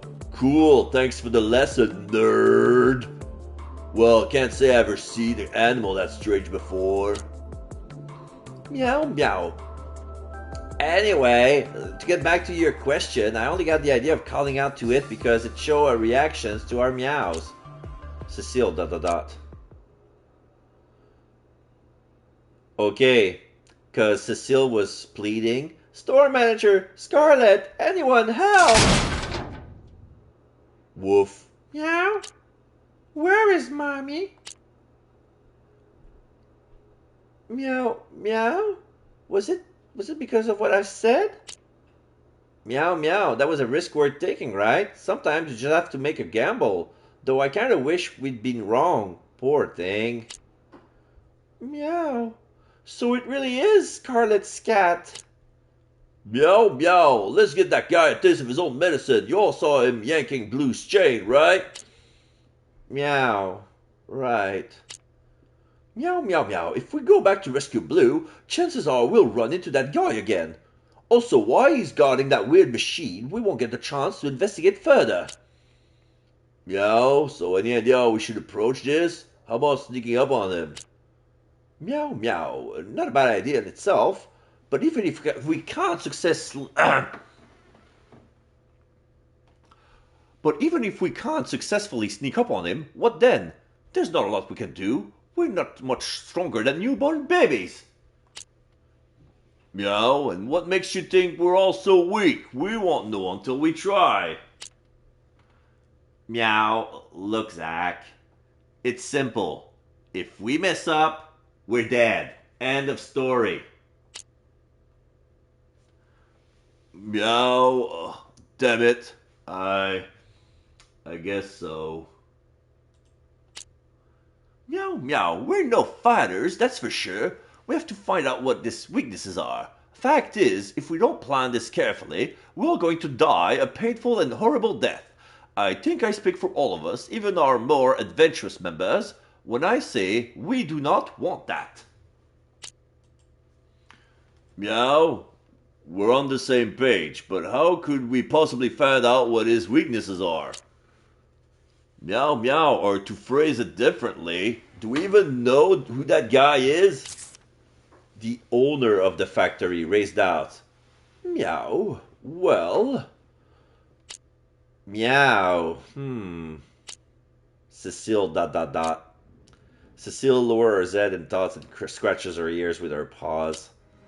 She's always open to the ideas and thought of her friends, but that doesn't mean she won't try to come up with something herself.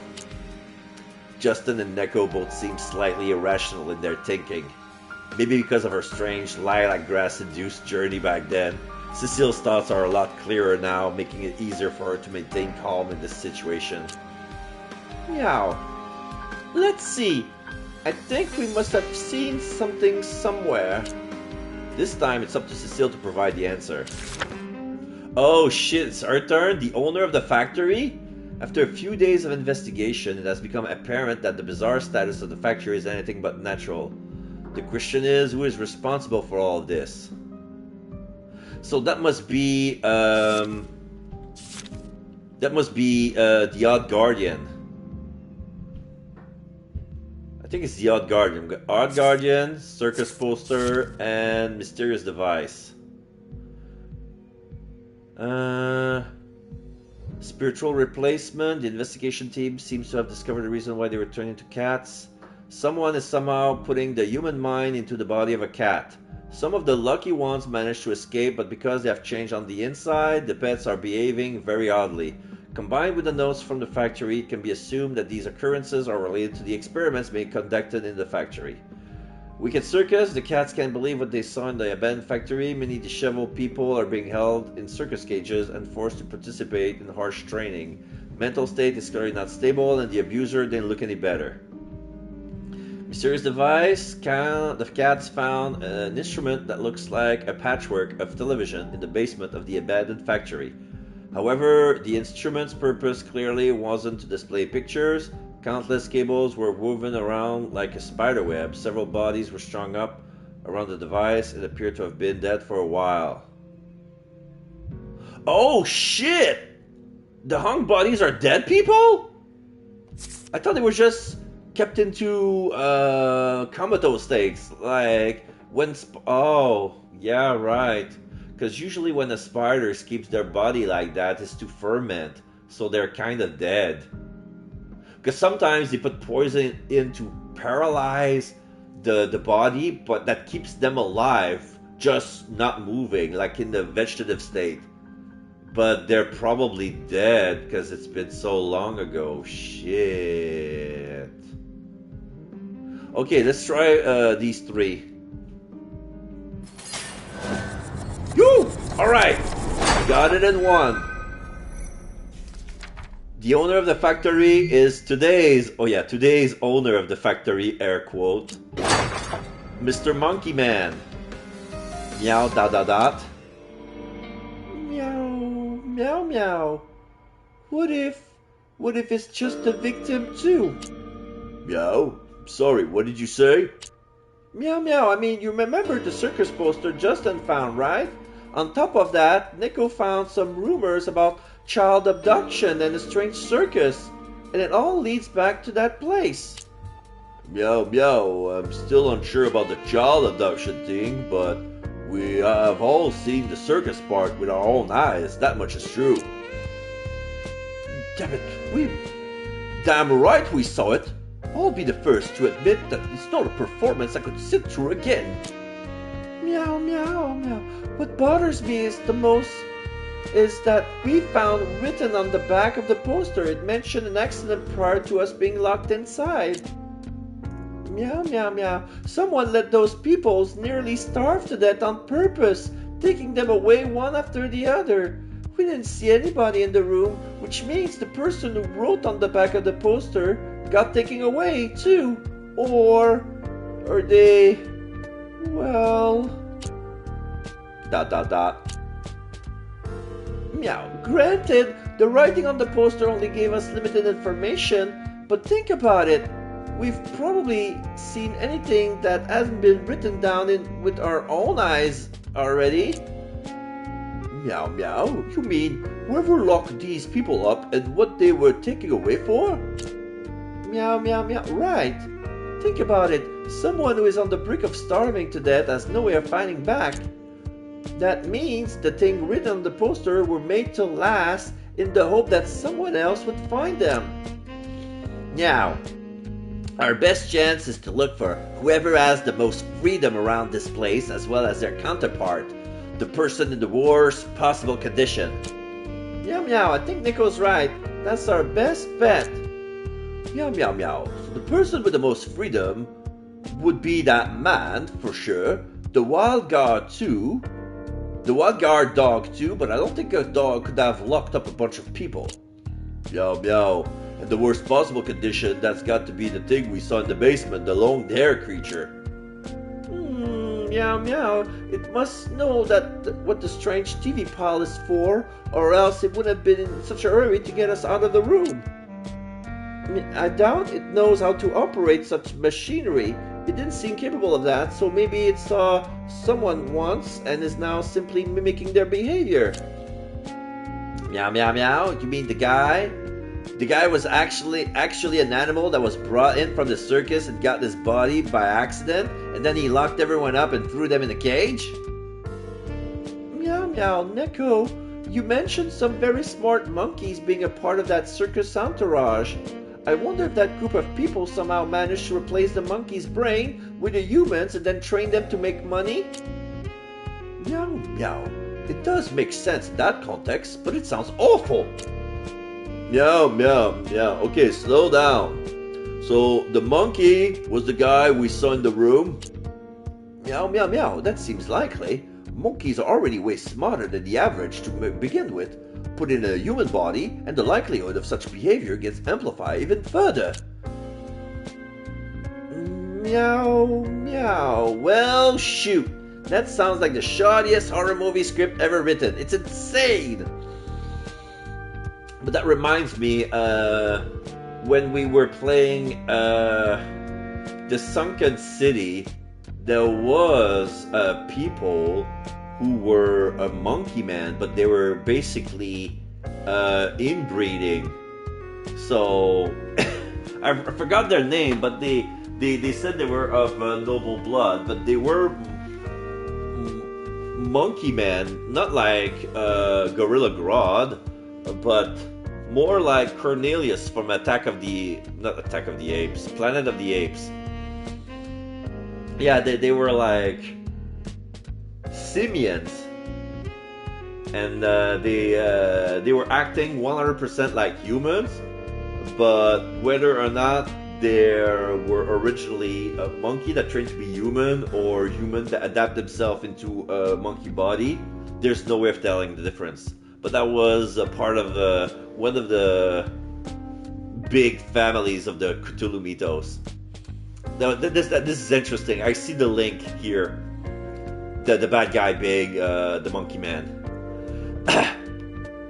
I forgot where the story is from.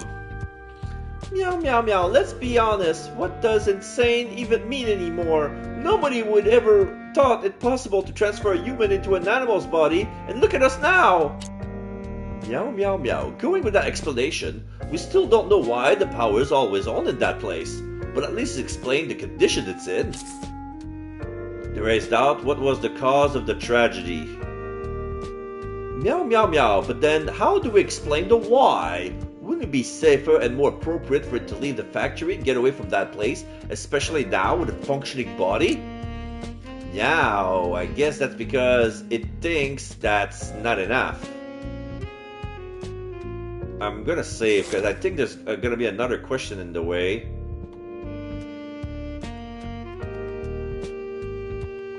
Cannot access the case file yet. Oh, because of that. What's the cause of the tragedy? Even after they regained their freedom, the survivors of the circus didn't escape. Why would they stay at that abandoned factory?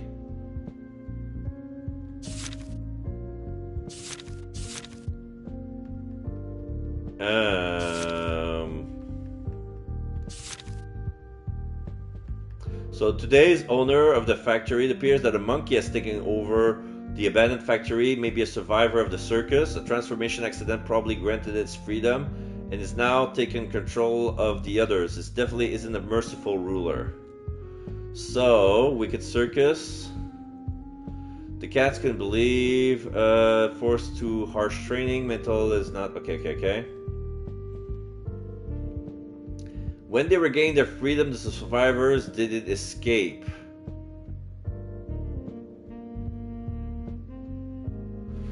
I want to say maybe it's because they're hoping to get their body back.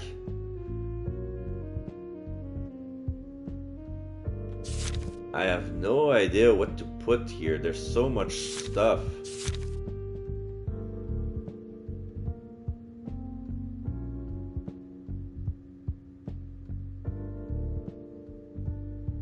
Oh yeah, the potholes. Yeah. So blue is missing. Oh, this is new. This is an update.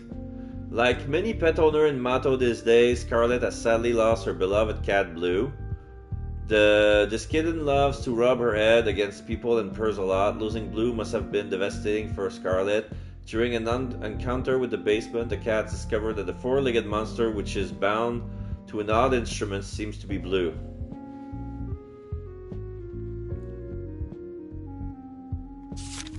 So it cannot be any of the anonymous notes because they never read that. So I'm gonna try what I did last time. I put the three conclusions one next to another and it worked. Let's see if it works. No. That's not enough to prove the point. There is no time to waste, you have to think harder.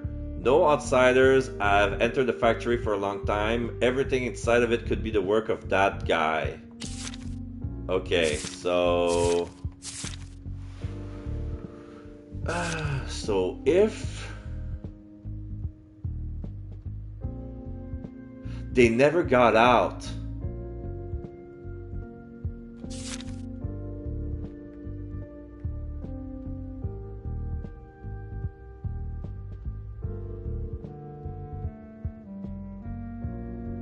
okay. Oh, the disciplinary awareness among the staff.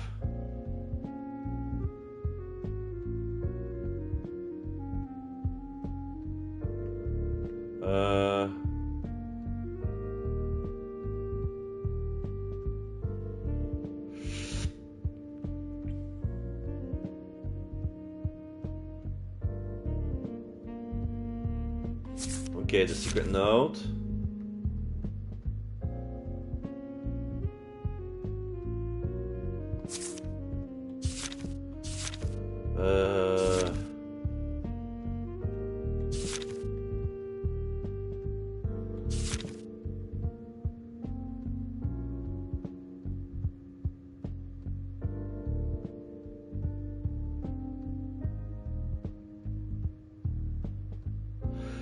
Yeah, let's try this. No? Okay. So, let's see.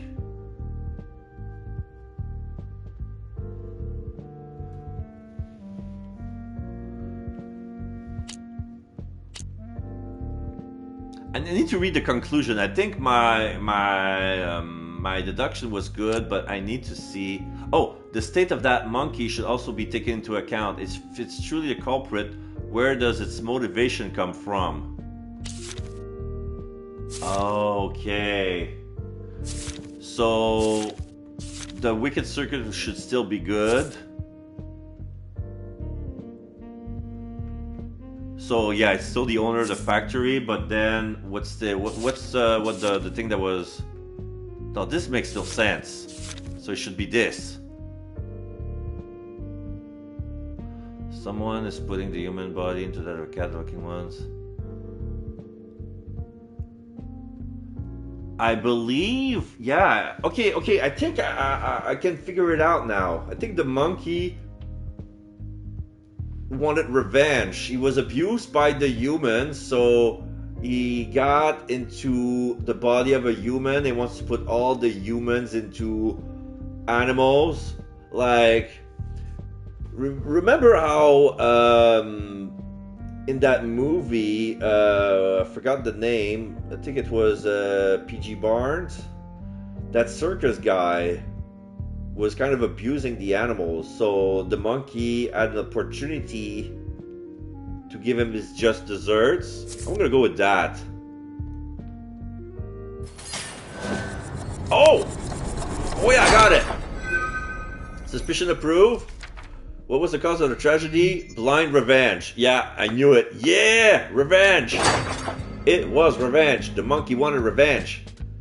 Meow meow, revenge? Now there's a word I never thought I would associate with a monkey.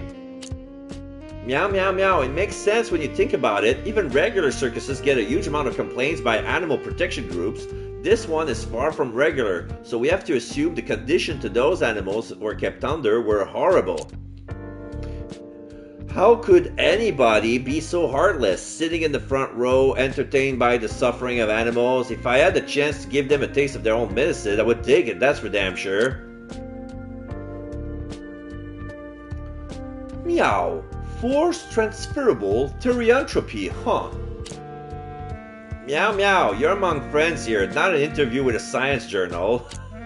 Meow meow meow, but it probably didn't know exactly how it all worked. It only thought of copying everything they did to themselves as well. We can all see how that ended. And we can all see how that ended. Meow meow meow, those affected were simply put in the circus cage. That would clear up who and what the replacement animals actually are. Meow meow meow, the idea was to make their persecutor suffer the same way they did, yet in the end it led to the suffering of innocent animals. A twisted sort of irony, isn't it? Meow meow, those dogs we encountered, do you think we should try talking to them again? Meow, to be honest, I don't think that's going to work. We're cats. We don't even speak, let alone understand their language. Meow, meow. We know now that he's just an animal at heart. We cannot outsmart him and win if we all work together. Zack stomps on the floor to show his determination. Meow, meow, meow. If we're working together isn't enough, we can add another ways of attack into the mix. You remember those places upstairs where the electricity is on, right? Let's split up and use that to our advantage. We can weaponize the electricity. Meow, meow. Electrocution? You can be pretty heartless sometimes. Meow, well, it's a risky plan, but considering our physical disadvantage, it seems like our best course of action. Meow, meow. Okay then, what do you all say? Are you in or out? We may not get another chance if we mess this up. If we want to go through with this, we need to start preparing right now. Justin ... Meow, it's better than burying our heads in the sand and giving up. Let's do this. With these words, Justin wags his tail and moves away. Neko turns around and looks straight into Cecile's eyes. It's as if she's looking straight through her and directly into her heart. Meow, meow, what? What's wrong, Neko? Meow, it's nothing. Meow, huh, what a bunch of weirdos. Meow, but they are friends, right? They're good people. Meow, yeah, that's not what I meant. Meow, meow, what I meant was that there are times where everyone can help and be useful, and of course, that includes you. Cecile ... Anyway, I'm glad you're here. Thanks for everything. Let's go. Zack follows the others quickly in order to keep up with them, leaving Cecile behind with a big happy smile on her face. Meow, I actually helped! Cecile decides to savor this moment of blissful joy just a little bit longer. They all eventually return to the factory's first floor. Neko and Cecile opt for a different path, heading off somewhere else. The two men in the group exchange quiet small talk, careful not to get overheard. Meow, so what's your take? What do you think about this plan? Meow, meow, meow. There's a lot of risk involved, but considering our current bodies, I think the only option we have that gives us a fighting chance. Yeah, I see. Glad to hear you're on board, Justin. No, it's not just me. We're all on board. Have a little more faith in yourself, okay? Right. Justin knows he's lying. Neko secretly objected to the plan because before Cecile and Zack caught up with her, Justin obviously harbors similar thought, but he's keeping them to himself. Cecile and Zack both know nothing about that. Even though things are about to get serious, Justin can't help but smirk a little as he remembers Neko's smug expression. Meow, hey Zack! What's up? Let's all go for a drink when we get our bodies back. I thought you were a man of the law. How can you say that to a minor? But alright, I'll have a drink with you, that's fine by me. The little ladies can have orange juice. You're sure you're okay with that? Well, I repeated a year at school, you know. I don't feel like a minor anyway. What with my life being what it is and all, what gave you the idea of having a drink in the first place? Nothing specific, I just wanted to do something to celebrate when all this is over. Meow meow, cheer up. You'll get your drink soon enough. Things are about to go down. No, you're right about that. Justin slowly claps his paws. As a matter of fact, looks like the show's already started.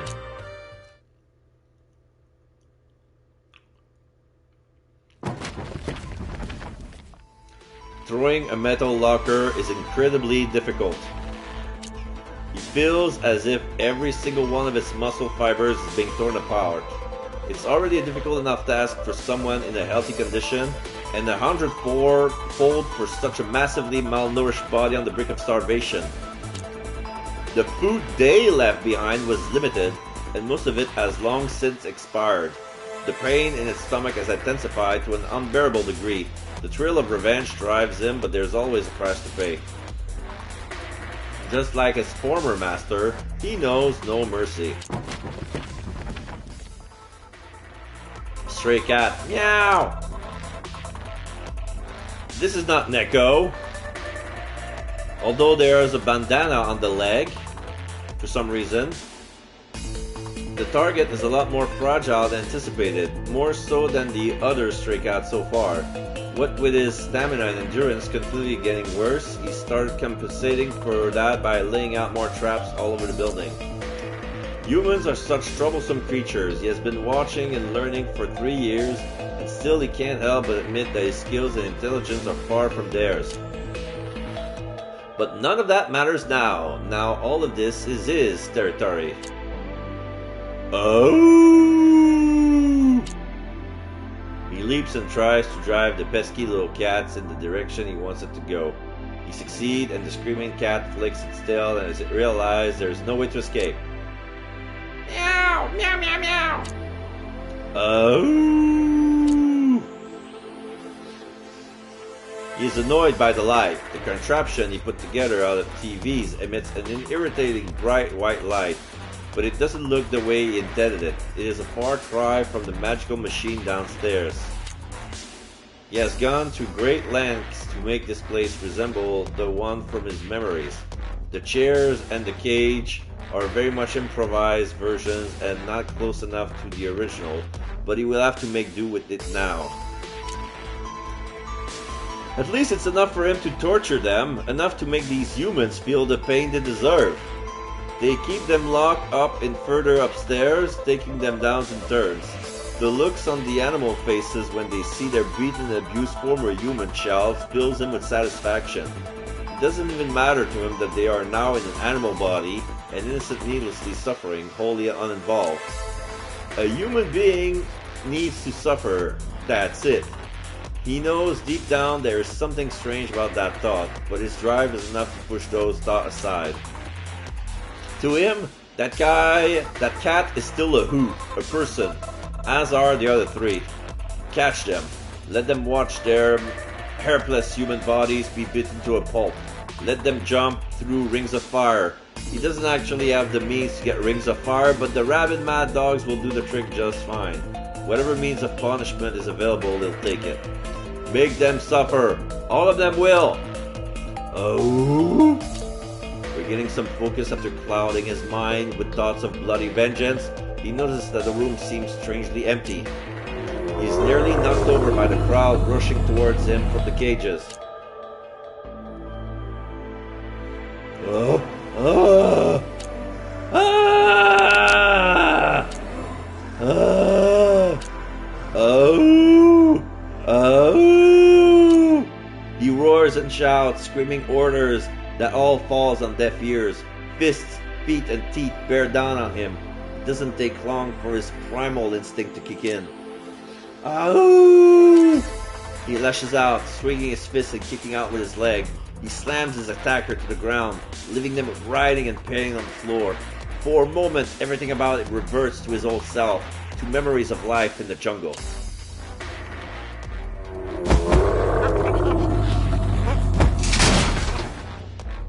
A punch. A kick. Another punch. A kick to the head follows. This is going to hurt. It doesn't matter. Pay them back for everything they did. A fight. They can't go unpunished. That should be enough. Da da da. Oh. Oh. The chaos ends. Though because of the adrenaline, there's no telling how long the fight actually took. He feels pain in his heaving chest. A couple of hard blows directly hit his ribs, making it hard to breathe. These ribs are bruised and swollen, and something about his nose feels off. At least there's no blood coming from his nose yet, though he wouldn't be surprised if the bleeding started any minute now. Oh. Those cats have to pay for what they've done. He breathes heavily as he stomps through his circus and makes his way upstairs in just a few big angry steps. Die! He shouldn't have moved so hastily. Ow! It's the same trap that he designed from memory and hooked up to the electricity himself. A feat he is proud of to this day, and a trap that has proven useful more than once. However, he isn't the one who placed the trap right here at the entrance. Humans, such a troublesome species. Ow! Ow! Ow! The feeling of numbness that he still fears to this day has suddenly returned to haunt him. His blood is boiling, quite literally so. The stench of a scorching coming from his body is growing even stronger. He can't help but think that in his old body, the stench would have been even worse, since his current one is covered in a lot less hair. The pain is nearly bad enough to render him unconscious. His heartbeat is becoming more irregular, and he's sweating profusely, close to blacking out. He can see a light approaching him. Though his mind is not the sharpest, even he can tell that something is seriously wrong.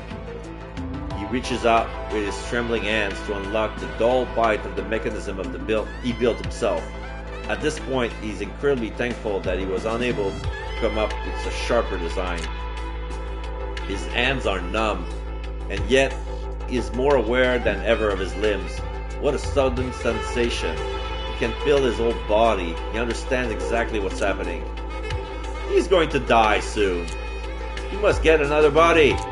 The basement. That thing. Driven by no other thought, he kicks the rusty lump of metal away and crawls back into the hallway.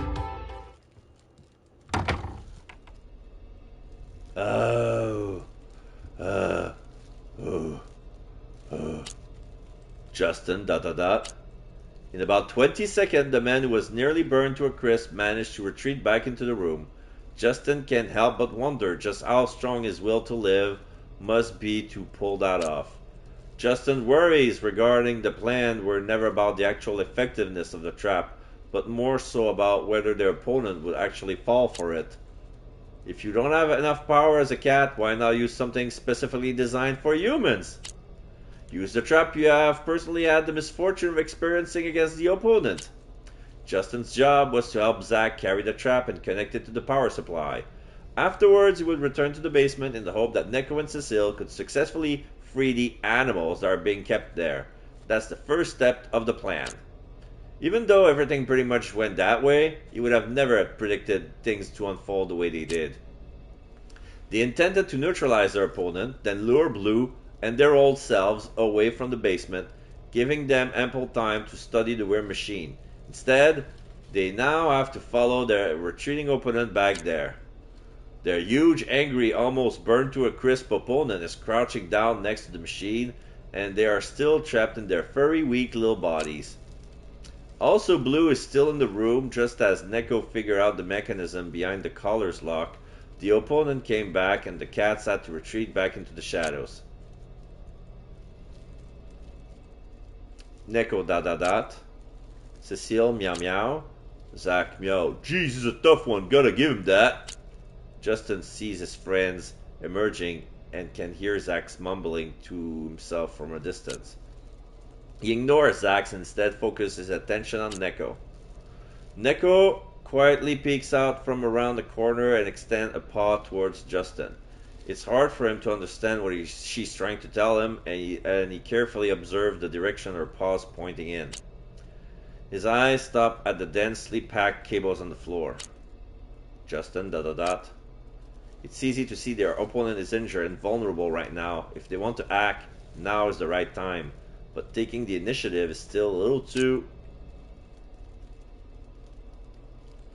You! Get over here! Long-haired creature panically whimpers. Justin quickly regains his focus and is already on the move again. The skinny human pulls a cable from the machine and ties it around his neck, then does the same to Blue.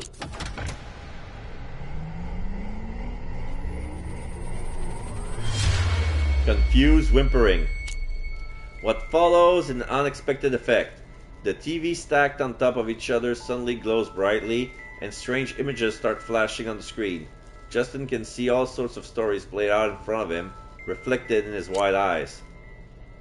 They don't seem to be in chronological order, but there is still a certain logic to them. Because of the way the TVs are arranged, Justin can differentiate between the 2 points of view. One struggling to survive the harsh condition of the circus, and one ripped away from a warm home. Two different cases of misfortune, yet the pain they share is similar. Justin even sees a moment when the two stories directly intersect with one another. A big pair of hands grabbing it, dragging it away from the light. The same thing happens twice from a different perspective. You also see a place that seems oddly familiar, a mess of cluttered and piled up items from this is Scarlett's room. Piled up items of clothing everywhere. A woman with short dark red hair is in the room, and although she's well dressed, the clutter and chaos show her true personality. The instant she sees Scarlett, Justin begins to understand at least vaguely what is happening. If they don't intervene, her beloved Blue, her only family, will be thrust into a body with no future, never to be seen again. Neko, meow meow meow meow, go cut the wires! Neko jumps and throws herself into the frail before Justin can react. She runs to the tangled cable next to the machine. What follows is the dull sound of crunching and tearing. Meow? Wait, what's your plan here? Meow meow meow, don't just stand there, find a way to turn that stupid thing off! Neko drags one of the bundles of cable across the ground and tugs as hard as she can. Her efforts don't seem to be making much of a difference. For a cat, it's next to impossible to cut through plastic as hard as thick as this. Still, as Neko gives it her all, a spark comes from the device and it starts buzzing. Justin suddenly understands Neko's plan. He follows her example, looking for cables to tug at. Most of the cables look identical to his untrained eye. He tries pulling on a few of them, but there are no sparks to be seen, and the cables aren't coming loose at all. Clearly, not all of the cables are hooked up to the machine. Maybe alterations were made at some point. A lot of the cables seem to be redundant relics of the past that won't be of any help right now. Meow meow, is this the right one? Meow meow meow, no, I think the one over there looks a little looser. Meow meow meow, aren't they the same on both sides? Zach fiddles around with the cables surrounding him, but to no avail. Cecile appears to be just as lost as Zach, and even managed to nearly get herself entangled in the cables. Justin! ... Neko is an expert at this, having spent her entire childhood tinkering with tech and appliances. Her experience is useful in this case, but unfortunately she's the only one in the group who can make sense of this mess. The Monkey Man and Blue are still undergoing the procedure. Justin looks on in disgust, wanting to stop it as soon as possible. But how to interrupt this? Meow, meow, what to do, what to do? Meow, I get it now! As Justin scratches his ears in fierce concentration, Neko exclaims loudly once again. She follows one cable in particular to the switchboard in the corner of the room and gets to work. Meow, meow, meow! 3 wires as protection! How cunning! No wonder all that biting and gnawing won't work. Meow? What are we doing over here? Meow, meow! Get ready! I'm going to unplug 3 wires over there. See if that does the trick. Neko seems very nervous, and her meows carry a trembling undertone. However, odd noise caused by her tinkering soon indicates that she's making progress. The lights in the room flicker, and the ever-growing feeling of uneasiness rising within Justin reaches new heights.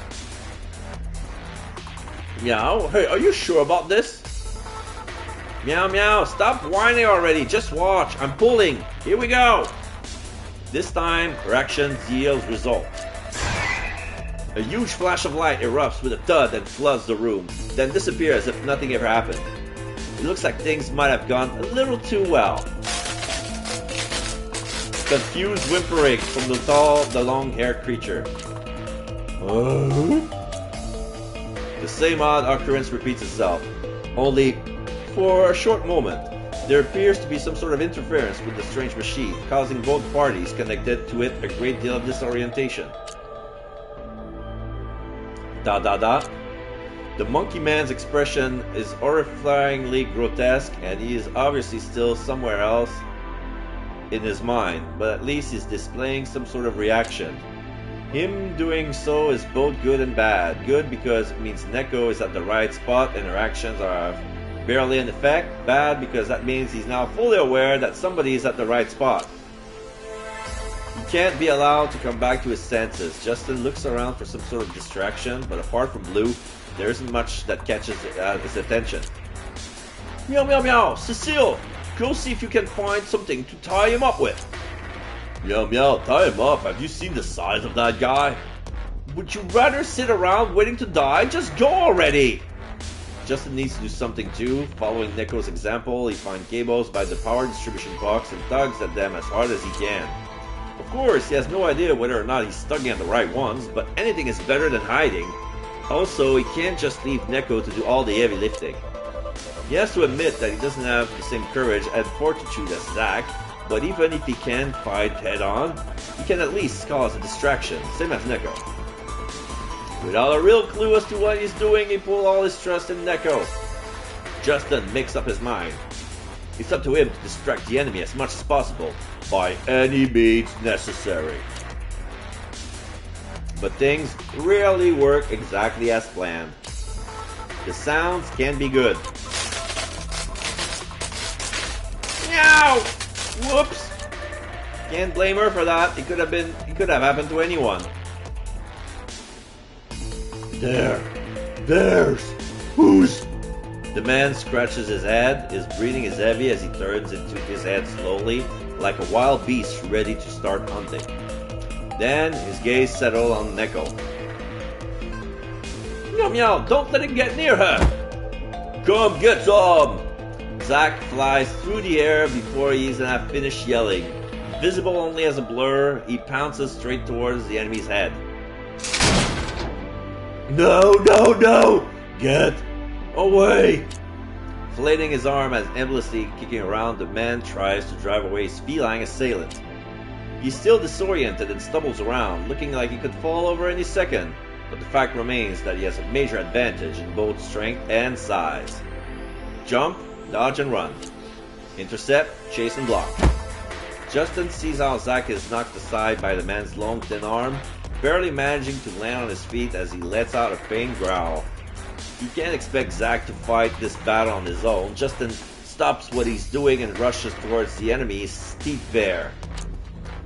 Though Justin is not as experienced as Zack when it comes to ferocious fighting, 2-on-1 is always an advantage. Meow meow, over here! Justin takes advantage of his enemy's momentary distraction and claws away at his heel. His skin is dry and fragile from being locked away for so long, and blood soon starts spurting. Ah! Justin's attack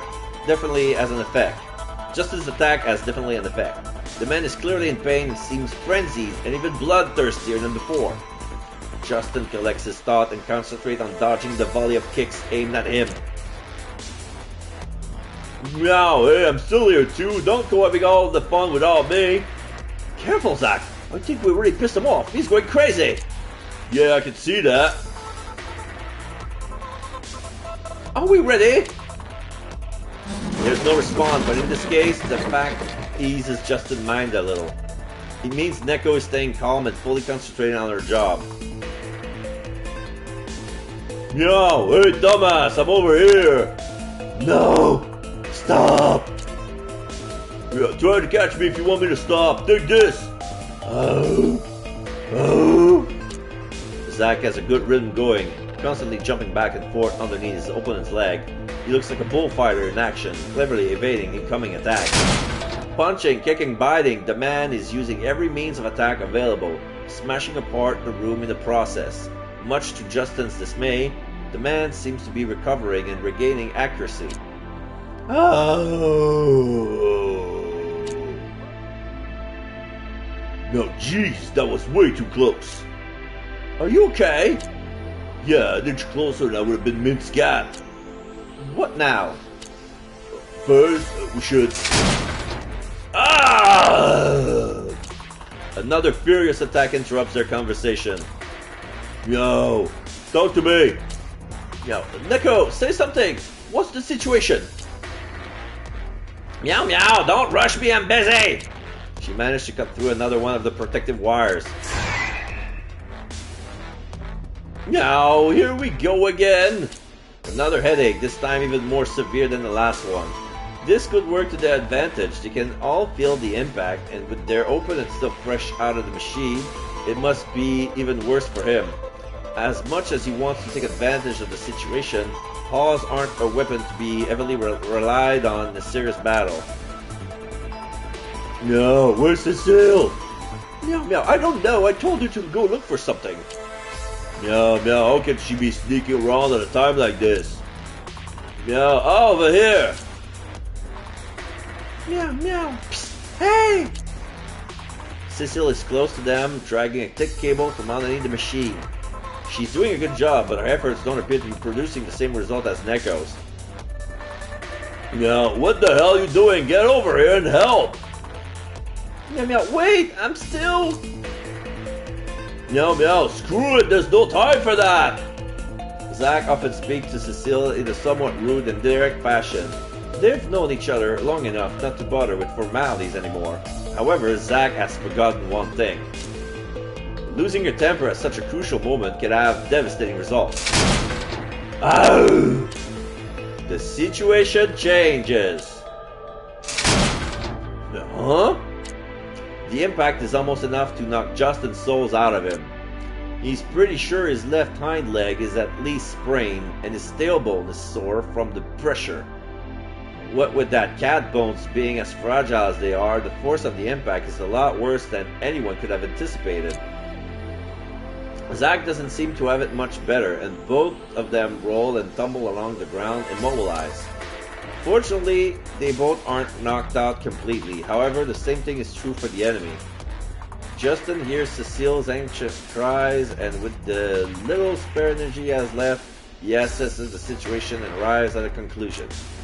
There's no time left, because the enemy is staring right in Neko's direction, who is still at the switchboard.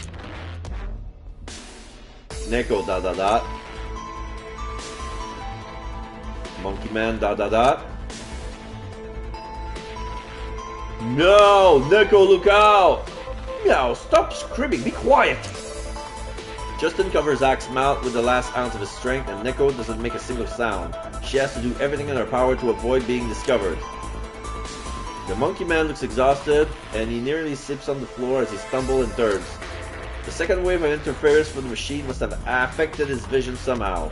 Every now and then, he waves his hands as if trying to repel something that only he can see. He's behaving like a monkey being led around in chains, reverting to his old self for a moment. Meow, meow, meow. 3 wires as protection, how cunning. No wonder all of that biting and gnawing won't work. Meow, how are we doing over there?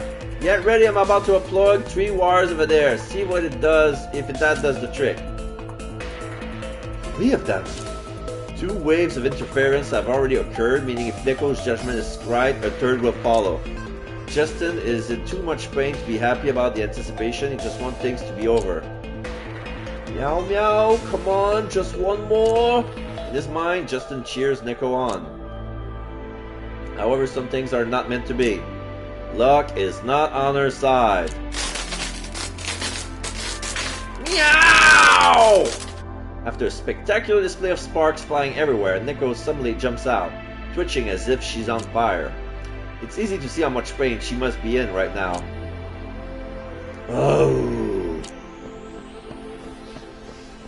Meow, wait, oi! Another howl.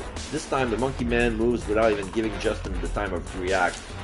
His large, battered body stumbles and slides across the room, closing the distance to Neko at an alarming rate. Meow, meow. Please, dummy, help me. You die!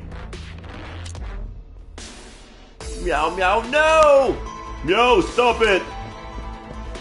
Letting out a ferocious roar in an attempt to get the frenzy's man's attention is futile, and he is so enraged he doesn't even notice it. Justin ... It shouldn't be like this. He has so much more left to say to that little girl. Everything seems to happen in slow motion. In his head, multiple endings to this scenario play out, none of them pleasant. There is no changing the inevitable. Then, the raging man suddenly comes crashing to the ground. Ah! Meow meow. What? Yo, what's going on? The man is stopped in his tracks just a few steps short of Neko. Not because he has given up, and not because of his frail state.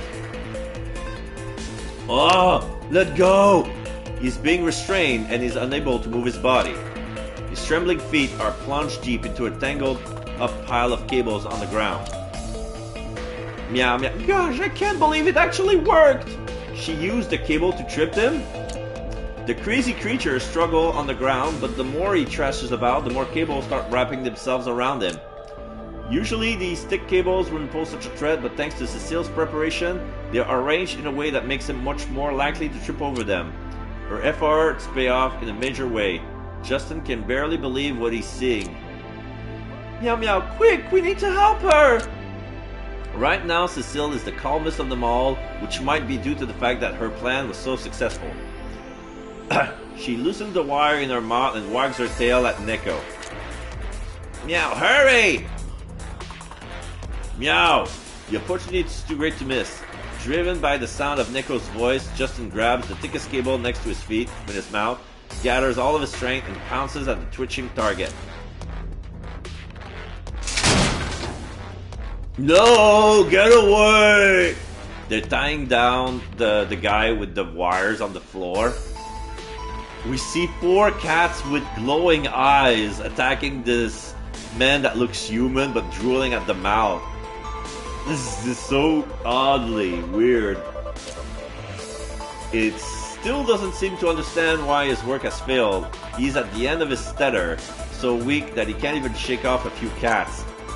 Meow, damn it! Don't make me do this! Meow meow, you calm down, we'll find a way to fix this! Cecile has been waiting to say this, yet even after her statement, the monkey still struggles. Justin knows it's an empty promise. You! Evil! You! Evil! Meow! Man, just shut up! Justin can hear Neko mumbling to herself. She doesn't seem to be in a good mood. Meow meow, there's a difference between what you're doing and what they have done. Being mistreated, becoming human, and then torturing the humans that... Whoa, whoa, whoa, whoa, whoa, whoa, whoa, whoa, whoa, whoa. Sorry, I accidentally pressed the button. Being mistreated, becoming human, and then torturing the humans that's been put in animals, none of that is simple. The scope of this act of revenge has reached a level of madness. Wandering around this twisted fortress for the last 3 days is proof of that. All that can be found here are the remnants of the tragedy. It all ended in hopelessness long before the 4th investigator became involved. There is nothing they can do to fix this. No, not me! No! Not the same! Me, you, not the same! Not like you! Me, no, no, damn you! Ah!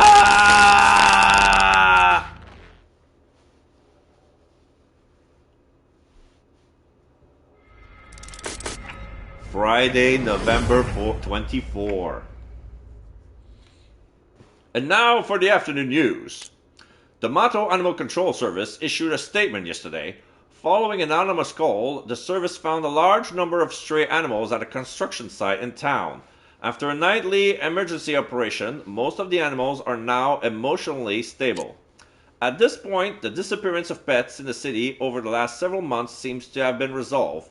The association said they have been working together tirelessly with provincial organizations to raise sufficient emergency funds, and that these animals will finally have a safe and stable place to stay. The Mato Animal Control Service has published a list of pet hospitals and veterinary clinics that are temporarily listing rescued animals on their official websites. Please contact the association to help the owner recover their pets. Awesome. Things like that fills my heart with joy.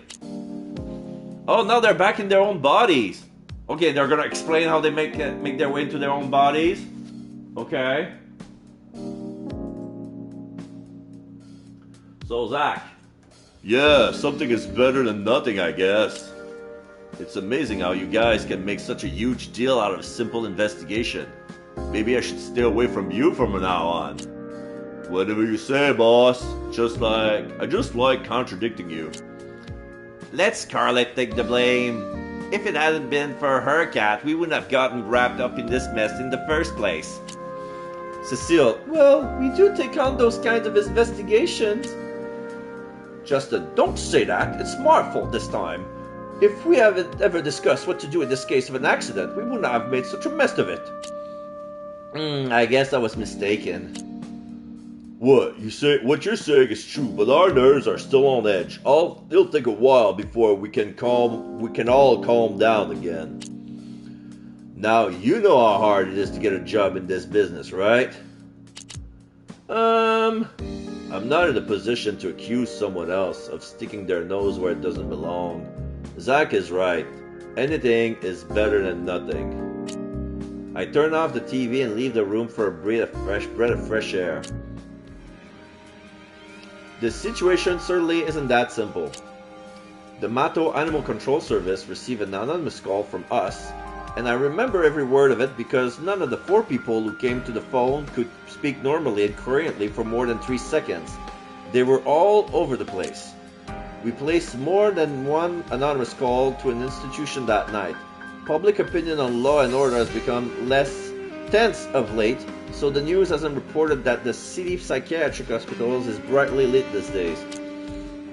Neko talked me out of trying to find further treatments. Even if someone switches back to their original body, the spirit has lost its past shape completely. They don't feel human anymore. Even if they do recover their minds, I'm afraid that no one will believe their nonsense. Now that the culprit has been discovered, it would be most helpful to society to let the relevant departments put an end to this matter. I wonder if that guy knows anything. I can't put that idea into practice though. It's never been up to me to decide when he comes and goes. Sorry, can I use the bathroom again? I keep getting this feeling that I ate something bad. Sure, I'll be downstairs. There's no point in dwelling on it uselessly. That's not my style. I raise my head and take a look outside. The sky is clear for once. There's no one there. A Ghost Inside Me is chapter complete? Yeah, we complete chapter 4. No cats either.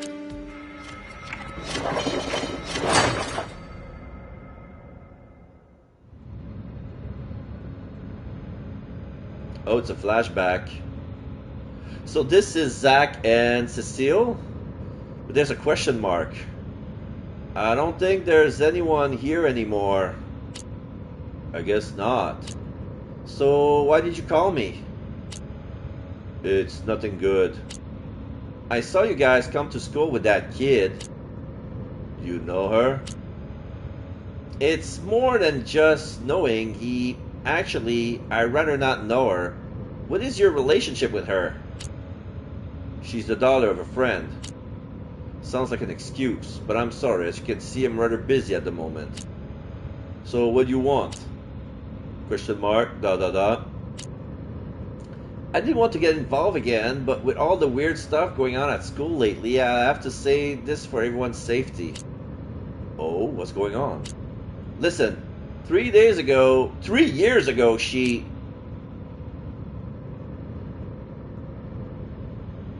Yasmin. Okay, I'm gonna leave it there. Because it feels like... Okay, I'm gonna save. It feels like this belongs to the prologue to chapter 5. And this is the final chapter. And I've been streaming for 5 hours and 20 minutes. So we're gonna stop.